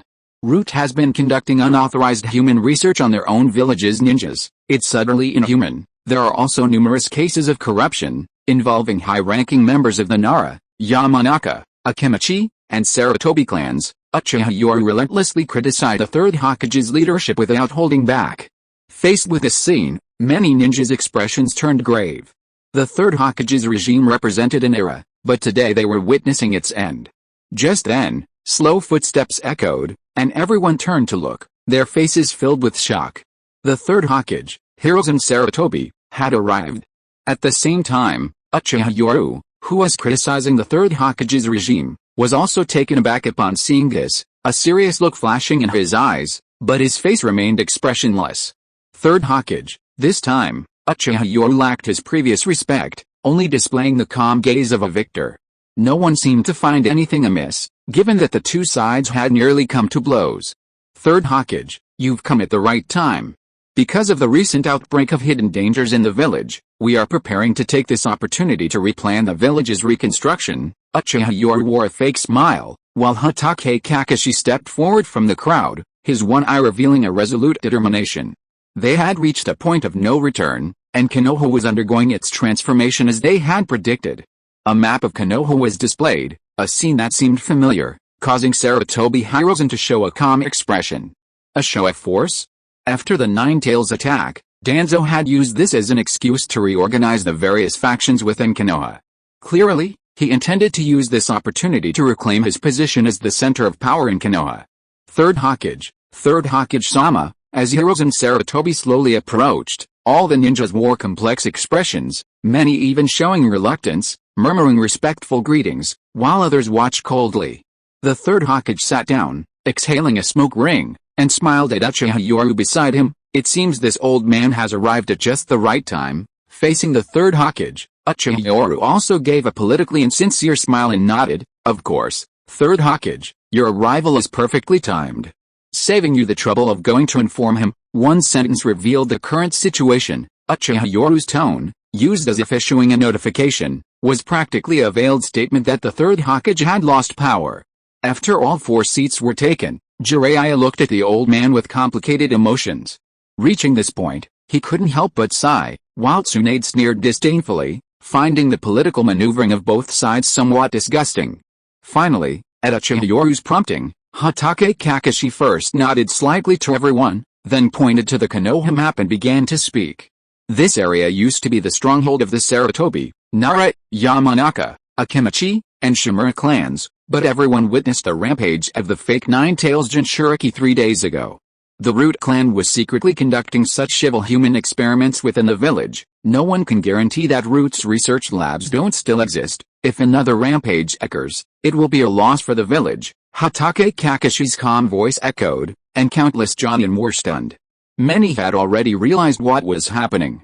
This was purely an excuse to settle scores. During the Nine Tails rampage, the Hokage's higher-ups used the Sharingan in the Nine Tails Eye as a pretext to exile the Uchiha clan to the edge of the village. Now, it was clear they were settling scores afterward. Therefore, after discussions among the 3 legendary Sannin, Jiraiya, Tsunade, and the head of the police department, Uchiha Yoru, it has been decided to relocate this generation's clans here. With a sudden flick of his finger, all the Jonin fell silent. Truly, fortunes change, and now it was their turn. These powerful clans were being moved directly to the outskirts of Konoha, right next to the police department. Not only were they being driven out of the center of power, but they were also being watched by the police department, clearly surveillance. Kakashi spoke calmly, then suddenly seemed to remember something and let out a dry laugh. All of this is for the safety of the village. After all, this area has hosted Root secret experiments. Nobody wants to see it happen again. This was practically a threat. Many had already guessed that the so-called pseudo-Nine Tails Jinchuriki might be connected to Root, but the police department was definitely behind the rampage. Who dared to disagree? A tailed beast rampage was a problem that even the greatest ninja nations in the world had to face. Of course, not all of them will be relocated. We've designated a safe zone here, scouted by the police, which can accommodate some of the clan ninja. Good heavens! Even the usually oblivious Jiraiya was secretly shocked by this. This kid's methods were truly more ruthless than the old man's. Not only did he use this as revenge, driving the old man's entire clan to the edge of the village, but he also threw out bait, clearly a divisive tactic. There was a section here that practically implied those who surrendered could still live there. With Kakashi Hatake's explanation, everything was clear. At this moment, Yoru had turned and looked at the third Hokage with an apologetic gaze. Third Hokage, I'll have to trouble the Sarutobi clan for now. However, please convey that the police department will complete the investigation of this area as quickly as possible. Once there are no further threats here, all the other clans can naturally return, beneath the forced smile of a political figure. Hiruzen Sarutobi also forced a smile upon seeing this. What once you've completed the investigation? That's not up to you. Moreover, his words were laced with a divisive intent. What did he mean by no further threats? It just meant they could simply submit to him. Thank you for your hard work, Chief of Police. The third Hokage, Hiruzen Sarutobi, replied with a smile, but his words implied, you're not Hokage yet. However, Yoru had pretended not to hear, smiling broadly as he stood up and gestured towards the map behind Kakashi. This area is teeming with secret research bases, so this will be a long and arduous task. To maintain constant vigilance, I propose that the Hyuga and Uchiha clans relocate here. After all, The Byakugan's investigative capabilities, and the fact that the police department is responsible for protecting the village, mean I hope Captain Hyuga Hisashi won't refuse this dangerous mission. At this moment, Uchiha Yoru's face suddenly turned solemn, as if he were entrusting the Hyuga clan with an extremely difficult task. Upon hearing this, Hyuga Hisashi, a Jonin, immediately rose and bowed respectfully at a 90-degree angle, shouting, "Lord Yoru, rest assured, the Hyuga clan is willing to shed their last drop of blood for the stability and development of Konoha, and here, the Inuzuka clan's ninja dogs and the Aburame clan's insects possess the most outstanding reconnaissance techniques in the ninja world. I believe the Inuzuka and Aburame clans can guarantee the security of this area." The heads of the Aburame and Inuzuka clans also stood up, their faces showing excitement, and shouted, "The Inuzuka Aburame clans will absolutely not disappoint you." Although he already knew the shamelessness of politics, Jiraiya, witnessing all this firsthand, couldn't help but widen his eyes in astonishment. To speak of shamelessness with such righteous indignation, and with such logical reasoning, made him realize that politics was truly not a game for those with a sense of shame.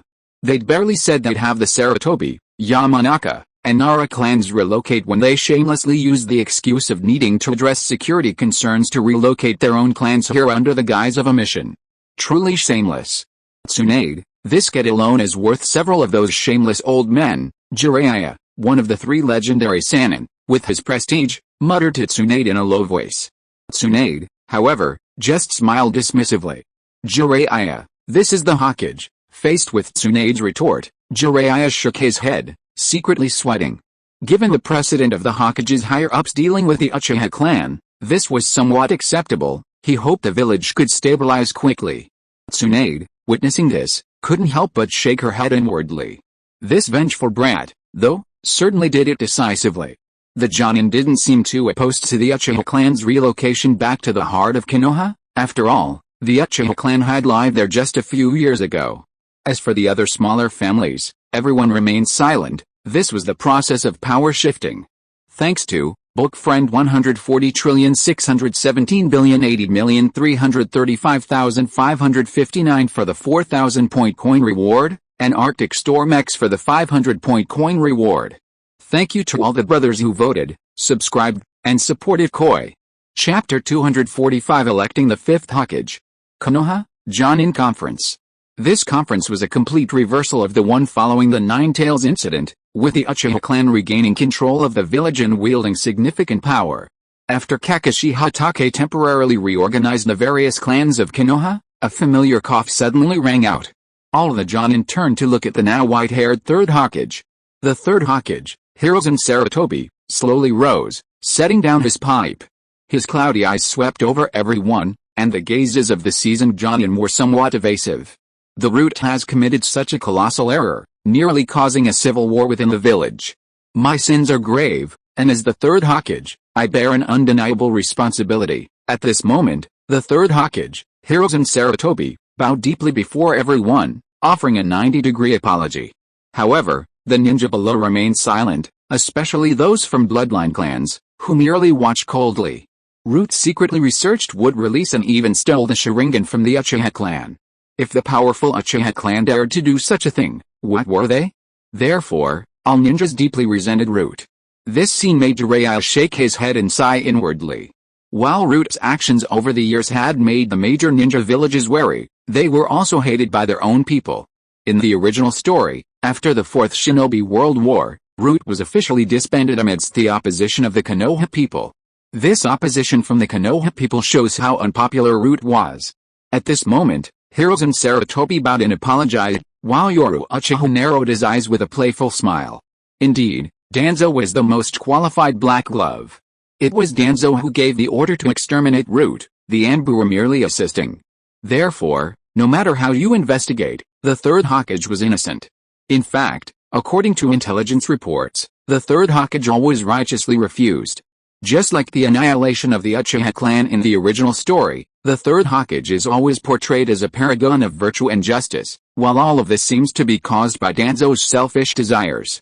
After a long while, Hiruzen Sarutobi slowly rose, bowed his head, and announced again in a hoarse voice, I am ashamed to continue ruling. From this day forward, I abdicate. But Konoha needs a new Hokage. As he said this, Hiruzen and Sarutobi turned to look at the three people sitting in the chairs. In an instant, everyone's expression froze, even Jiraiya's face showed a bitter smile. He knew that the old man was still unwilling to give up. At the same time, Hiruzen and Sarutobi's calm eyes looked at Uchiha Yoru. Although neither of them said anything, they clearly understood each other's meaning. At this moment, Uchiha Yoru smiled, slowly rose in front of everyone, and went directly to the third Hokage, gently grasping the straw hat that represented the Hokage. In that instant, everyone held their breath, especially the Uchiha clan ninjas, whose eyes were red and who were breathing heavily as they stared intently at this scene. The Uchiha clan is finally going to produce a Hokage. Uchiha Yoru, holding the Hokage hat, couldn't help but smile. He lightly flicked the hat and shook his head, saying, "It's dirty. I need a new one." His words clearly carried a hidden meaning. Was he implying the hat was dirty, or was he implying the third Hokage's rule was corrupt? Yoru's unbridled smile was a clear declaration to everyone that he was determined to claim the Hokage position this time, and any controversy would likely result in bloodshed. "Kakashi, it seems I need a new Hokage hat." He smiled knowingly at Kakashi, who immediately nodded respectfully and accepted the hat, saying, "Yes." Fifth Hokage, arrogance. Countless people cursed inwardly. Nothing else had happened yet, and Kakashi had already shamelessly addressed him as fifth Hokage. Whoosh! Just then, a ninja respectfully appeared at the Jonin meeting. The suddenly appearing ninja said in a deep voice, "The daimyo has sent an envoy. With such a huge upheaval in Konoha, the entire ninja world knew about it. How could the daimyo not know?" While somewhat surprised by the envoy's arrival, they weren't overly astonished. However, Uchiha Yoru frowned almost imperceptibly, pondering what role the daimyo of the Land of Fire would play this time. After all, the new Hokage selection couldn't be bypassed by the daimyo, especially given their financial support. The Sand Village had been forced to implement an elite program due to the daimyo's budget cuts, demonstrating the daimyo's crucial role in a ninja village's finances. With a clatter of footsteps, a bald monk entered. It was none other than Chirei of the Fire Temple. "Third Hokage-sama." Chirei bowed to the third Hokage in front of everyone. Seeing this, Hatake Kakashi frowned and stepped forward. In an instant, Jiraiya saw the Hokage hat in Kakashi's hand. Looking at the scene before him, he inwardly groaned. The daimyo had given him a truly difficult task. The eyes of the entire ninja world are now fixed on the Land of Fire.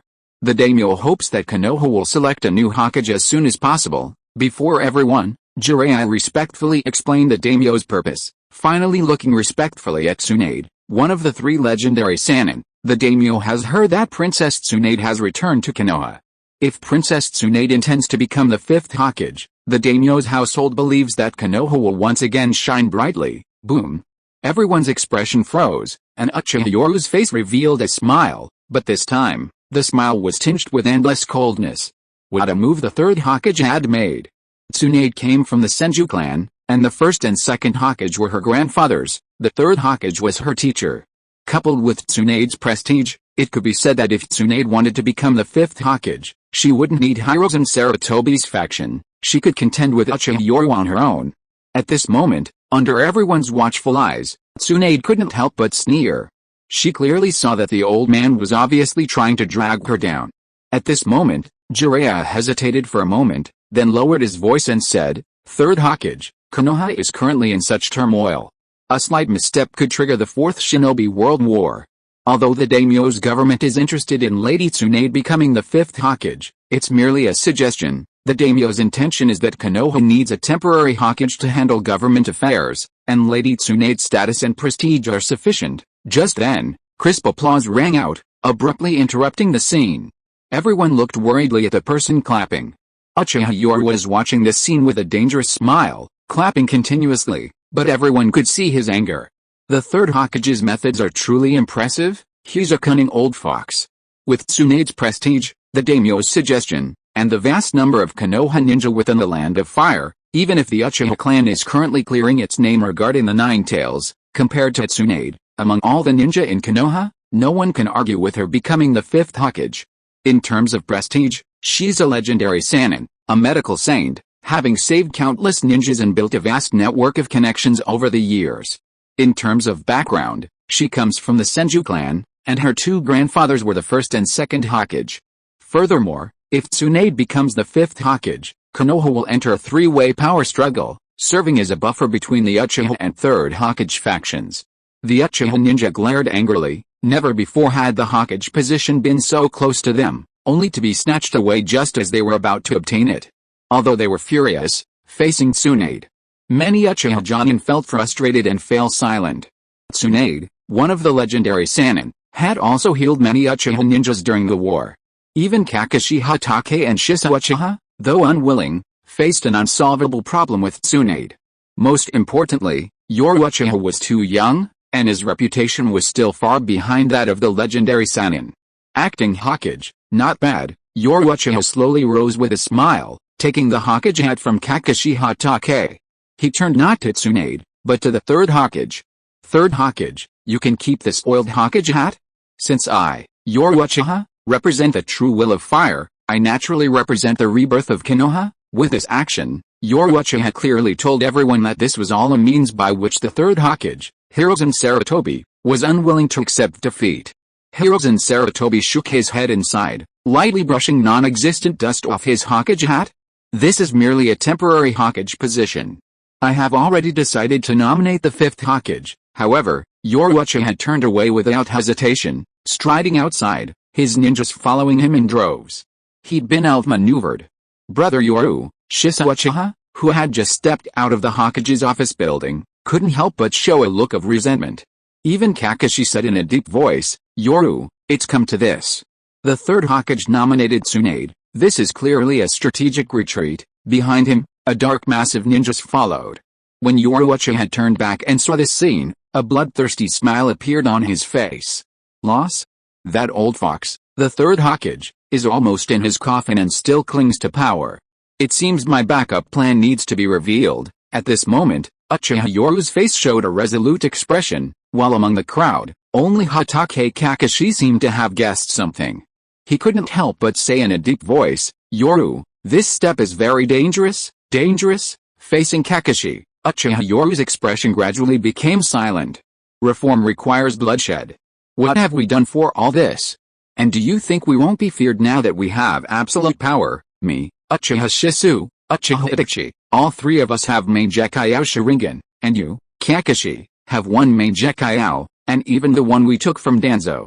Might Guy can now open the 7th gate, and there are them. At this moment, Uchiha Yoru pointed to all the ninjas following behind him, his eyes filled with determination. They were the first to use force. I gave them the choice of peace, but it's clear they wanted to test our limits. I will show the Third Hokage with my strength that testing comes at a price. If our generation doesn't pay the price, then our next generation will. To seize this opportunity to change our fate, I'm willing to use any means necessary. Facing Uchiha Yoru's resolute gaze, Hatake Kakashi remained silent for a moment before raising his head with a determined look, nodding and saying, I understand, this massive undertaking wasn't about maintaining some so-called balance, but about completely shattering Konoha's original system and rebuilding a new Konoha. Looking at Hatake Kakashi's support, Uchiha Yoru smiled. From now on, for the peace and stability of Konoha, all police ninjas are on high alert, and war supplies are being distributed. Uchiha Shisui, I want you to take control of the war supply sent from various countries at the border, and at the same time, tell everyone. Uchiha Yoru's face was full of determination. He was making no attempt to hide the fact that if anyone was considering a war of attrition, he feared nothing. Countless ninja villages in the ninja world, especially Iwagakure and Kumagakure, were eager to watch Konoha descend into internal strife without firing a shot. Since the Third Hokage had laid this trap, he was going to flex his muscles openly, clearly showing everyone that they were not afraid of bloodshed. Yoru, what if civil war breaks out? Kakashi Hatake whispered, voicing a possibility. At that moment, Yoru Uchiha's eyes flashed crimson as he turned to look at him. Don't worry, I don't want civil war to break out. If it really comes to that, Orochimaru and Shisui will hold Jiraiya and Tsunade off, and with Itachi's main Decay Sharingan, yours Kakashi, and my eyes. With that, Yoru Uchiha firmly stated his words before striding away. Execute the decapitation strike. These words echoed in his ears. Kakashi Hatake looked up at the dark sky and murmured to himself, the village is corrupt. We are changing the village, for its future. With superior combat power, they held an absolute advantage. This time, Uchiha Yoru's departure was swift and decisive, taking all the elite troops surrounding the Hokage's office building with him. but also placing immense pressure on countless others. Inside the Hokage's office, Tsunade slammed her fist on the table in anger, roaring, "Third Hokage, you're using me as a pawn." Faced with Tsunade's angry questioning, the Third Hokage, Hiruzen Sarutobi, remained silent for a long while before saying softly, "Tsunade, all of this is for Konoha. Only you can control the Uchiha." Jiraiya, leaning against the window, remained silent. Even at this point, the old man was still unwilling to accept that the Konoha he ruled had been changed. It was unclear when, but the once powerful ninja had become this obsessive figure. However, facing Hiruzen Sarutobi, Tsunade sneered, "Do you know how strong this brat is now? 3.5 pairs of main Gekkai Sharingan, plus one he stole from Danzo's eyes, a total of 4 pairs, and Orochimaru too. Do you dare say this brat won't recall Orochimaru? Old man, you're playing with fire.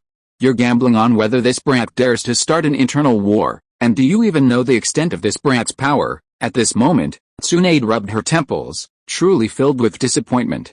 The old man was too obsessive. Obsessive to the point that only by following his will of fire could Konoha prosper. Any slight disagreement was considered a failure to inherit the will of fire. "Old man," Jiraiya, leaning against the window, suddenly spoke. The window opened, a gentle breeze ruffling his white hair, revealing a smile. "This brat promised me. I support him. I'll supervise Naruto." Jiraiya, you? Seeing Jiraiya's sudden betrayal, Hiruzen Sarutobi's face turned extremely ugly. Chapter 246 I will hold a 5-cage summit. It was clear that Jiraiya didn't want to get involved anymore. The Third Hokage's loss of power was inevitable, and siding with him would likely lead to a civil war in Konoha. If he remained neutral, the Third Hokage might be more cautious. Ultimately, the meeting in the Hokage's office ended badly. After Hiruzen Sarutobi left, only Jiraiya and Tsunade remained. "Hey, kid, come out here." The old man's gone. Sitting at her desk, Tsunade took out a pre-prepared cup of sake from a cabinet, filled 3 cups, and said, "Hey, kid, come out here." The old man's gone. Clearly, there was a third person in the office besides Jiraiya and Tsunade. Creak creak. Just then, a face slowly appeared in front of the wooden cabinet, and then a wooden figure slowly emerged.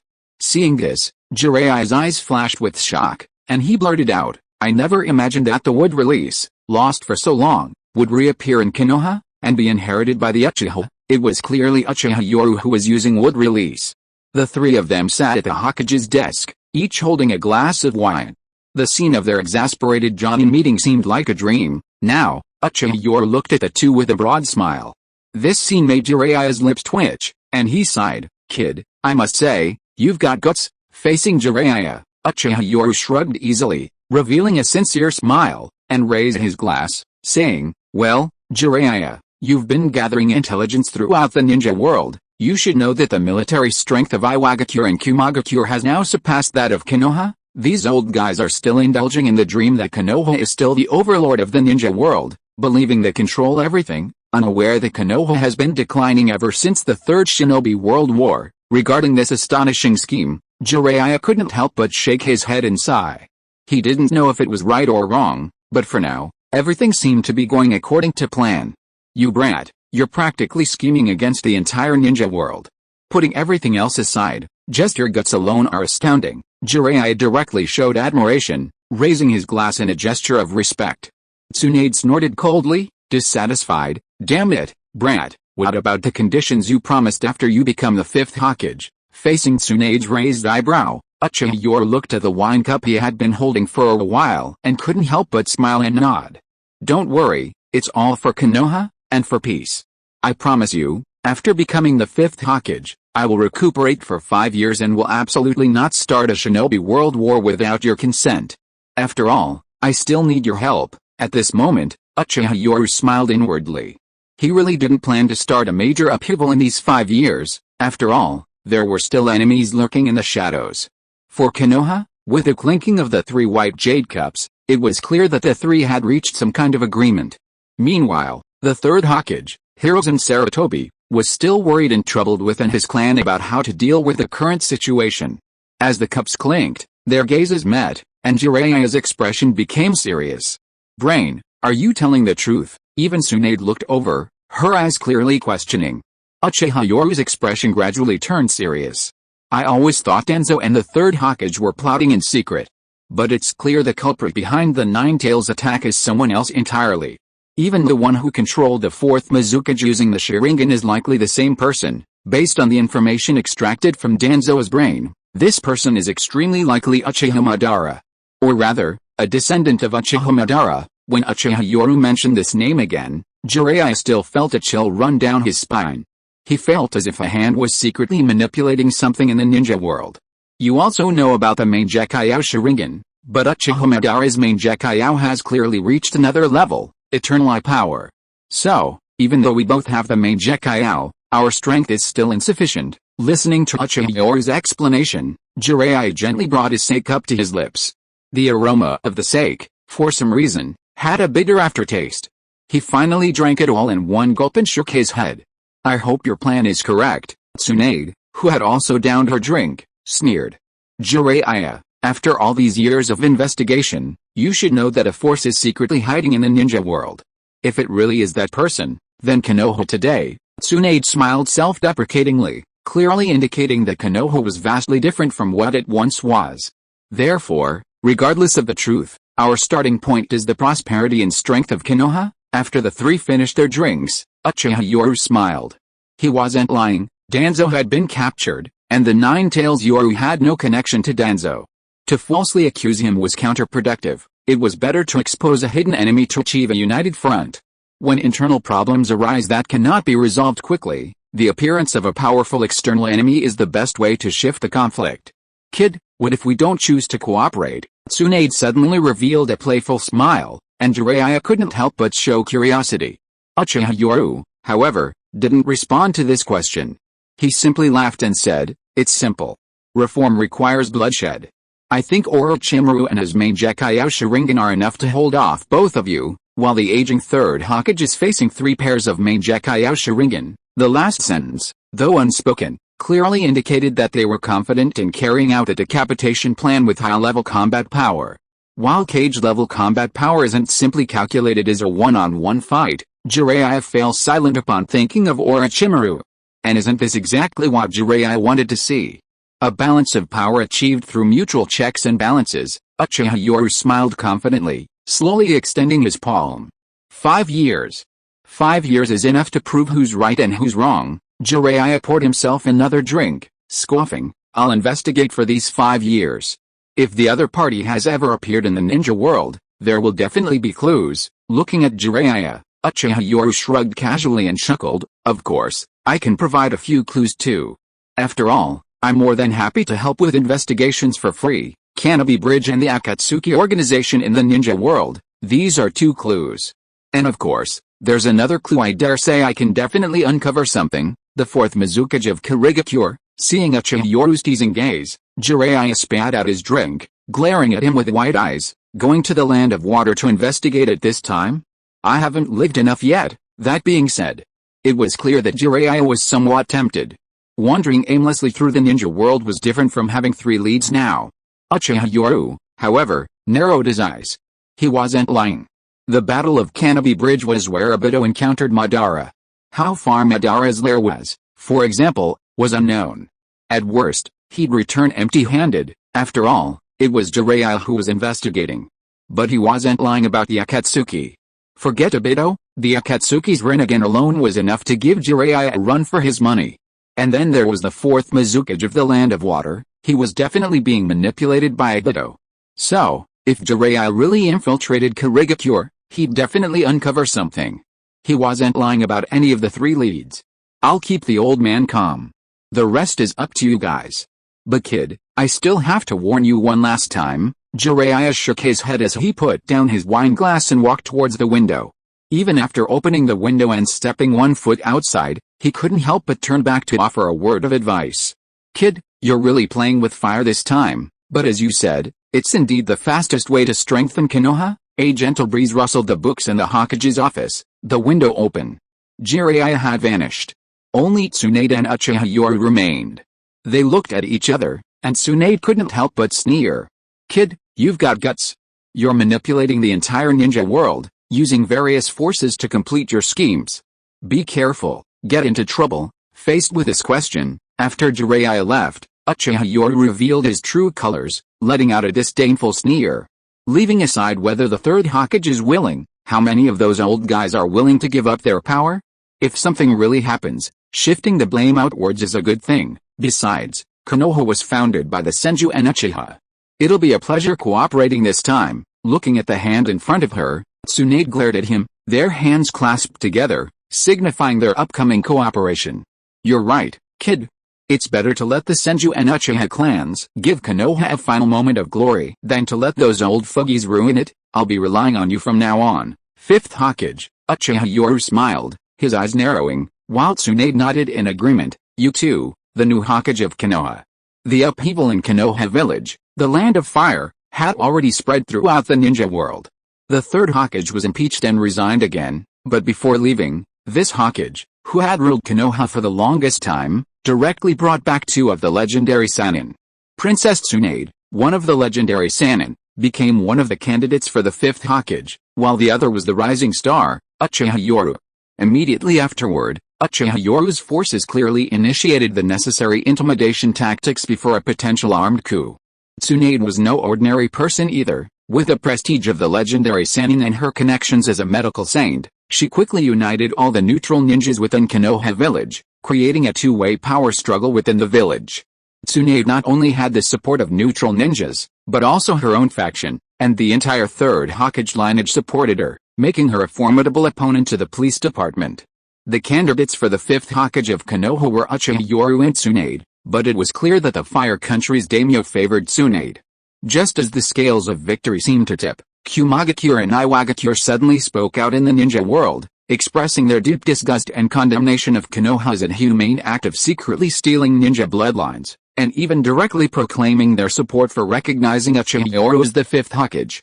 Following them were the smaller ninja villages caught in the crossfire of these two major villages, and then almost the entire ninja world began to voice their opinions. After all, Konoha, which had been the dominant force in the ninja world since its founding, was suddenly on the verge of collapse. Who wouldn't want to eat their words?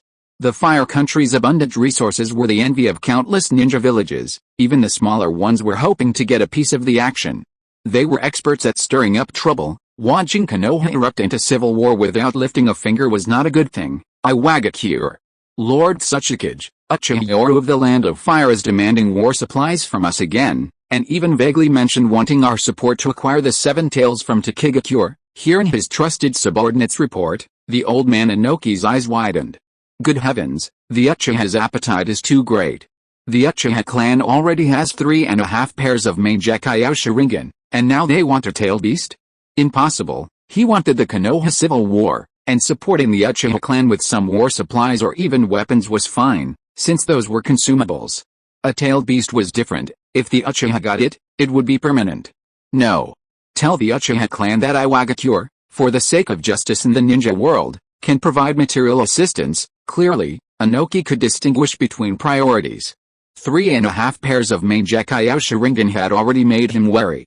Fortunately, he had received intelligence that these Mangekyou Sharingan were different from Madara Uchiha's. Excessive consumption of their power would cause blindness. At this moment, Inoki frowned, looking at the intelligence from Konoha, and said in a deep voice, Kakuro's intelligence is the top priority. I need to know the latest intelligence from Konoha. At the same time, activate the spies lurking in Konoha and do our best to provoke war between the two sides. Lord Tsuchikage, this seems difficult. At this moment, a Kamiwa ninja pushed up his glasses and began to analyze the intelligence with a serious expression. According to the intelligence we have so far, Konoha is currently divided into two factions, but in reality, it's three: the Uchiha police force, Tsunade's faction, and the Third Hokage's faction. Tsunade seems to have gone a bit too far with the Third Hokage when reaching a certain agreement. Furthermore, none of the three factions, the Third Hokage, Tsunade, and Jiraiya, want to start a civil war and are acting very cautiously. Current intelligence suggests that the three factions will compromise once certain conditions are met. Listening to his subordinate's analysis, the old man Inoki revealed a sinister sneer. Compromise. The Hokage position is the biggest conflict. Tsunade has the support of the daimyo's office and the Third Hokage. She hasn't even secured the fifth Hokage position yet, fearing the Uchiha clan might act rashly, but I will create a conflict for them. The succession of a Hokage usually requires a vote from all the Jonin in the village and a daimyo's approval. But what if the entire ninja world recognized Uchiha Yoru's Hokage status? At this point, Inoki couldn't help but smile. I think the other ninja villages would be happy to give us this face. After all, Uchiha Yoru, with his main Decay Sharingan, already has the strength to become Hokage. Someone, inform the Raikage, Kazekage, Mizukage, and Hokage Uchiha Yoru. I'm preparing to hold a 5-Hokage summit in the land of Iron. Clearly, the cunning Inoki, in order to incite civil war in Konoha, directly acknowledged Uchiha Yoru's status as Hokage. A 5-Hokage summit, the major ninja villages specifically named Uchiha Yoru as Hokage, is practically equivalent to the entire ninja world recognizing him. Does Konoha need to object? And with Uchiha Yoru recognized by the entire ninja world, he naturally has an excuse to rule Konoha. If anyone disobeys, well, a war to quell a rebellion seems quite normal. Please support. Chapter 247 The Situation in the Ninja World. Konoha, Hokage's office building. Ever since the last Jonin conference, when Tsunade became one of the candidates for the 5th Hokage, an eerie atmosphere had permeated Konoha. The police department, which controlled the 6 departments of Konoha, had greatly increased its power. To ease the tense situation, the Sarutobi, Shimura, Nara, and Akimichi clans moved away from the center of power in Konoha, which could be considered a step back.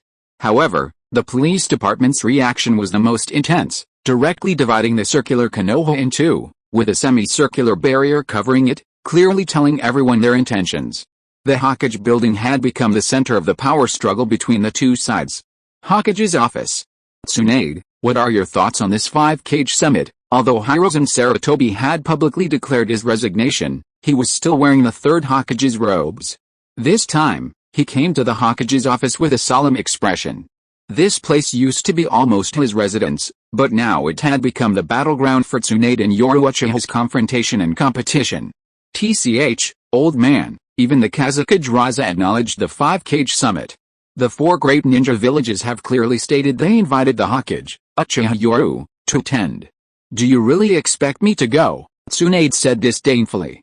Just then, the door was suddenly pushed open.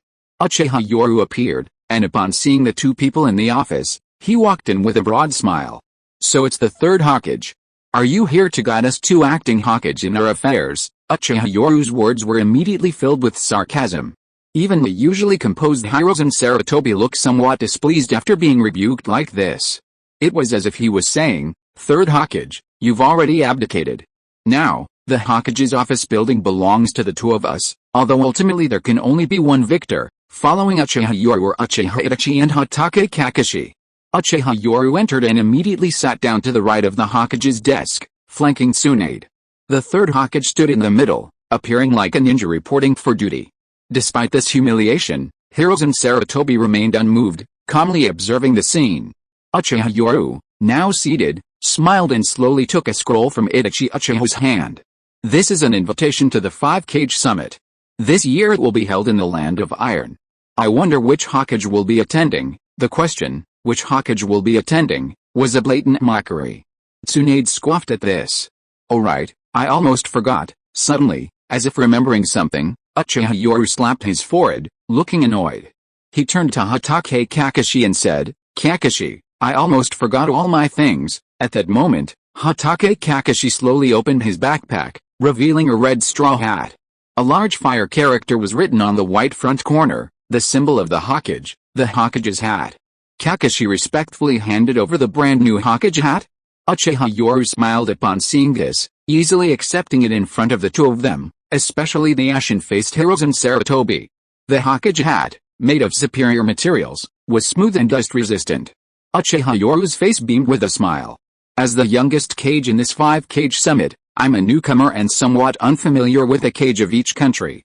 Furthermore, the village is a bit unsafe, so I plan to have Kakashi and Shisui stay in the village.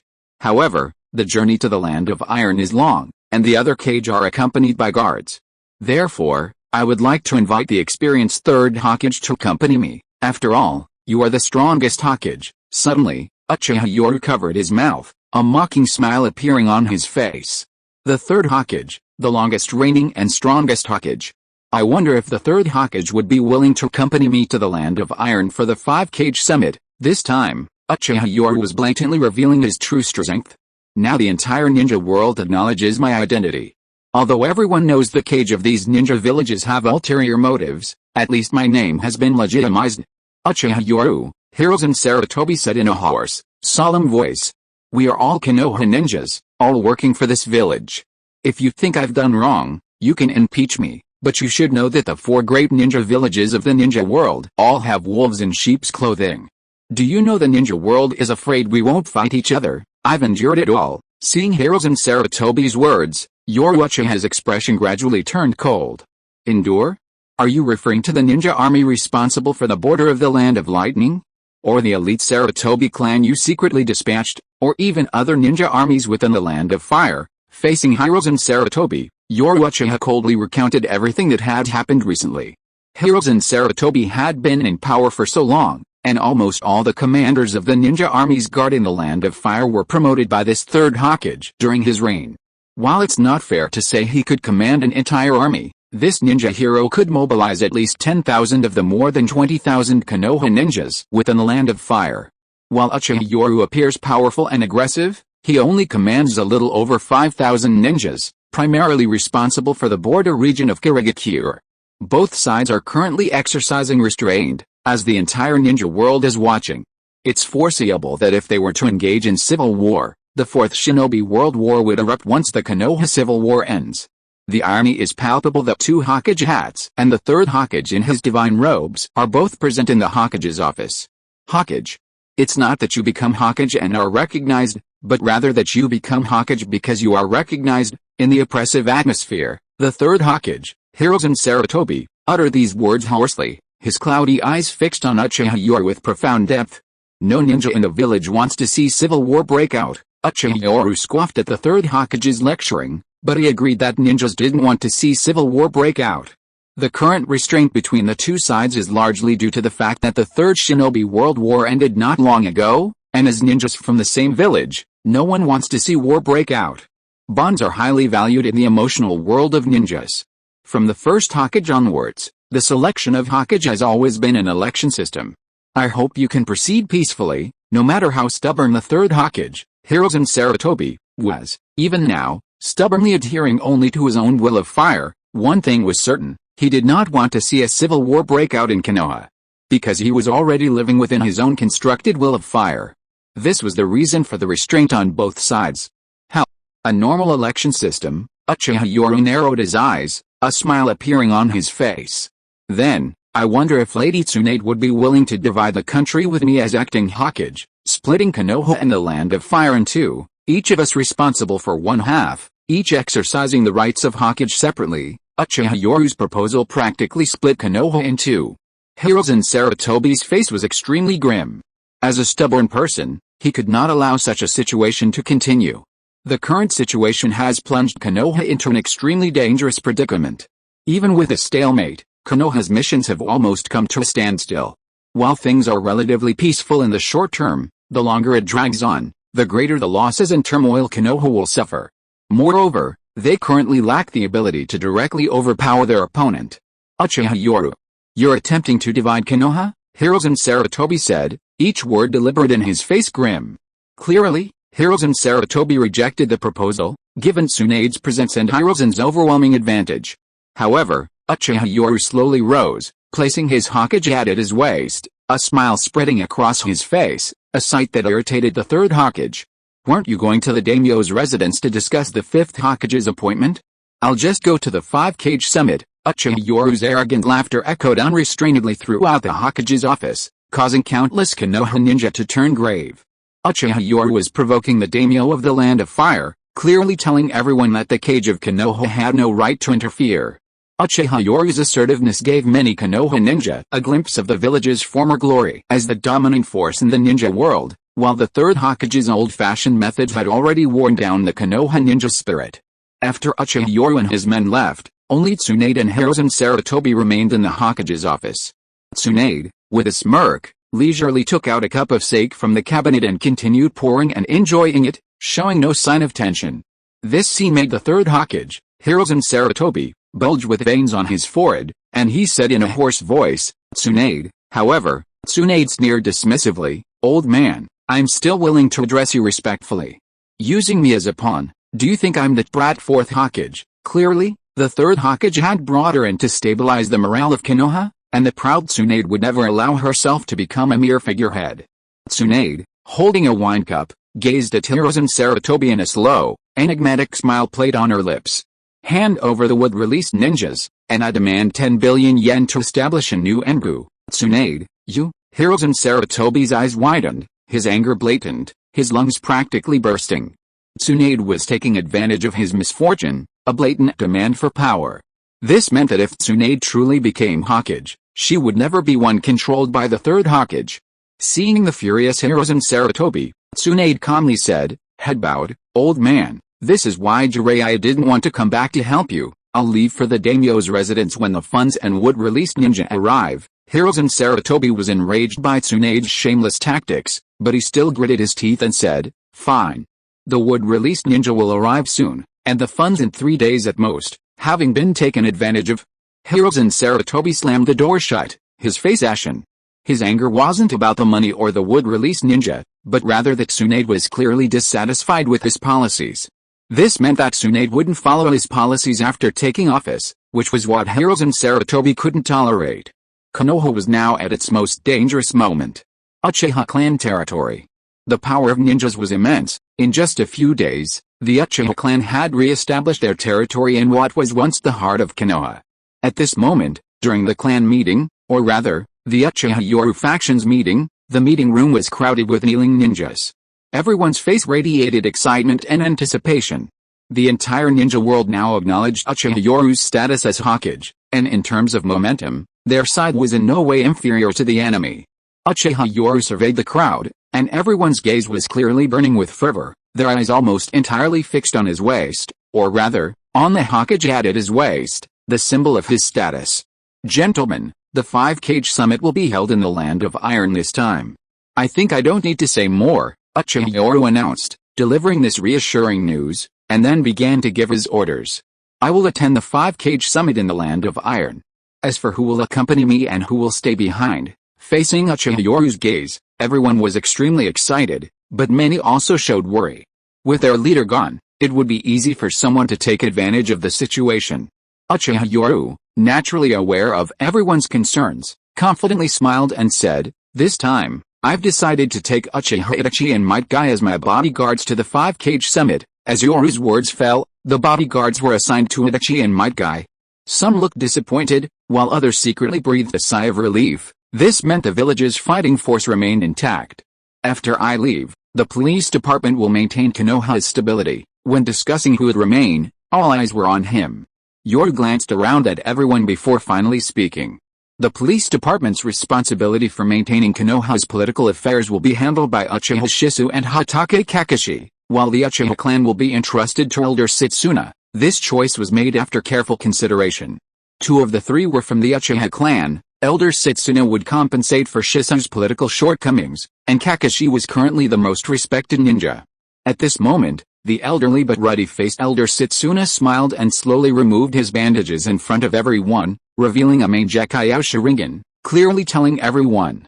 This Sharingan belonged to the former Uchiha clan leader, Fugaku, and was stolen from Danzo Shimuraze. With Setsuna and Kakashi Hatake each possessing a Mangekyo Sharingan, and Shisui having both, their high-level combat strength still held an advantage.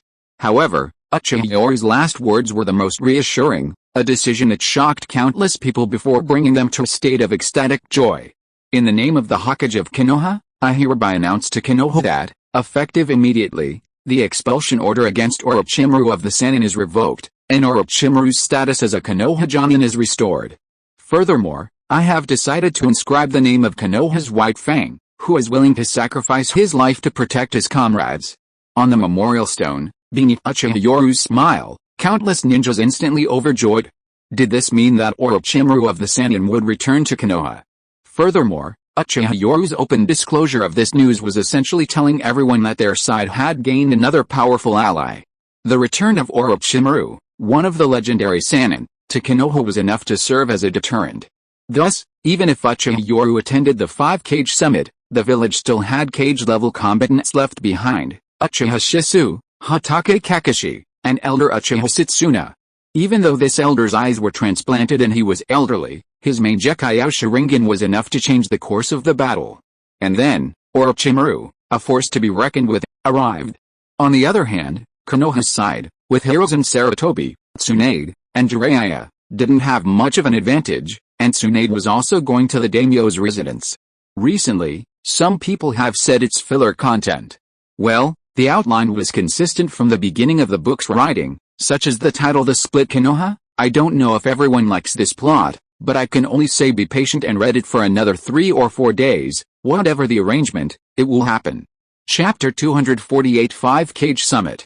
This 5-Cage Summit was brought forward by several years, but the atmosphere surrounding it was intriguing. It was clear to everyone that Itachi, Rikage, Kazekage, and Mizukage were orchestrating a scheme against Konoha. Each of the 5-Cage arrived with 2 guards, amidst a similar blizzard.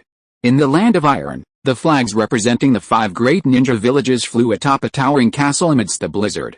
The temperature inside the castle contrasted sharply with the blizzard outside. The 5 flags, water, wind, fire, earth, and lightning, represented the 5 great ninja villages of the ninja world, and beneath each flag, a cage hat representing their respective village sat on a seat. The 5-Cage Summit begins now, a stern voice echoed as the commander of this summit was Admiral Mifune of the Land of Iron, his brow furrowed and his expression grave as he gazed at the arriving cage. This 5-Cage Summit was clearly intended to create chaos in the ninja world, but circumstances dictated otherwise. The Tsuchikage, Inoki, chose this location for the 5-Cage Summit for 2 reasons. The Land of Iron was neutral, and the safety of Uchiha Yoru was a concern. Within the Land of Fire, the Uchiha clan's territory bordered the Kurigakure border region, directly adjacent to the Land of Iron. I am Mifune, the ruler, and I now begin the 5-Cage Summit. As the host of this summit, Mifune, representing a neutral nation, sat solemnly beneath the samurai sign, announcing the start of the meeting.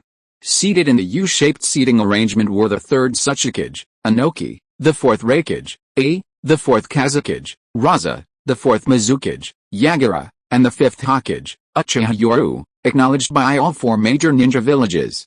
The guards of the 5-Cage stood behind their banners, watching the highly anticipated 5-Cage Summit with grave expressions. This was only the 2nd such summit held in the ninja world, having only been held once before during the 1st Hokage's reign.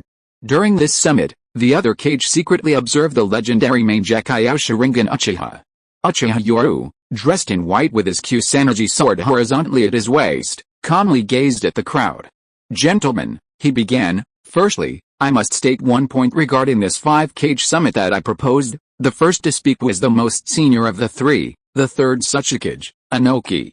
Although short and sporting a large red nose, Inoki's imposing presence was undeniable. His stern gaze swept over the crowd before finally settling on Uchiha Yoru. I must express my deepest abhorrence of evil human experimentation, especially the experimentation to steal bloodline limits.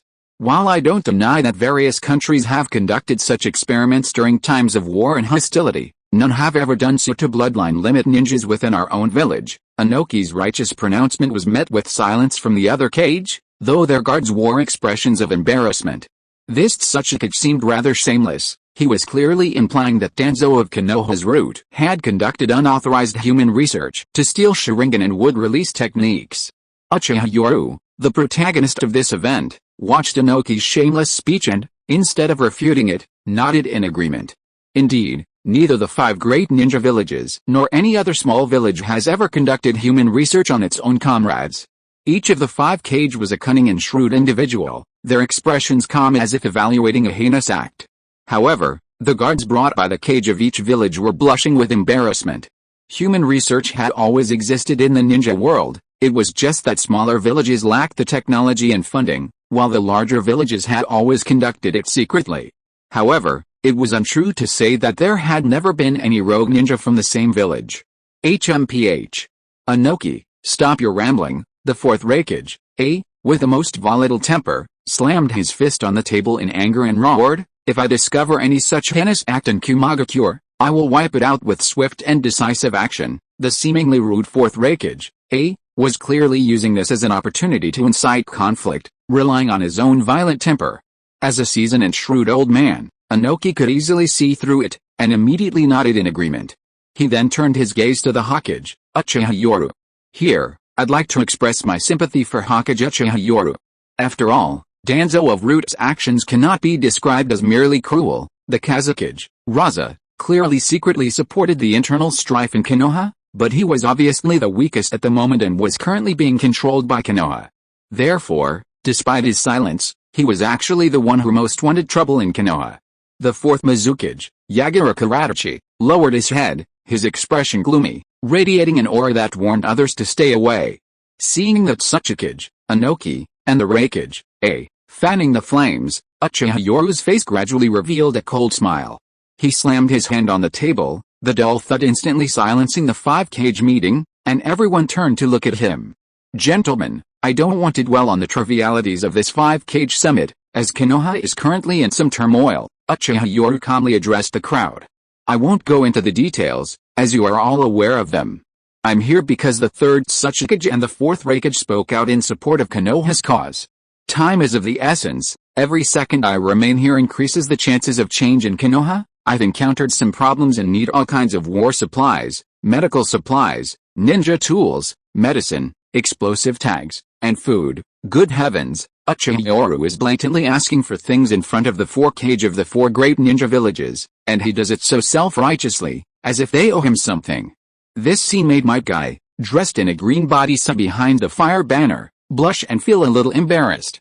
He even whispered to Itachi beside him, Itachi, do you think becoming a cage has to be like this? Although Might Guy's voice was soft, everyone present was a ninja, but the 5-cage had honed their shamelessness to perfection, so he remained completely unfazed. The guards brought by the other cage, however, were quite different.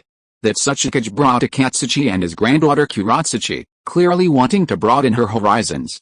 But the young Kuratsuchi's eyes widened, especially after hearing the voices from the Konoha guards, and she couldn't help but burst out laughing. Seeing everyone's gazes, Kuratsuchi suppressed her laughter as she looked at the 5-cage meeting, also muttering softly, indeed, perhaps becoming a cage has to be like this, but the Hokage is really cool. The fourth Reikage's 2 guards, Daru and Hiei, exchanged a glance and remained calm. The Kazekage's guards were Maki and another unnamed Sans ninja. The bodyguards behind the 4th Mizukage wore masks, clearly elite members of the Kirigakure's Embu. Among the guards from the 5 great ninja villages, the most attention-grabbing was the Hokage's bodyguard, Uchiha Itachi, the legendary figure who awakened the main Decay Sharingan at the age of 12. The young Uchiha Itachi remained calm and composed. Guy-senpai, mind your image, ahem, I understand. Although Uchiha Itachi didn't mean anything by it, Might Guy realized his words were somewhat inappropriate in front of so many people and awkwardly scratched his head. Everyone looked at this somewhat comical Konoha Jonin in his green bodysuit. While some were curious, no one dared to underestimate him. Might Guy was considered a legendary Konoha ninja, mastering the Forbidden 8 Gates. Although they hadn't witnessed it, they knew the power of forbidden techniques, let alone their sudden bursts of power. During the 5-cage summit, even the neutral representative, Admiral Mifune of the Land of Iron, couldn't bear to watch and closed his eyes, feigning attentive listening. In truth, he also thought the 5-cage were utterly shameless. This young Hokage, Uchiha Yoru, clearly knew the intentions of the major ninja villages, yet used that as leverage to brazenly demand supplies from the cage of the 4 great villages. It was simply outrageous. Hokage, before you shamelessly demand supplies, isn't there something you need to explain? Facing the Hokage Uchiha Yoru's brazen demand for supplies, the 4th Mizukage, Yagura Karachi, though possessing a baby face, was someone no one dared underestimate. Your Excellency seems to have a very close relationship with Madarumi, the leader of the Kirigakure rebels. Even your management system is exactly the same as, or even surpasses, that of the police department. According to intelligence, the Uchiha clan has been engaged in long-term trade with this rebel group in recent years, with the 4th Mizukage, Yagura Karachi. His somber questioning drew everyone's attention. Uchiha Yoru, however, stood there with an air of righteous indignation, shouting, 4th Mizukage, this is normal trade between us. Furthermore, given the Kirigakure and even the entire Land of Water's policy of rejecting bloodline ninjas, it's understandable that there would be resistance. And this rebel group is based on the ruins of the Land of Whirlpools, so the Uchiha clan has never interfered in the Land of Water's politics. Good heavens! The entire ninja world knows that you two have close ties, and there are even rumors that you've actually joined forces. and that the Uchiha are planning to transform Konoha into a village where bloodline ninjas reign supreme, and so on. However, Uchiha Yoru, now in front of some of the most influential and powerful Kage in the ninja world, was blatantly lying, feigning ignorance and innocence. How could he have interfered with the hidden mist village of the Land of Water? At this moment, the Tsuchikage Inoki, the Raikage, and the Kazakage Raza all pretended to be completely oblivious, as if they couldn't understand it all. The Iron Country's Admiral Mifune sighed inwardly, shaking his head secretly. This wasn't a meeting of the five Kage, it was clearly a meeting of thugs. Ahem, since the fourth Mizukage has brought this up, I've heard about it too. Why don't you all hear my opinion? At this moment, Inoki revealed a sincere smile, but everyone saw only his cunning. The Land of Water is currently embroiled in constant warfare due to the influence of the Bloodline Rebellion Army, a fact that cannot be denied. However, the Hokage of Konoha has a point, as the Uchiha clan has never directly intervened, and the transaction took place at the ruins of the Land of Whirlpools. Inoki, with a mischievous grin, looked at the crowd and said, "Since the Third Shinobi World War, the Shinobi world has finally enjoyed peace. The current turmoil in Konoha and Kirigakure is something neither I nor any of you wish to see, and it's something the entire Shinobi world doesn't want to see either. You, Inoki, don't want to see internal strife in Konoha and Kirigakure? You probably wish the entire Shinobi world would descend into chaos." The Kage guards of the various Shinobi villages muttered to themselves, their eyes widening at the shamelessness of the Kage they had witnessed. However, the Kirigakure bloodline ninja army entrenched in the Land of Whirlpools adheres to the will of fire of the Hokage of Konoha, that's an indisputable fact. Furthermore, since the fourth Mizukage and your Land of Water are intolerant of bloodline ninjas anyway, why don't I, the Raikage, and the Kazakage act as peacemakers, for the peace and stability of the ninja world, for the stability of Kirigakure and Konoha? Why not acknowledge the Kirigakure entrenched in the Land of Whirlpools? At this point, the shameless third Tsuchikage, Inoki, turned with a sincere smile, looking at Uchiha Yoru and laughing. Since the Hokage has a close relationship with this force, why not merge them into Konoha? Of course, we only acknowledge the territory of the ruins of the Land of Whirlpools, not the territory occupied by the Water Ninja, although Inoki didn't say anything at this moment. The Kage guard's eyes widened upon hearing this, inwardly exclaiming, "How utterly shameless, this isn't peacemaking at all, it's clearly cutting flesh from both Kirigakure and Konoha, creating a third force between these two major powers." Acknowledging the identity of Uchiha Yoru Hokage was already intended to weaken Konoha, yet he's now allied with the Kirigakure rebels, it's practically creating a third ninja village. Many of the Kage's guards were secretly alarmed, cold sweat trickling down their temples. This Tsuchikage's plan was likely to create a sixth great ninja village. And the sixth great ninja village would be established by draining the blood of Kirigakure and Konoha. In other words, they didn't lose anything, but Konoha and Kirigakure were split into two separate factions. The third Tsuchikage, Inoki, shamelessly grinned at everyone, acting like a peace-loving person. This scene made Kuratsuchi so embarrassed she wanted to clench her toes and disappear into the ground. Yes, Tsuchikage Inoki is right.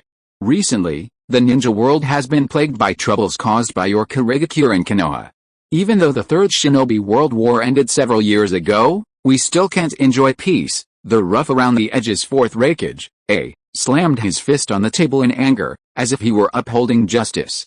The fourth Kazakage, Raza, nodded calmly. Indeed, this might be the key to peace in the ninja world. Even Uchiha Yoru turned to the fourth Mizukage with a smile, saying, that Tsuchikage, Raikage, and Kazakage are right. But on this basis, the Mizukage also needs to reach a reconciliation with the Kirigakure bloodline ninja at the ruins of Uzushiagakure. At this moment, the four Kage of the five great ninja villages all nodded in agreement, while the fourth Mizukage looked at everyone with a grim expression. At this moment, not only the fourth Mizukage, but all the Kage's guards and Mifune understood one thing. Before coming here, the four Kage had secretly reached some kind of agreement, and the only one who would be betrayed was the fourth Mizukage. HMPH. It seems that Tsuchikage, Raikage, and Kazakage were prepared all along, and so was the Hokage. The fourth Mizukage, Yagura Karachi, stared coldly at the three Kage with a grim face, finally fixing his gaze on the Hokage, Uchiha Yoru. The Hokage hasn't even resolved his own affairs, and he's already plotting other things. Isn't he afraid of getting burned? The warning was particularly strong. It was clear that the fourth Mizukage wouldn't allow another force to emerge on his doorstep.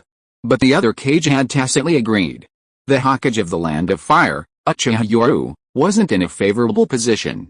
His control was limited to the area bordering the Land of Water, meaning he controlled at most a quarter of the Land of Fire's territory. Meanwhile, the Sannin, Tsunade, had far more backing, the Third Hokage's faction, the daimyo's forces in the Land of Fire, and countless neutral ninjas. Tsunade's appearance even caused many of Konoha's wavering neutral ninjas to side with her. Given her connections and background, she was arguably the most prestigious ninja in Konoha.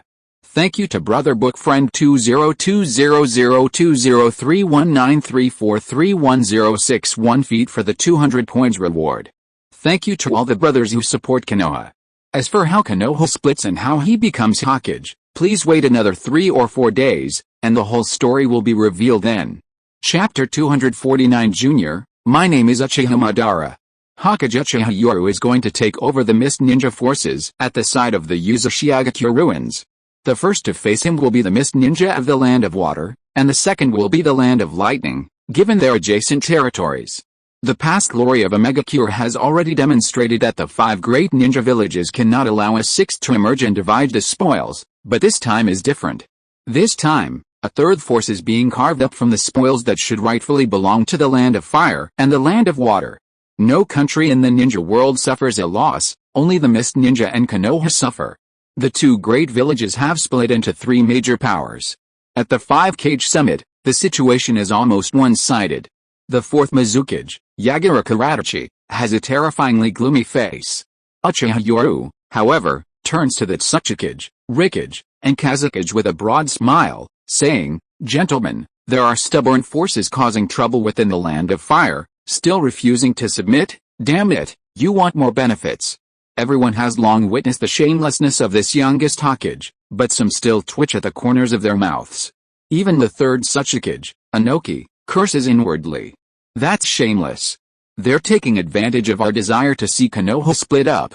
This brat keeps asking for things, you'd think he owes us something. By the way, according to the treaty after the 3rd Shinobi World War, I, Uchiha Yoru, am now the Hokage of Konoha. Uchiha Yoru muttered to himself, his eyes narrowed, clearly implying something. The 4th Kazakage of Tsunagakure, Raza, sneered behind his white mask. You're so smug now. Wait until Konoha is completely destroyed, its strength greatly diminished, then let's see how you maintain your position as the overlord of the ninja world. The Sand Village has been fulfilling the treaty of the 3rd Shinobi World War, consistently transferring its annual mission quota to Konoha. Seeing the 4th Kazakage Raza feign ignorance, Uchiha Yoru nodded with a smile, saying, "This is perfect for the 5-Kage summit. The 3rd Hokage of Konoha has already abdicated. It's a good opportunity for us to hand over the matter and the future mission quota for Sand Village." Uchiha Yoru showed no sign of embarrassment whatsoever. The 3rd Tsuchikage Inoki and the 4th Raikage exchanged a glance and secretly nodded in agreement. As long as Sand Village hadn't broken ties with Konoha, the Treaty of Defeat would continue. Since the mission quota was going to be transferred to Konoha anyway, it didn't matter who it went to. Giving it to this brat would only sow discord within Konoha. Moreover, they had also received news during this 5-Kage summit that the 3rd Hokage and Tsunade had gone to the daimyo's residence in the Land of Fire, clearly intending to seize the opportunity to take the initiative and obtain the official title of 5th Hokage. Therefore, they tacitly supported Uchiha Yoru as Hokage, even accepting his continuous accumulation of strength. With 2 5th Hokage, it was clear to everyone that a civil war in Konoha was imminent. The memory of our ancestors, the 1st Hokage and the Uchiha, establishing Konoha together is still vivid.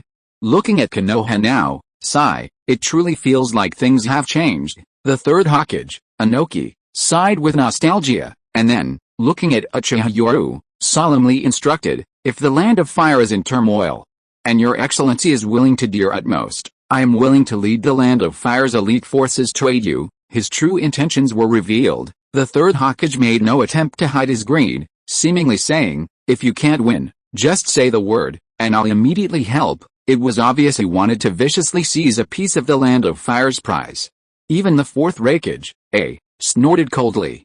Clearly, if the Land of Fire were truly in a state of mutual destruction, they wouldn't let this opportunity slip by. A calculated scheme. Unless Uchiha Yoru abandons his ambitions and obediently awaits his doom, it's clear from his every move that he has no intention of giving up. The weakest of the five, Kazukage remained silent, but in his heart, he was already calculating. After the Konoha Civil War turned into a bloodbath, and the village no longer possessed the strength of a ninja world's overlord, would the so-called Treaty of Defeat in the Third Shinobi World War still hold any weight? He could use this opportunity to recuperate and perhaps even take a bite out of the Land of Fire. Alice, Danzo, the leader of Root, is so wicked, yet the Third Hokage, Hiruzen Sarutobi, protected him, even repeatedly defying my succession as the Fifth Hokage in private, and even managed to bring back the legendary Sannin, Jiraiya and Tsunade. Now Uchiha Yoru is simply seizing every opportunity to demand benefits from the other ninja villages, without the slightest embarrassment, as if they owed him something. The Grand Five Cage Summit, under the incredulous and embarrassed gazes of the cage guards from the various ninja villages, ended in a single day, but the gossip it produced was the biggest gossip of their lives. Under the howling blizzard and still darkness, Uchiha Yoru hastily departed amidst the pleas of the cage, openly displaying his concern for the safety of the Land of Fire and subtly revealing to everyone just how tense the situation in Konoha was. The Fifth Hokage is a good man, the cage of the four great ninja villages murmured, watching the Hokage and his two guards leave in the blizzard. Just then, a cold snort rang out, drawing everyone's attention to the fourth Mizukage, Yagiraka Radachi. The third Tsuchikage, Anoki, however, wore a cunning smile and said, "Fourth Mizukage, don't be hasty. The rebels in the Land of Water are exhausted from their civil war with the Mist Ninja. Perhaps a ceasefire would be better for them to recuperate." No one present was a fool. They understood Inoki's meaning. Once Konoha was exhausted and weakened, the Mist Ninja could easily eliminate the weakened rebels. Did Uchiha Yoru not understand this? It's obvious everyone's using each other, but for the Hokage. For Konoha. For power and profit. This is the origin of war. Otherwise, the ninja world would have been free of war long ago. The Land of Iron borders Konoha, and with the end of the Five Cage Summit, Konoha, 100 miles away, borders the ruins of the Land of Whirlpools. While the Land of Iron is still shrouded in blizzards, once you enter the Land of Fire, it's a season of blooming flowers. Under the cover of night, amidst the rolling waves, a fierce cry of an eagle echoes across the sky, instantly drawing the attention of both sides on the coastline. A dense swarm of Mist Ninja appears on the sea, the Mist Ninja rebels based on the islands of the Land of Whirlpools, led by Madarumi. Meanwhile, many Konoha ninja emerge from the forest, nervously watching their counterparts. Summoning Jutsu. Suddenly, white smoke from a summoning jutsu rises between the two armies. As the smoke dissipates, Matera Shianko's figure is revealed, standing atop a giant python. Ugh! As the giant serpent ruminated, Uchiha Yoru's figure appeared in everyone's sight. Lord Yoru, no. At this moment, everyone's saw the Hokage at Uchiha Yoru's waist, and countless people instantly revealed fanatical expressions. Fifth Hokage-sama, a deafening cheer resounded across the border. The group of Konoha ninja cheered excitedly, still unaware of the situation Konoha was facing. Just in time, Anko. Thank you, Uchiha Yoru, who emerged from the summoning beast, smiled, while Matera Shianko stood with her hands on her hips and laughed heartily. Yoru, I knew you would succeed. At this moment, Uchiha Yoru turned his head, looking at the densely packed Kurigakure ninja appearing on the horizon, and couldn't help but smile. Madarumi, who was at the head, also slowly walked out, revealing the Mizukage at her waist as well. The fifth Hokage, Uchiha Yoru, the fifth Mizukage, Terumi Mei. A handshake that felt like an eternity ensued, and both men smiled. Their titles of fifth cage were recognized by the other ninja villages to weaken Kurigakure and Konoha. It seems this five-cage summit was very successful, Terumi Mei said with a smile, while Uchiha Yoru nodded in agreement. It was a success, but there's still one last step. So, how we get along during this time will be crucial. Upon hearing this, a strange light flashed into Terumi Mei's eyes, hidden beneath her brown curly hair, and she covered her mouth, revealing a dangerous smile. Is that so? It seems Konoha still has a fifth Hokage. Looking at Madarumi, Uchiha Yoru glanced at the Kurigakure ninja to the side, and Madarumi smiled and introduced, these are all bloodline ninja clans from Kurigakure, including the Ice Release clan, the Shikatsu Myaku clan, and the Hazuki clan. Sure enough, those white-clad, red-dotted eyebrows and strange hairstyles on the coastline were all members of the Shikatsu Myaku Kaguya clan, nearly wiped out. Seeing this, Uchiha Yoru smiled and nodded, from now on, we're on the same side. With a wave of his hand, The Konoha ninja and these bloodline ninja rejected by Kurigakure slowly walked together, engaging in some kind of cooperation under the night sky. After a friendly exchange, some Konoha ninja joined the Kurigakure ranks, including some Uchiha clan members, while some Kurigakure ninja joined the Konoha ranks. Under the eerie scene, the sound of the waves continued to echo in the water, and the ninja on the coastline vanished, moving swiftly through the dense jungle. The surrounding scenery flashed by. From the blizzard of the land of iron towards the land of fire, the snow gradually thinned, eventually revealing a spring-like landscape. At the border between the land of iron and the land of fire, amidst this perpetually spring-like scenery, a sturdy stone bridge stood between the two countries. A flash of cold light, followed by a soft thud, and a kunai, gleaming with cold light, was embedded in the stone bridge. Simultaneously, the traveling figures abruptly stopped.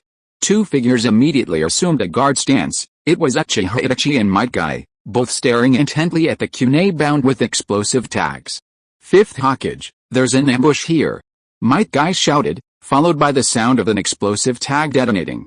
Uchiha Yoru, protected behind him, slowly raised his head, looking at the enemy figures appearing on the stone bridge. Boom. Just then, the explosive tag detonated, leaving the sturdy stone bridge almost undamaged, demonstrating its remarkable strength. Meanwhile, the enemy standing atop the bridge pillar had disheveled long hair, an orange-red mask with black stripes covering one eye, and a black robe.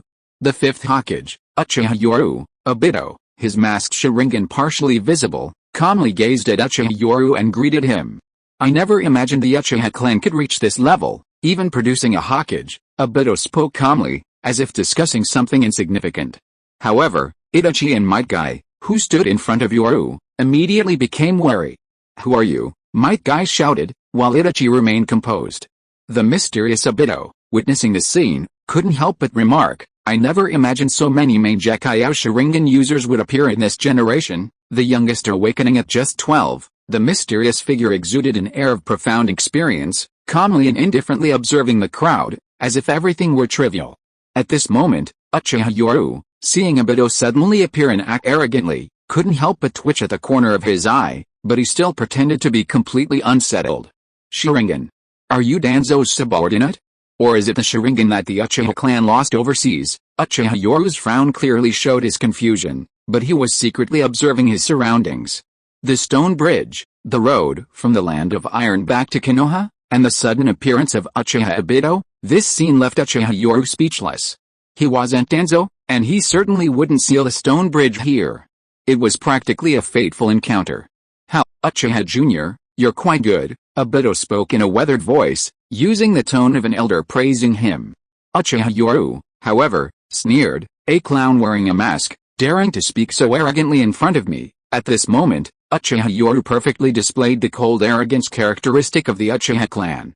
Junior, Obito Uchiha glanced deeply at his old classmate, but a cold glint flashed in his eyes as he remembered what he was about to do.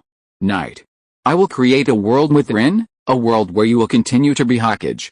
Junior, my name is Madara Uchiha, a mysterious figure, arms outstretched and exuding an air of dominance, uttered a shocking statement. However, the atmosphere on the silent bridge instantly became strange. A breeze blew by, and Might Guy, dressed in a green bodysuit, scratched his head, whispering to Itachi Uchiha beside him, Itachi, who is this Madara Uchiha? Is he famous? After Obito arrogantly announced his name, Might Guy was completely bewildered, while Itachi wore a cold expression, showing no reaction whatsoever. Faced with Might Guy's question, Itachi Uchiha activated his three-tomo Sharingan and calmly said, Guy-senpai, Madara Uchiha is a ninja who has been dead for many years. Goodness, that was concise enough. Looking at their reactions, Obito Uchiha was somewhat bewildered. The expected shock hadn't materialized. Yoru Uchiha even revealed a mocking smile, looking at Obito who had appeared on the stone pillar, and said disdainfully, next time you pretend to be Madara Uchiha, please go and learn about this person from the Uchiha clan first. A cowardly rat hiding his face, under Yoru Uchiha's disdainful gaze, Obito couldn't help but frown. He couldn't be fooled after all. If it were anyone else, it would be understandable, but Yoru Uchiha, who could write my history of struggle and had analyzed both Hashirama Senju, the founder of Konoha, and Madara Uchiha, naturally understood Madara Uchiha's personality. Please support. Chapter 250 Rebellious Ninja Shimura Danzo. File release. Phoenix flower technique. In an instant, fireballs shot out one after another. Faced with the fireballs completely blocking out all directions, Masked Obito couldn't help but chuckle mockingly. Not bad, both the timing of the ninjutsu and the speed of its release. The scorching fireballs roared past, shockingly passing directly through Masked Obito's body, as if his figure was an illusion. Uchiha Itachi, who had suddenly launched his attack, saw this and a look of seriousness appeared in his eyes. Itachi, guy, don't be impulsive. The enemy is skilled in space-time ninjutsu. Although we don't know the identity of the mysterious masked ninja before us, this is definitely the one controlling the Nine Tails. Just then, Uchiha Yoru feigned a serious expression and shouted. Might Guy and Uchiha Itachi were initially startled, then a surge of hatred and anger rose within them. The Night of the Nine Tails was a scene that no Konoha ninja wanted to recall. Today, they had finally discovered a true enemy. Masked Obito was initially taken aback by Uchiha Yoru's words, then a look of realization dawned on him. It seems you got this information from Root, didn't you? During the Nine Tails night, he fought a fierce battle with the Fourth Hokage, Minato Namikaze. Although the Fourth Hokage died sealing the Nine Tails, he would undoubtedly have relayed information about a mysterious enemy to the Third Hokage, who arrived at the scene, before his death. Minato, having fought him, naturally knew about his battle, especially with space-time ninjutsu. With such information, the Third Hokage, under his leadership, would naturally have ordered the Anbuan route to investigate secretly. Uchiha Yoru had directly destroyed the Anbuan route strongholds, even capturing 3 of Konoha's F4 members. It's quite normal for him to know some information. As expected, Uchiha Yoru directly addressed Uchiha Itachi and Might Guy in a deep voice. The enemy behind the mysterious mask is proficient in space-time ninjutsu.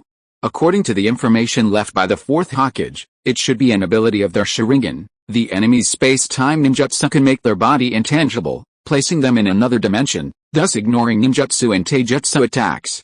At the same time, the enemy cannot launch an effective attack. When they do attack, their body solidifies, making this the best time to launch a counterattack.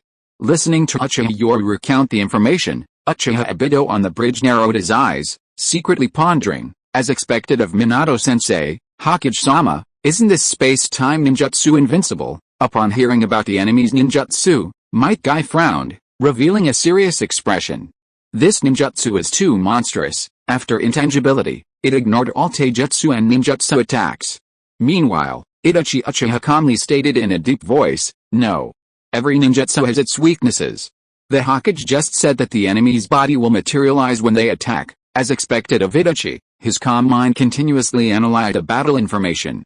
Yoru Uchiha, upon hearing this, nodded and said in a deep voice, based on the information revealed by the Fourth Hokage before his death, the enemy's time in this intangible space-time ninjutsu state is estimated to be around 3 to 6 minutes. Of course, this doesn't rule out the possibility that the enemy's abilities have improved over the years, extending the time. At this moment, when Obito, wearing a mask, heard that Minato Namikaze had already analyzed the approximate duration of his intangibility, his eyes narrowed, revealing a murderous intent. The leakage of a ninja's own information is a matter of life and death, so no ninja wants an enemy who possesses information about their ninjutsu to live. It's instinct. How, as expected of the Fourth Hokage. It was truly a pity back then. Masked Obito revealed a mocking smile. No matter how strong, they still died, right? However, upon seeing the formation formed by Uchiha Yoru, Might Guy, and Uchiha Itachi, he immediately laughed. Uchiha Hokage, this time your enemy isn't me, but an old acquaintance. With a sinister smile, Masked Obito's right main Gekkai Sharingan spun, causing ripples in the surrounding space. To everyone's shock, a figure wrapped in bandages slowly appeared. The evil Uchiha? The figure's face was stiff and extremely ugly, his right arm deathly pale, and even more disgusting were the crimson three-tomo Sharingan eyes spinning on his right arm. Shimura Danzo, Might Guy and Uchiha Itachi stared in shock at the figure. Clearly, Danzo was controlled by the cursed seal, his body stiff and unable to move. Masked Obito, looking at his masterpiece, couldn't help but reveal a morbid smile. How, Danzo, you really have to thank me. I brought you out of that dark, sunless prison in Konoha, and even installed the stable wood release cells you'd always dreamed of in your arm, not to mention the Sharingan I've collected over the years. After Shimura Danzo's exposure, even the Third Hokage, Hiruzen Sarutobi, could only imprison and seal him away for life. Yet Obito had somehow rescued this old bastard, and even installed a white Zetsu arm and a host of Sharingan eyes on him. Madara, although controlled by the cursed seal, Shimura Danzo still surveyed the situation with a grim expression. When he saw the Hokage hat on Uchiha Yoru's waist, his eyes widened, revealing a look of anger and disbelief. This scene naturally didn't escape Obito's notice, and he immediately mocked, "That's right, the current 5th Hokage of Konoha is Uchiha Yoru. I think Danzo, you don't want the Uchiha clan to become Hokage, do you?" Konoha falling into Uchiha hands, tisk, this Uchiha Yoru will probably be the true 5th Hokage after returning to Konoha? Under Obito's instigation, Shimura Danzo's eyes flashed with ferocious hatred, and he gritted his teeth, saying, "How can Konoha fall into the hands of the evil Uchiha?" Although he knew this was Madara's conspiracy, or even that he was being used, his dream of becoming Hokage had been shattered when everything was exposed, but his lifelong conviction was that he would never allow the position of Hokage of Konoha to fall into the hands of the Uchiha. Sarutobi. What are you good for? How can Konoha fall into the hands of the evil Uchiha? At this moment, Shimura Danzo cursed angrily in his heart, and made up his mind. Regardless of Madara's schemes, he couldn't control them anymore. But now there was an opportunity to eliminate the evil brat Uchiha Yoru and save Konoha from the Uchiha's clutches. Yoru was the root of Konoha. Sarutobi. It seems I'll have to go before you this time. For Konoha, Sarutobi. I will eliminate this evil Uchiha for you. Shimura Danzo, having seen the light of day again, gazed towards the land of fire and muttered to himself, a resolute look finally appearing on his face. Madara. I don't know your purpose, but I agree to help you eliminate this evil Uchiha brat. Shimura Danzo's reaction was no different from Obito's. Instead, Obito revealed a mocking smile. Alright, let me see the methods of the Dark Lord of the Shinobi world this time. Obito gently patted Danzo's shoulder. The next moment, the black curse mark on Danzo's exposed skin receded like a tide, and at the same time, Shimura Danzo's stiff body regained its freedom. Hokage-sama, this place is at most half an hour from the border of the land of fire. Might Guy's face clearly showed determination as he stood in front of Uchiha Yoru, prepared to sacrifice himself. However, Uchiha Yoru wore a disdainful and arrogant smile. What Tom, Dick, and Harry dare to impersonate Uchiha Madara? They just want to use Danzo to analyze my main Decay Sharingan abilities. Itachi, Guy, you two hold off the masked enemy for me. I will kill Danzo as quickly as possible. Hokage-sama, be careful. At this moment, Might Guy and Itachi Uchiha Yoru already regarded Uchiha Yoru as the 5th Hokage of Konoha. However, it was precisely these actions of the two that enraged Danzo Shimura, who roared, "Evil Uchiha! I will never allow Konoha to fall into your hands." Fire release, great fire annihilation. Suddenly, Might Guy and Itachi Uchiha dodged to the sides, while Uchiha Yoru, protected behind them, was already prepared. His Sharingan instantly evolved into the main Decay Sharingan, and at the same time, a monstrous sea of flames erupted from his mouth. The fire surged forth like a waterfall, a tsunami-like inferno. Even Obito, the masked figure, couldn't help but exclaim, "What terrifying chakra, rumble!" Instantly, the sea of fire engulfed everything. At the same time, a plume of white smoke rose from the opposite side, followed by a hawk's cry as it soared into the sky. Under the cover of this, a slight splash was heard on the lake beneath a bridge, and a snake and a toad darted into it.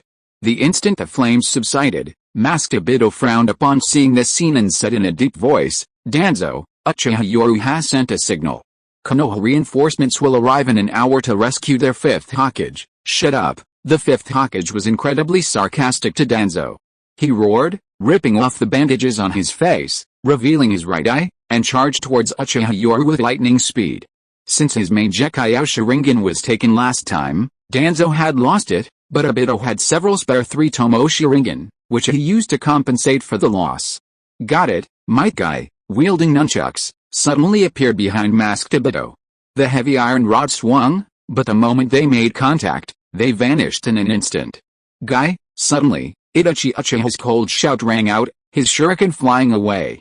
At this moment, Obito, who had entered Kamui mode, couldn't help but show a solemn expression in his eyes. Might Guy was a taijutsu ninja, and even this brat Itachi Uchiha was not to be underestimated. The two coordinated so perfectly. Might Guy launched a close-range attack, and as he exposed his weakness, Itachi's ranged shuriken were already upon him. If Itachi were to reveal his physical form and attack Might Guy at this moment, he would inevitably be injured by the shuriken. Hokage-sama, will hold the enemy back. Facing a powerful enemy, Might Guy roared with youthful rage, showing no fear whatsoever, but rather bursting with fighting spirit. 8 gates released. Open gate, open. Rest gate, open. Life gate, open. Injury gate, open.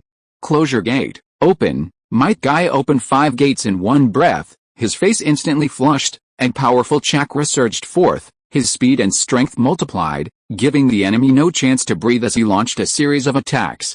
Meanwhile, Itachi Uchiha moved around, filling in the gaps in Might Guy's defenses, constantly attacking with shuriken or simple ninjutsu.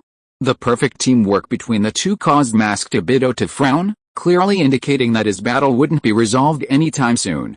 After all, almost all of his Kamui information had been leaked, and the enemy was already on guard. While one battle was tense and urgent, the other was strangely unpredictable. On the stone bridge, Uchiha Yoru and Shimura Danzo froze in place, only a step apart, but black cursed runes slowly appeared on their exposed skin. Self-inflicted curse seal. Damn it, I didn't expect the evil Uchiha to be skilled in sealing techniques. Under the identical sealing technique, Shimura Danzo glared angrily at his opponent. Both of them had been hit. However, Uchiha Yoru calmly glanced at the other battle, a relaxed smile appearing on his face.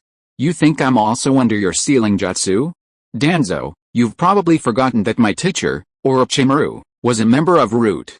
I know almost everything about you. Uchiha Yoru wouldn't admit to knowing all of Danzo's methods. Instead, he once again brought up his teacher as a scapegoat. Sure enough, upon hearing that Orochimaru had leaked his information, Shimura Danzo roared, "Damn it! You and your master are birds of a feather. I should have killed you long ago." Just then, a figure slowly emerged from Uchiha Yoru's stiff shadow. Seeing this, Shimura Danzo became even more enraged. Jiraiya's shadow manipulation technique, with a bang, Uchiha Yoru, controlled by the sealing jutsu, turned into a wisp of white smoke, a shadow clone. At this moment, Uchiha Yoru looked at the stiff, rigid Shimura Danzo before him with a disdainful, mocking smile, and slowly drew his Kusanagi sword from his waist. Shimura Danzo, I now, as the 5th Hokage of Konoha, judge you. You, Shimura Danzo, have endangered the stability of Konoha and even attacked the 5th Hokage. I hereby sentence Shimura Danzo to be an S-rank rogue ninja of Konoha. Any Konoha ninja who encounters him must kill him. Boom. At this moment, Uchiha Yoru stood on the moral high ground, his condescending pronouncement blatantly trampling on Shimura Danzo's bottom line. Evil Uchiha. You can never become the Hokage of Konoha. I absolutely will not allow it. Just like Hiruzen Sarutobi, Shimura Danzo, driven by his unwavering will of fire, also stubbornly believed that only he could lead Konoha to glory. However, they shared one thing in common, an extreme aversion to the Uchiha clan. He would never allow an Uchiha to become Hokage, much less acknowledge it. Uchiha Yoru's actions were a blatant provocation, and Shimura Danzo, his bottom line trampled upon, roared with all his might. PFFT, the sharp Kusanagi sword sliced through the air, splattering blood. Shimura Danzo stared blankly, unable to believe what he was seeing, his pupils contracting and instantly filing with a ferocious, bloodshot look. A crisp metallic sound echoed across the stone bridge. It was Shimura Danzo's headband, usually hidden by a white cloth, tied around his waist. But this time was different. The sharp Kusanagi sword offered almost no resistance, splattering blood from his waist. Danzo showed no anger, instead staring blankly at the fallen Konoha headband. His Konoha headband was stained with his own blood, and bore the mark of a rogue ninja. I, Uchiha Yoru, the 5th Hokage of Konoha, pronounced the death sentence on the rogue ninja Shimura Danzo. End of this chapter. Thank you so much for reading until the end. Don't forget to give it a like. Looking for more exclusive content and immediate access? Subscribe to our Patreon. Remember, every like, subscription or donation encourages us to continue. Thank you all. See you in the next video.